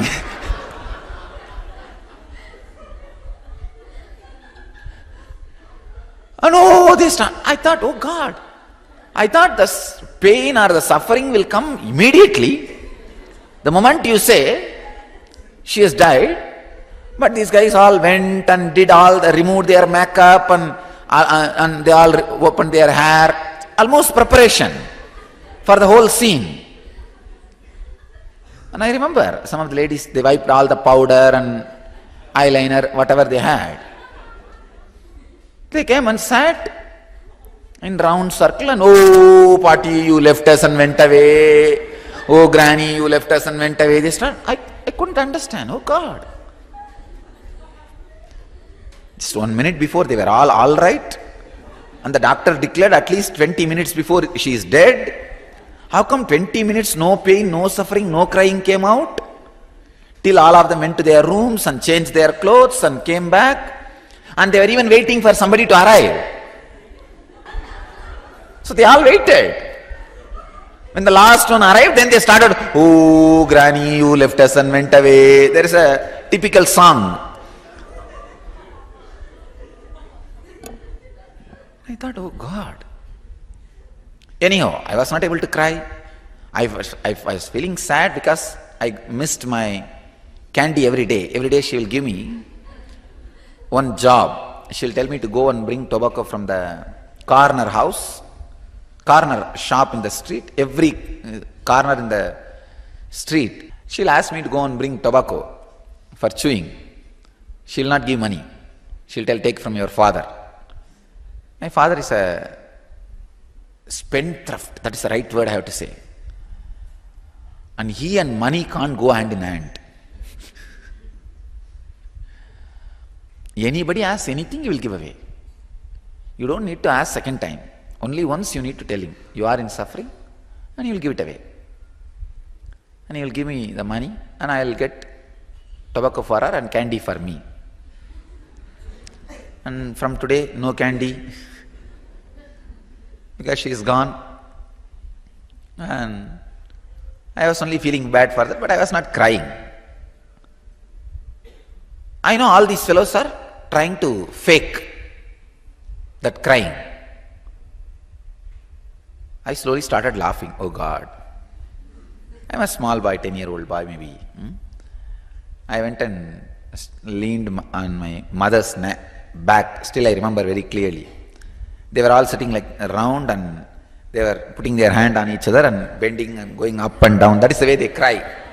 Oh Granny, you left us and went away. That is the way they cry. I am giving you the exact scene.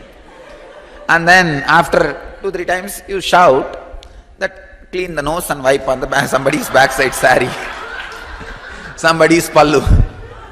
And then, oh, the milk which we boiled for yesterday got spoiled. That's all verses.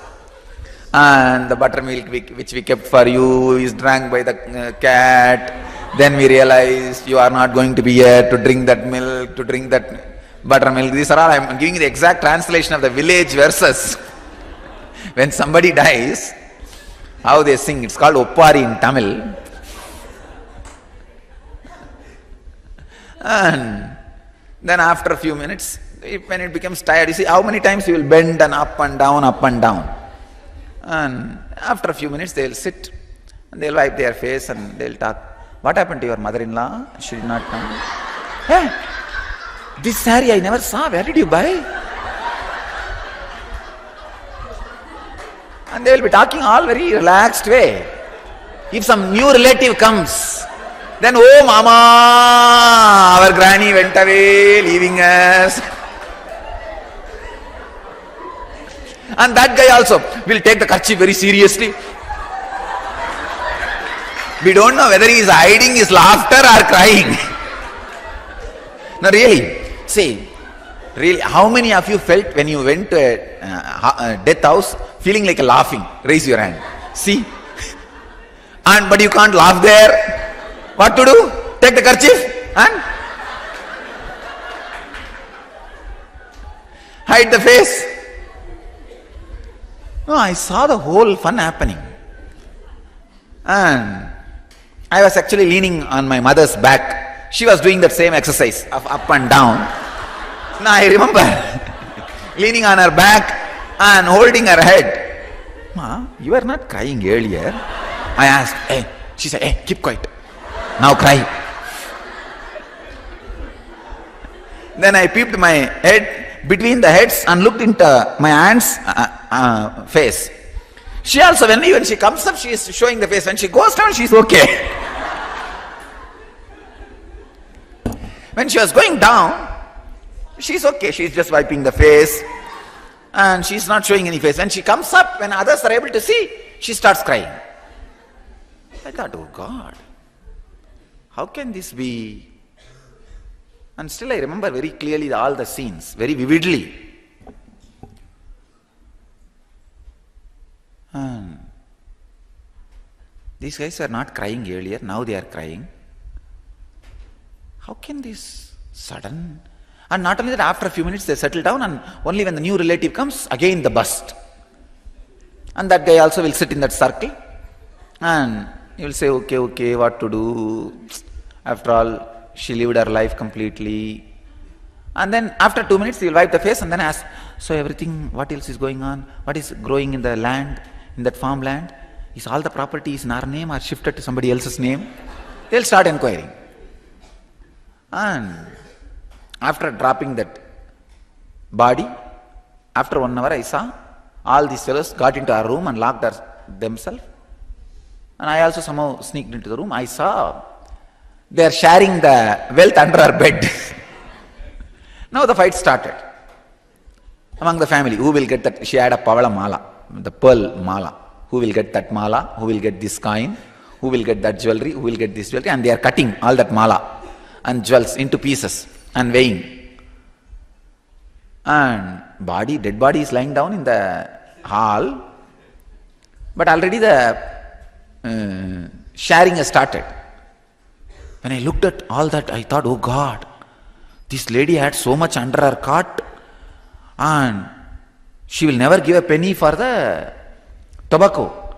First thing I thought, if she would have given a little bit of this, I would have given it to the chettiar, and whole life she would have had tobacco and I would have had candy. And neither she enjoyed nor she gave me, and she just left the whole thing and died. Then I suddenly realized, even these fellows who are fighting and sharing, they are also going to live and die like this. Same thing is going to happen. They take from her after her death. Somebody else is going to take from these guys after these guys' death. I thought, oh God, that's right. So, what is the use of this whole thing? Then what is happening in this whole thing? Just somebody steals from somebody, legally or illegally. But it is all just stealing. If you are caught, it's illegal. If you are not, it is legal. That's all. Otherwise, from here to there, it's all just stolen.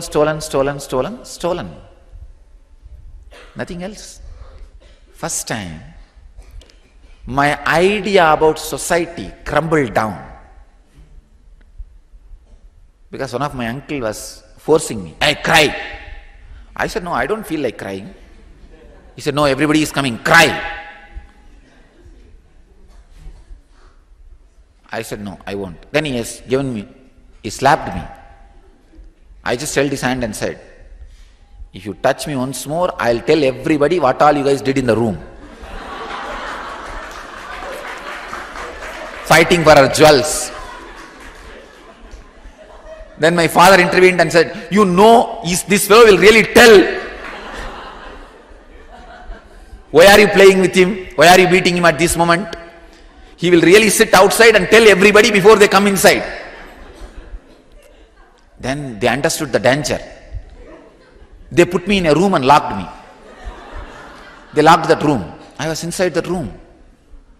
I can say, I cried for maybe half an hour or 1 hour. Then when I just fell, it was a big opening, a kind of a breaking. My whole being settled. My respect for society has disappeared.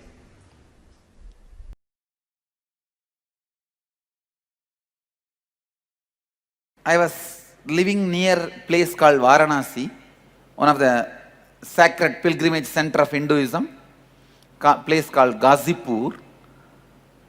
I was serving a sadhu, old monk, who was very sick. It's a small town, a small hospital. a small ward, some 2-3 steel cot and bed and few old steth and BP machine and a green screen. You can visualize an Indian village hospital, you can imagine. This sadhu whom I was taking care, next bed, the patient was about to die. This old doctor and that old nurse, both of them are trying to revive him, support him. The patient who was dying must be less than 50. So they were trying to help him. But I could see he's already started dying. Please listen. First time I saw death in 4 dimension. I'll describe as much as I can. You have 7 parts in you. Your body with flesh, blood. This is the first part. Second is your breathing. Your breathing, that's the second part. Third, you are thinking. Fourth, you are feeling. Fifth, the area you experience during deep sleep, from where you are experiencing feeling. Understand? First, this flesh, blood. Second, breathing, prana. Third, thinking, mind. Fourth, feeling, emotions. Fifth, the deep sleep state, which is called causal layer, from which all this feeling, thinking, everything happens. Sixth, the soul, your individual soul, consciousness. Seventh is the cosmic soul, Paramatma, Nirvana, enlightenment.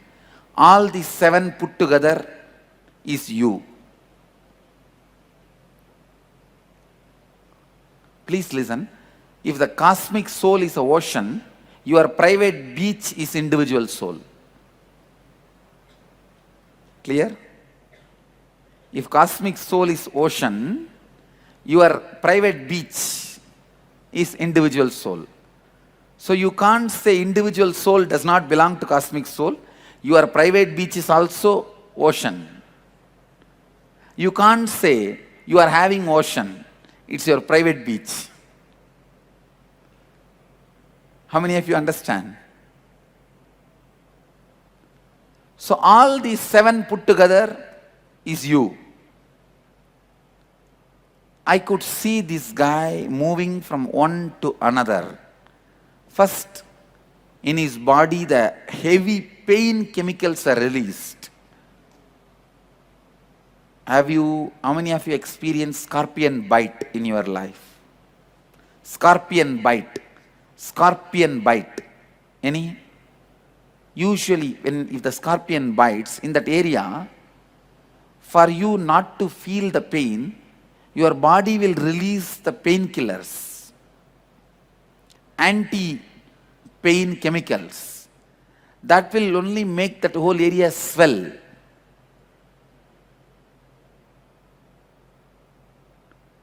Any doctors here?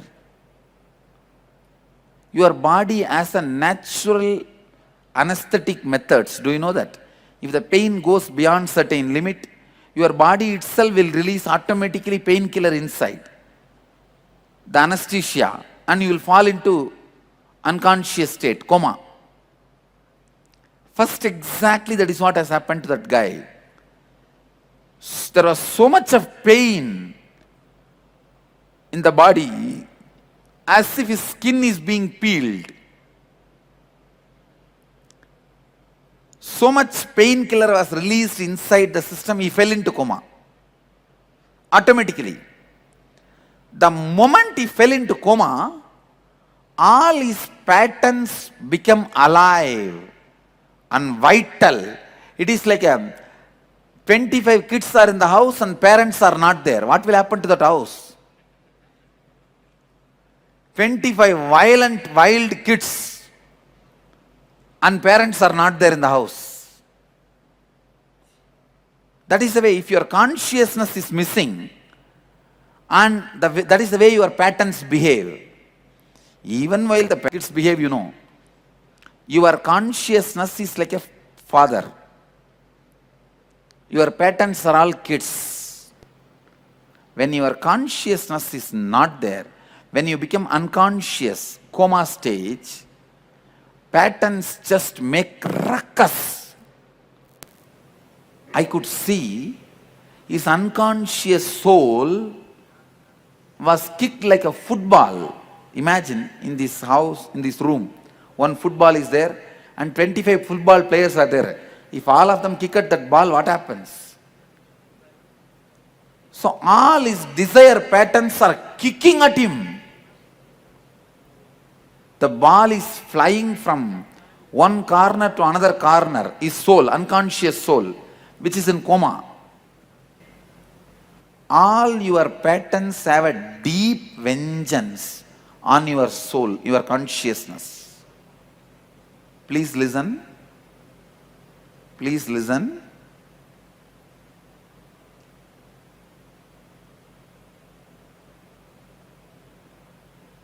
I could see in that person all the desire patterns are kicking him, asking, I told you, fellow, I want to live, I want to live, I want to live.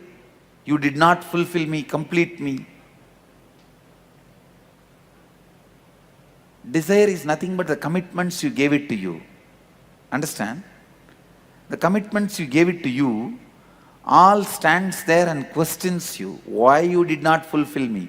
Honor me. Then somehow that soul jumps to the next level. Next level, all the guilt, inauthenticity comes up. And say, I told you we should have lived like that, like that. Why did you do this, do this? The first, the lack of integrity patterns are kicking you. Desire. Next, inauthenticity. The guilt patterns. I can say this is the space when the individual soul feels hell. So individual soul experiences hell. Getting it? Hell is not actually separate. Geographical, it is psychological.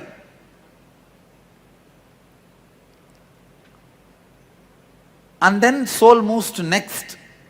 All the pains you experienced in your life, your irresponsibility patterns, that comes up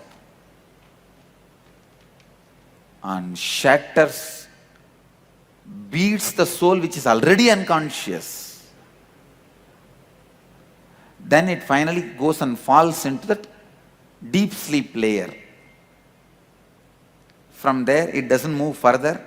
It immediately goes and takes next body. In that unconsciousness itself. So that is why you do not know what kind of a house, parents you are choosing. You just close your eyes and walk. After entering only you open your eyes and see, oh God, I thought I am coming to the cinema theater. Now only I understood. I came to the garbage tank.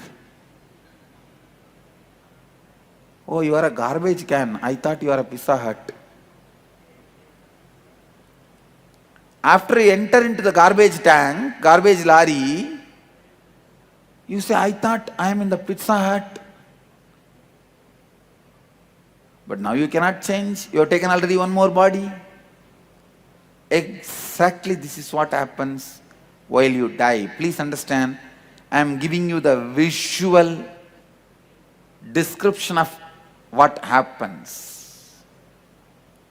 You do not touch your individual soul or cosmic soul, your individuality, without even touching your individual soul or the cosmic soul consciously, takes another one birth.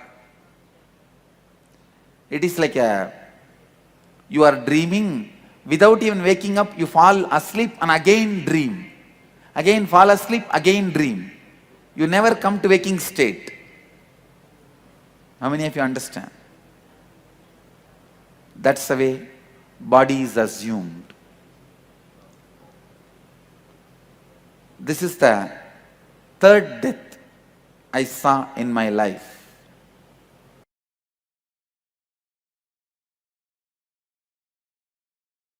When you remember that death is going to happen to you, the respect which you carry for your ego will come down. Because whatever you think should not leave you is ego. When you know for sure everything is going to leave you, then the respect for ego just drastically drops. And especially, I'm a kind of a too sharp, straightforward guy. So straight away the respect for ego dropped. Then I decided, after all I'm going to die. Either I should have a death experience now itself and live without the death fear, or die and see. That's all. But I have to see the death. There is a small Shiva temple in one corner and a small tower above the temple. I went and sat in that tower so that nobody will disturb me. In one corner I sat. If you see in the biography souvenir, you will see the photograph where I had the death experience. I sat there. From there I started seeing the dead bodies being burnt. Still I remember the strong click was when an elderly lady's body was being burnt. I saw her, she had a big belly. The cloth burnt and the fat which was there in the belly started burning and melting and flowing. Sorry for describing too vividly. I could see very clearly because the cloth got burnt, the body is there and the fat is burning and melting and flowing. Because the fat is flowing, the fire is still burning with a full speed. That gave a very strong click into me and said, oh God, yes, same way it is going to burn. And same thing is going to happen to this body also. Let it happen. That click opened up a deep fear of death. And that fear, when it spread all over the body, when I faced it consciously, I could see very clearly that fear spreading all over the body. When the fear met my awareness, hit my awareness, that became death experience. Understand? Whenever your fear is suppressed, it stays inside you as a suppressed fear. Whenever it comes out and you are not consciously facing it, it becomes a fear stroke and shakes your whole nervous system and breaks it down. If it is faced consciously, it becomes death experience. The fear, death fear, if you just escape, run away, when that fear happens, it becomes death. When you face it consciously, it becomes death experience. Death fear plus subconscious is suppression. Death fear plus unconscious is nervous breakdown. Death fear plus conscious is death experience. Understand? I have given a clear explanation, clear equation. Death fear plus subconscious is suppression, perversion. Death fear plus unconscious means you don't suppress, but neither you face. You just get shaken, frightened, fear stroke, nervous breakdown. Death fear, conscious awareness is death experience. I was able to see very clearly the fear which rose When I faced it consciously with awareness, became death experience, means I saw clearly the body is dead. It's not moving. 2.5 days, no food, no water, no thought, no question, no doubt, body was there. Only after the experience I realized 2.5 days passed. It was there. I could see with closed eyes, the body is dead and there is no movement. Suddenly, after 2.5 days, that click happened. God, body is dead, but I exist still. I am there. That clarity, that click, when it clicked, it became such an intense ecstasy. The fear of death left once for all. And it has become such a deep ecstasy, such a joy, such bliss.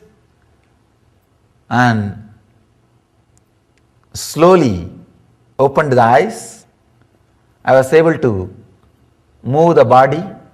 First thing I felt was such a deep ecstasy and gratitude. I went down to the Ganga. It was just a few feet. Sprinkled little Ganga water, took the Ganga water in Kamandalu, little ash from the pyre, straight went to Vishwanatha and put that ash and did the puja. That was the first thing. It was such a deep gratitude. I saw Vishwanatha was alive. Understand? Because I died, Vishwanatha became alive. Till the day before, because I was alive, Vishwanatha was always dead stone. Because I was alive, Vishwanatha was just dead stone. Because I died, Vishwanatha is the Shiva in Varanasi.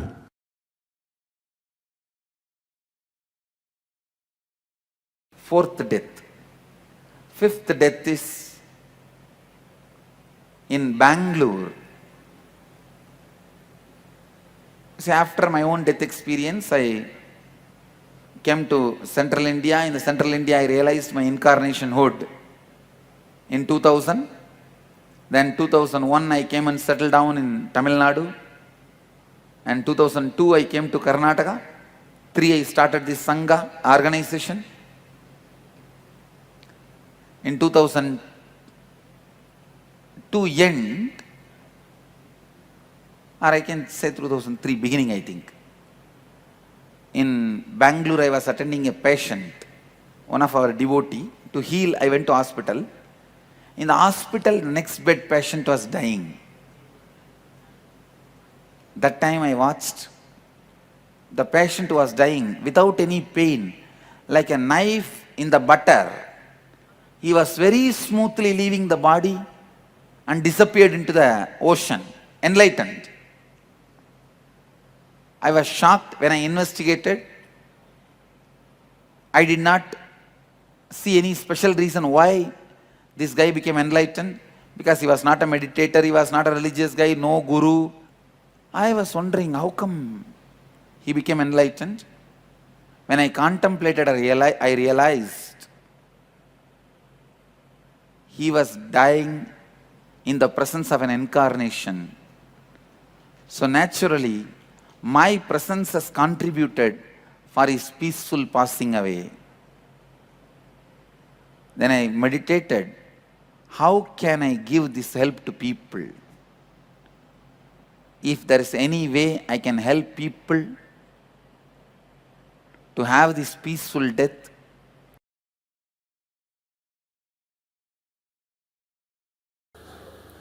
Let me tell you one incident happened in my life. In Bangalore, I was giving a satsang on Ashtavakra Mahagita. I received the information my father passed away, massive cardiac arrest, and he passed away. My mother was in the satsang. So I continued the satsang, and after the satsang, after darshan, when I got into my car, called the mother and made her sit in my car, and she's a village lady. First time in her life, she is leaving my father alone and coming and staying somewhere outside in her 27 years of marriage. And he passed away. I don't know how many of you will believe. I lived there with them 17 years. I never saw them even once arguing with each other. I'm sure they would have had difference of opinion, arguments, because they are human beings. Even Mahadeva and Sati had argument. What about, come on, even he had marital problems. So, no, I'm not saying they would not have had, but at least they managed such a way that never in front of us, never in front of kids, I've seen them raising their voice or arguing. Very happily they lived. So she's sitting next to me, and I'll tell you exactly just few words I told her. First word I said, Ma, I think father is not feeling well, he's in serious condition. She just looked into my eyes. Next statement I said, I think he is dead. She looked into my eyes. Third statement I said, please understand, I'm talking to my mother inside the car where nobody is there. It's a complete private conversation. I told her, you know, I can bring him back. Do you want? That's all I asked. You know, I can bring him back. Do you want? The statement she made, I tell you with all my integrity, Swamiji, that is between you and his soul. I will not interfere. That is between. Just now she received the news, and she knows I can bring him back. She's a village lady. She did not have time to think and answer. Spontaneous, straight answer. I know how dependent she is on him. She said, in Tamil she said, Swami, அது நீங்களும் அவரும் முடிவு பண்ணணும், நான் தலையிடக்கூடாது சாமி. I just hugged her and said, that's why I chose you as my mother. There are many moments you are proud of me, now I am proud of you, I told her. There are many moments you are proud of me, having son like whatever. I said, now I am proud of you. I told her in Tamil. பல நேரத்தில் நீ பெருமைப்பட்டிருப்ப, இப்போ எனக்கு பெருமையா இருக்குமா?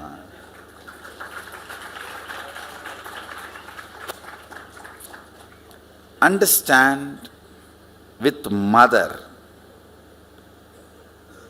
in the moment where my father is dead, you can't expect me to lie or give a false hope. All of you understand? With that integrity, I am talking to all of you now. The integrity with which I was talking to my mother when my father is dead. I told her, all right, I'll relate with him and then decide. Anyhow, he wanted to rest, he wanted to relax. He said, what more? Just, he wanted to rest, so I liberated him, and that's different.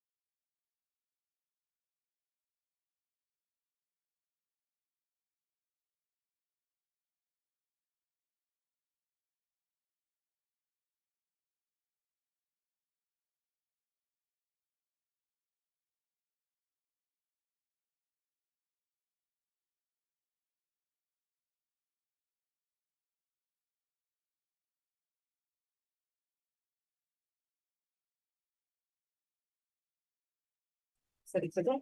It is a very, very powerful revelation from Swamiji on what is death, what happens to you during death, and the 6 death experiences that Swamiji had experienced. And now it is time we are going to experience. We're going to be coming face to face death itself.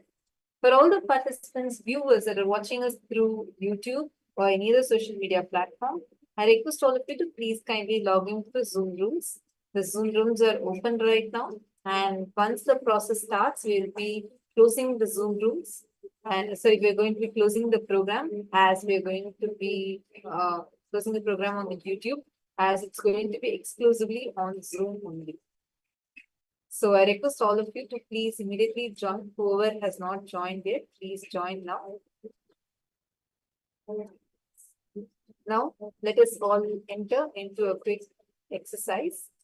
All the participants that are here sitting with us, take a few minutes and kindly take your book and note and pen and make sure you're following through this exercise.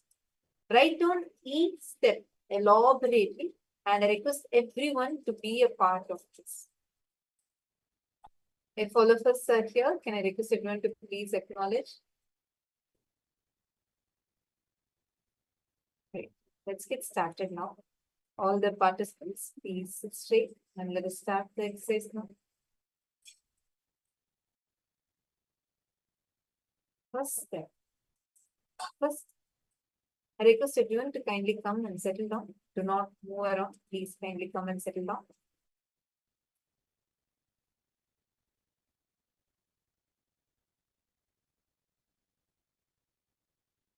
We are now going to be entering into the process itself. Let's start with writing down all the earliest concepts, the beliefs, the understandings that you have about death. Whether you got it from your parents, your teachers, your relatives, from the church, or a temple, or from a movie, from wherever. Whatever you got as understandings, the earliest concepts, all your childhood memories related to death. Please start now. Request everyone to sit and write down now.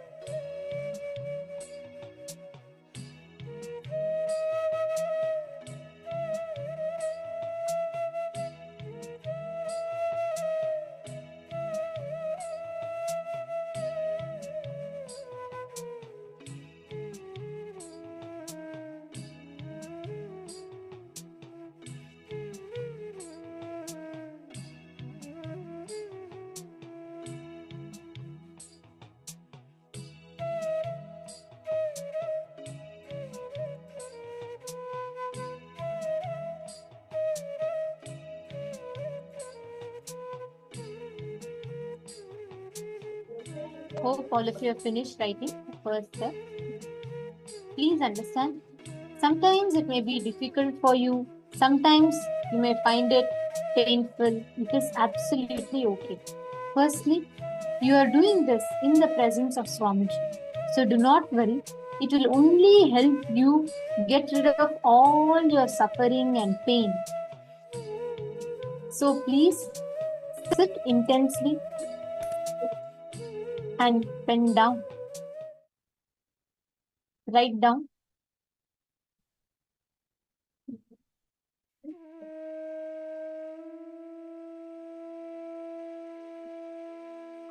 In the next step of the process, all the answers, wherever the earliest concepts that you have heard about death in your life, all the concepts, it could be from movies, it could be from different aspects, write down in all those aspects.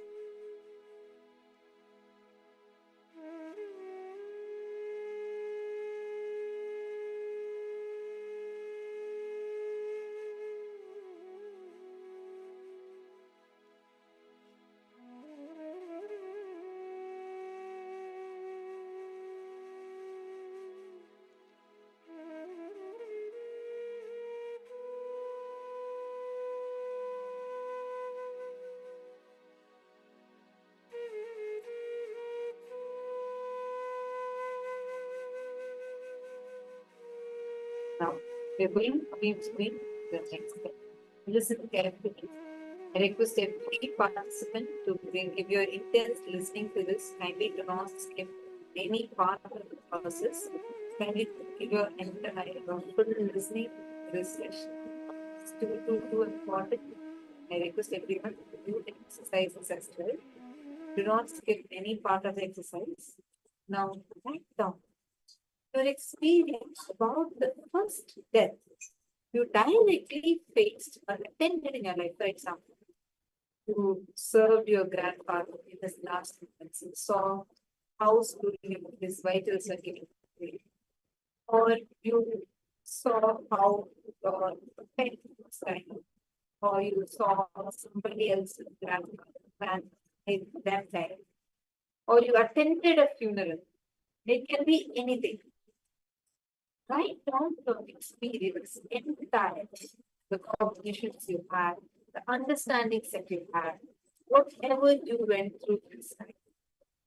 It may not exactly, sometimes you might have been too small, you would have not really experienced anything much, but the impact of it still be there inside of you, understand? It still be there inside of you. It's too important to sit and write this down. I request every participant that are here with us to sit sincerely and do this exercise. And all the participants that are here with us, please kindly sit and do this process. It is too important. And at any point, if you're getting any questions, feel free to ask.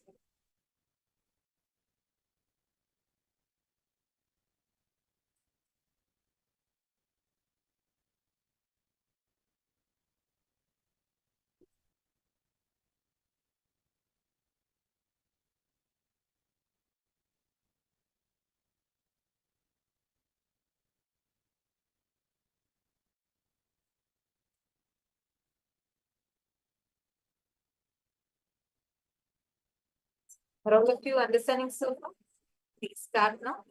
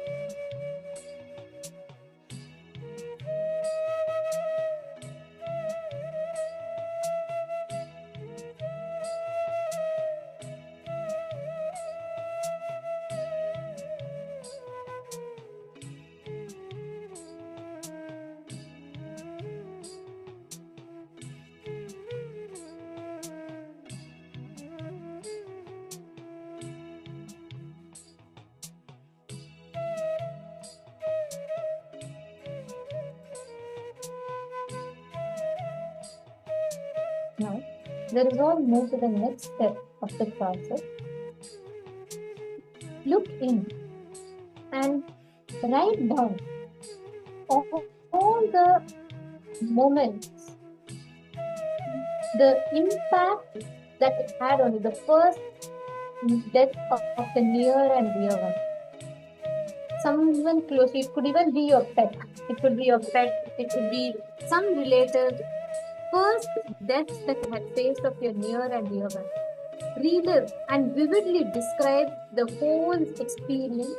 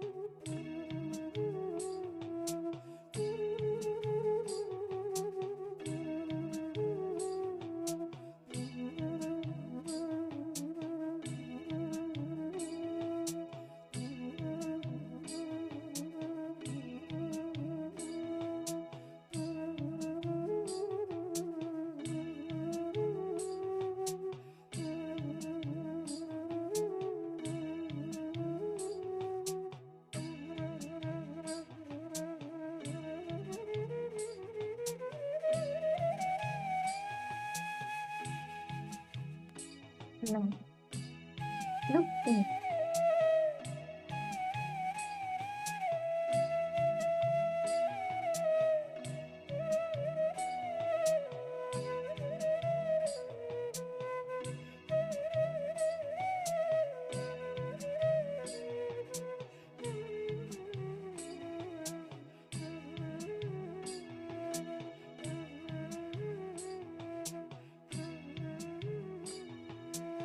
Now, look into every relationship in your life that you're attached to, and you don't want that person to die. You don't want to even think that the person will die one day. Make a list of all such people and describe what will happen to you if they die. It's okay. Do not worry. Do not, if even if you're feeling afraid, even if you're feeling like crying, it is perfectly all right. Do not see, understand. This will lead you to so much of healing, and all the fear that you have related to death that is just sitting in you will all be healed through this process. Please take a few minutes, and I request all of you to sincerely write down.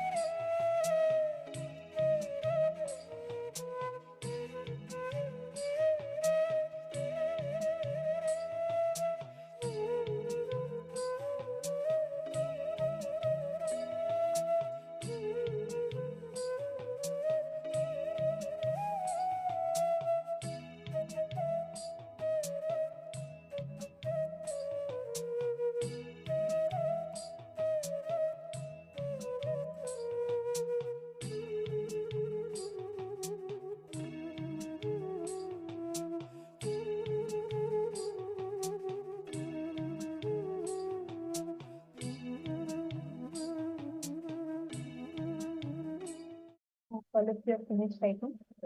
Please relax. Now, all of us are going to be entering into a very powerful death meditation process. Please understand. I request all the participants to please come and settle down. Please come and be seated in front of the camera. This is too important. And beginning from now, anyone who is not in the camera will be moved to the waiting room.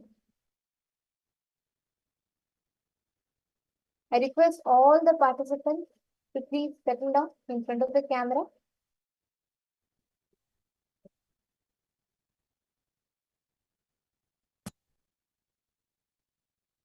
Now, we are all going to be entering into the depth meditation process, where Swamiji will be guiding all of us through the depth itself. Whatever you have written down, please understand. You have written down the most core, and now you're going to hold Swamiji's hands and walk out of all your fears. You're going to walk through the biggest fear of your life, which is death itself. You need not worry. In the presence of an avatar, only a being who is beyond time, who is beyond space, can help you experience that deathless, help you experience the truth that you are eternal. Now we are going to be experiencing that in the presence of Swamiji himself. Just sit to that experience. And I request all the participants for the next 1.5 hours, do not move from your place. Settle down. Do not talk. Please make sure you're sitting in a place where it's secluded, where you're not going to be disturbed. And make sure that you're not you're not distracted for the next 1.5 hours. Do not distract yourself with anything else. Bring your complete focus only on experiencing the process that Swamiji is doing. Swamiji will himself will be guiding you through. And normally, if you have attended Inner Awakenings in Bidri, you would have lied down during this process. Now, since it's virtual, do not lie down. Please be on camera. You can sit and close your eyes. It is very important. It is very important that you're actually sitting here throughout the session. Kindly be here. Do not. I request everyone to kindly be.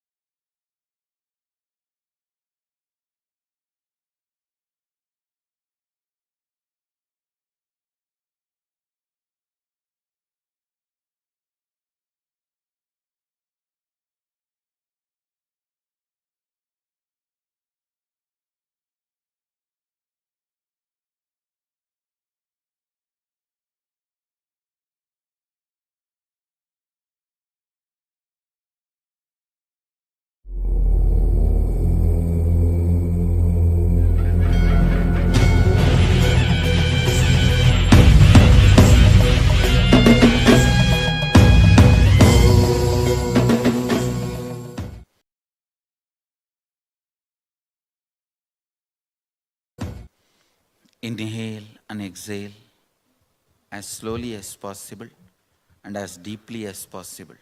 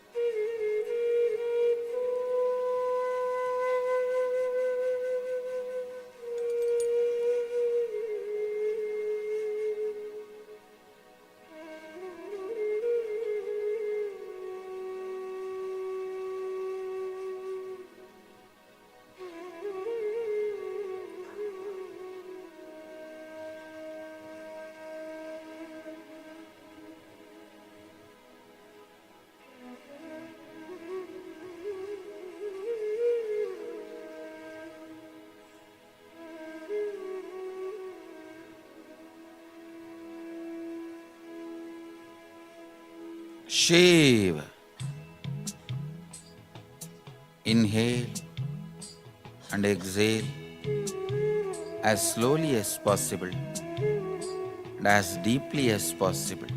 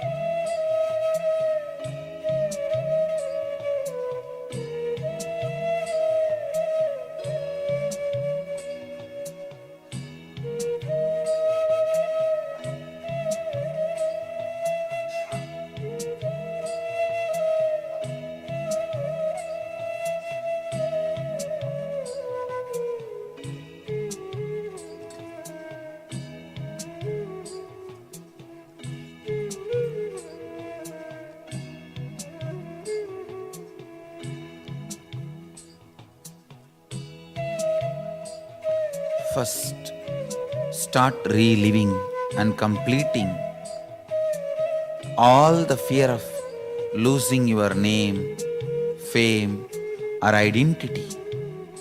The most primary fear, fear of losing your name and fame or identity. Relive that fear and relieve that fear.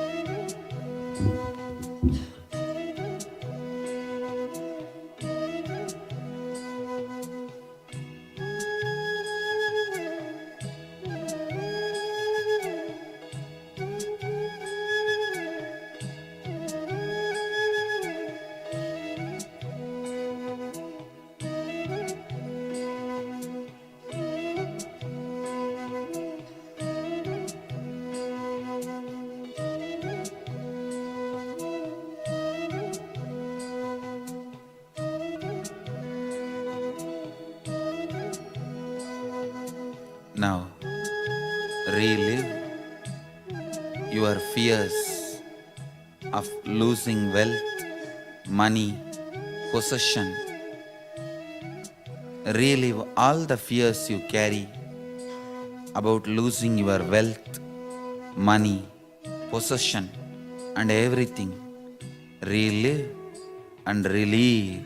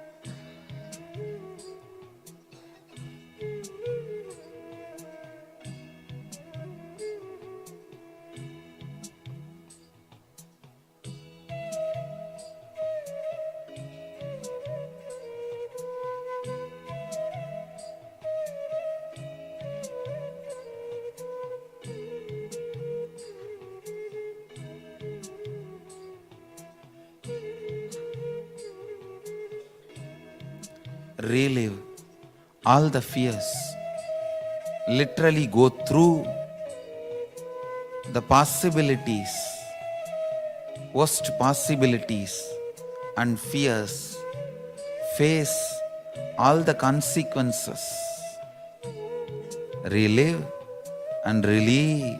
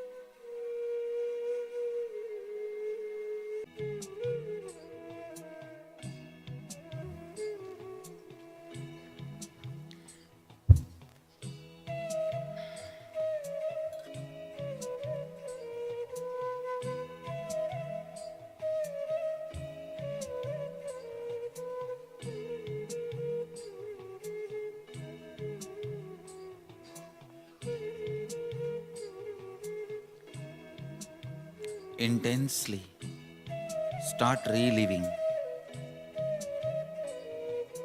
all the fears of losing your wealth, money, possession, and everything.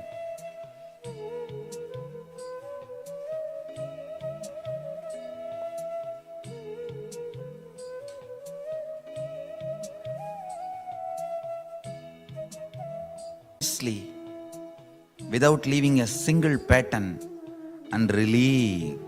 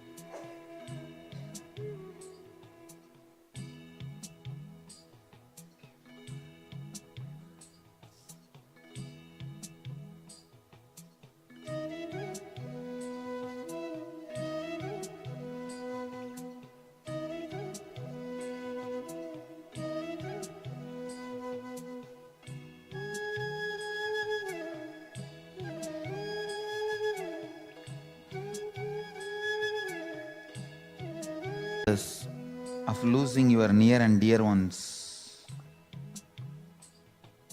See, literally, they are not there anymore as part of your life. Relive all the emotions, sufferings, pain, everything, and relieve.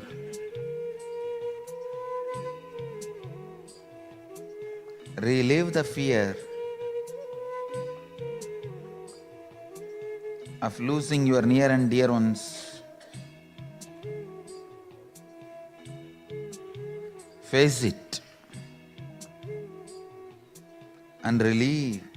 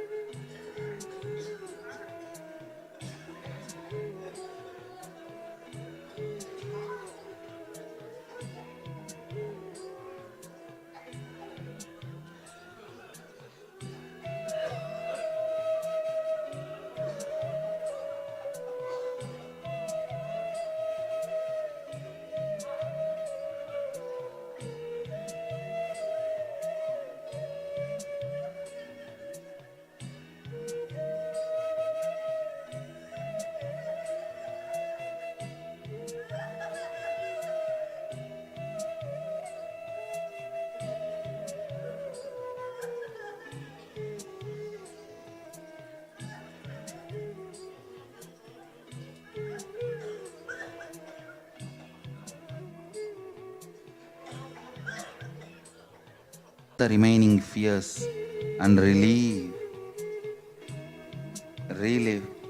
all the remaining fears and relieve.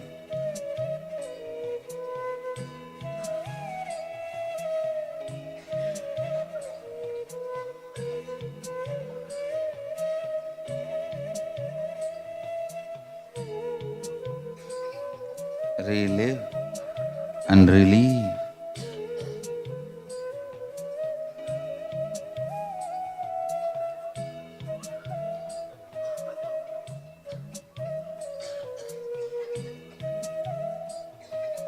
Actual incident, what you think as death, at one day you will suddenly disappear.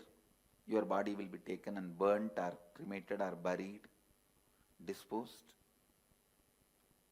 After that you won't exist in the form you are existing now. That is what is actual incident. You call it as death. It has no significance. Please understand. It is nothing but a job change, profession change or career change. It has no significance.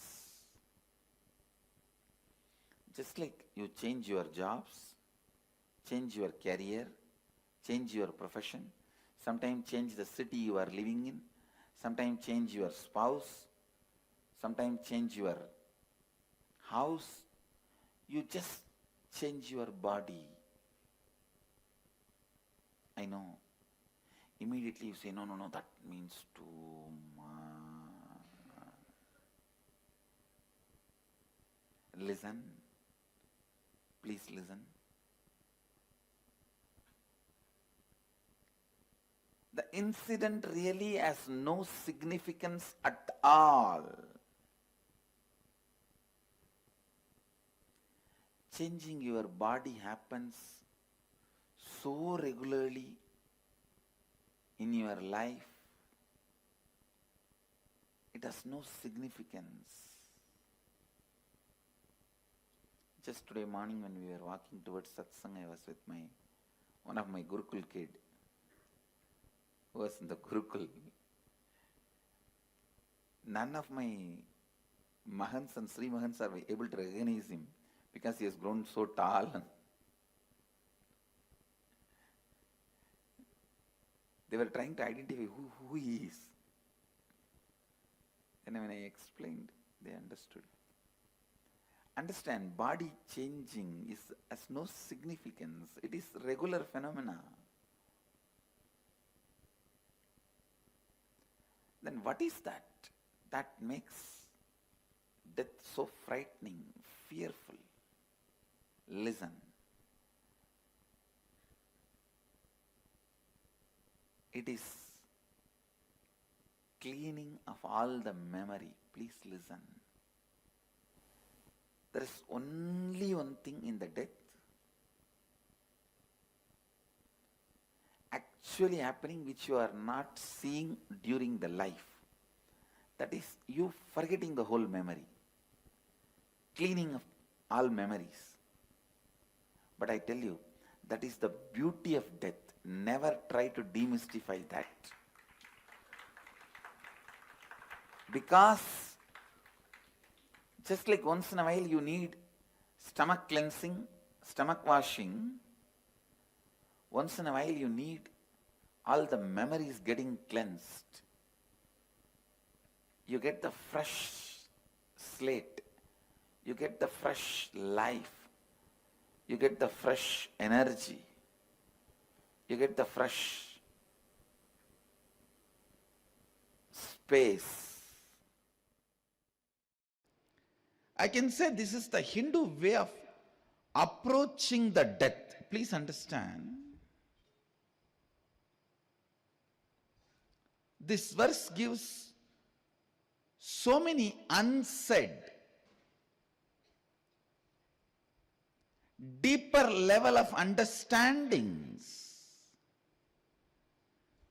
Vayuranilam amritam adedam basmandagum sariram kratosmara kritagum smara kratosmara kritagum smara.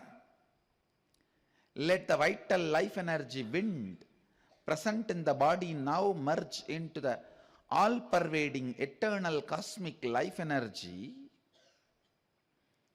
And now let this grass body along with subtle body disintegrate into its basic elements and be reduced to the sacred ashes. Please understand, each of these verses are very important. The way Sanatana Dharma approaches death. It's very clear. The body has nothing useful. It has no use after death. That is why they say, let it disintegrate. Basmandagg sariram. This verse declares about the need of cremation for Hindus. Why cremation in Hinduism? It is this verse shows the way. Why cremation in Hindu tradition? Because Vayuranilam amritamadedam.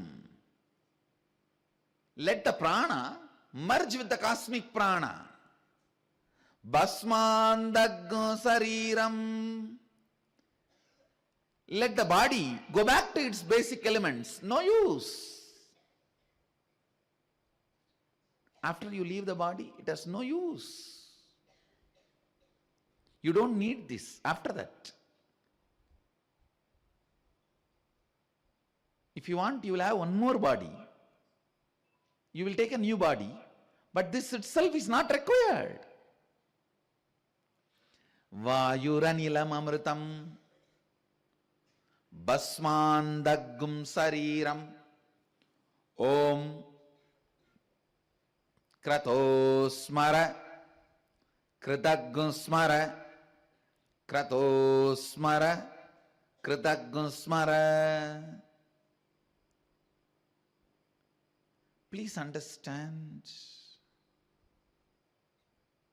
the sacred secrets, truths about life and death,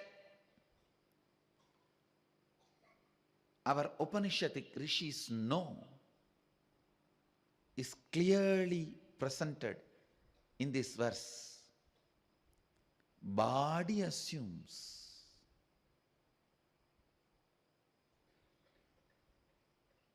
its shape and it can go back to the basic elements.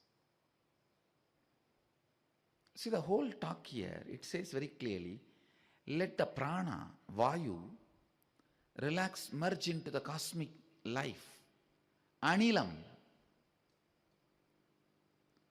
and let the body retire to the basic elements, become ashes. But you remember what all you did to become one with the cosmos. Oh cosmos, please remember what all I did to reach you. It means what? There is something beyond your life force, prana and body, which is inside you. Whatever that did during the life, only that matters. Understand? There is something beyond your breath and your body. Whatever that did during its existence, stay inside the body, only that matters. The individual consciousness, what was the context it was holding, and actions it was performing, does not matter. Only the context the individual consciousness was holding matters. The sutra does not say, oh body, please remember all the charity you did.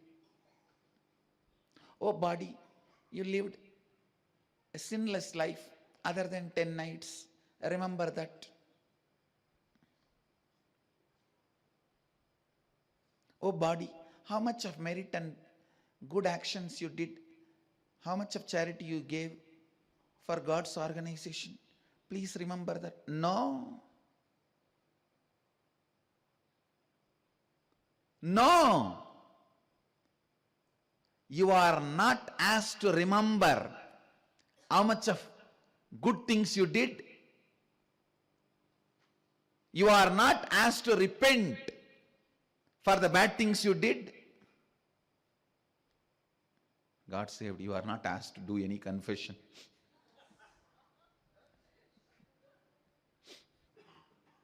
You are only asked to remember what all you did to achieve the oneness. And God has been requested to remember what all you did to achieve oneness. Om Grato Smara Kritagam Smara. O Lord, please remember what all I did to achieve oneness with you. O my being, remember what all you did to achieve oneness with him. That's all is worthy of being remembered in the last moment. Do not ever do, oh, whatever sins you did, please repent for it. This is the last moment. And based on the sin, put charity. No. No. We are not interested in the money of the fellow who is about to die.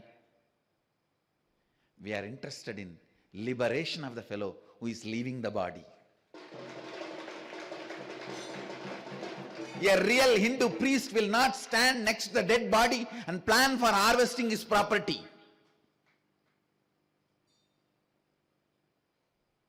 Asking him, if you have done so much sin, and if you give all this property to these people, all that sins will be forgotten. A Hindu guru can never do negotiation. The Upanishads does not teach you to remember sin or merit while you are dying. It only asks you, remember what all you did to achieve oneness with him. Oh God, remember what all this being did to achieve oneness with you. Both sides has been asked to remember whatever each did to achieve oneness. The remembrance is all about what has been done to experience oneness. The concept of death, after death, before death. Before death, what you need to do? During death, what happens? After death, what is life? Everything in this one verse. I tell you, anybody with a simple logic can see how can life end with one body. Just to do this drama of 100 years, I don't think you need so many tools and weapons and instruments like a mind, intelligence, consciousness. No. The fear of discontinuity is only for those short-sighted fools. Please understand. Krishna is not promoting any religious concept or philosophy. He is not teaching any theology. He is talking to his close friend who is in a big crisis. He is counseling his personal friend who is in a big crisis. He is naturally not only honest, too straight. Come on,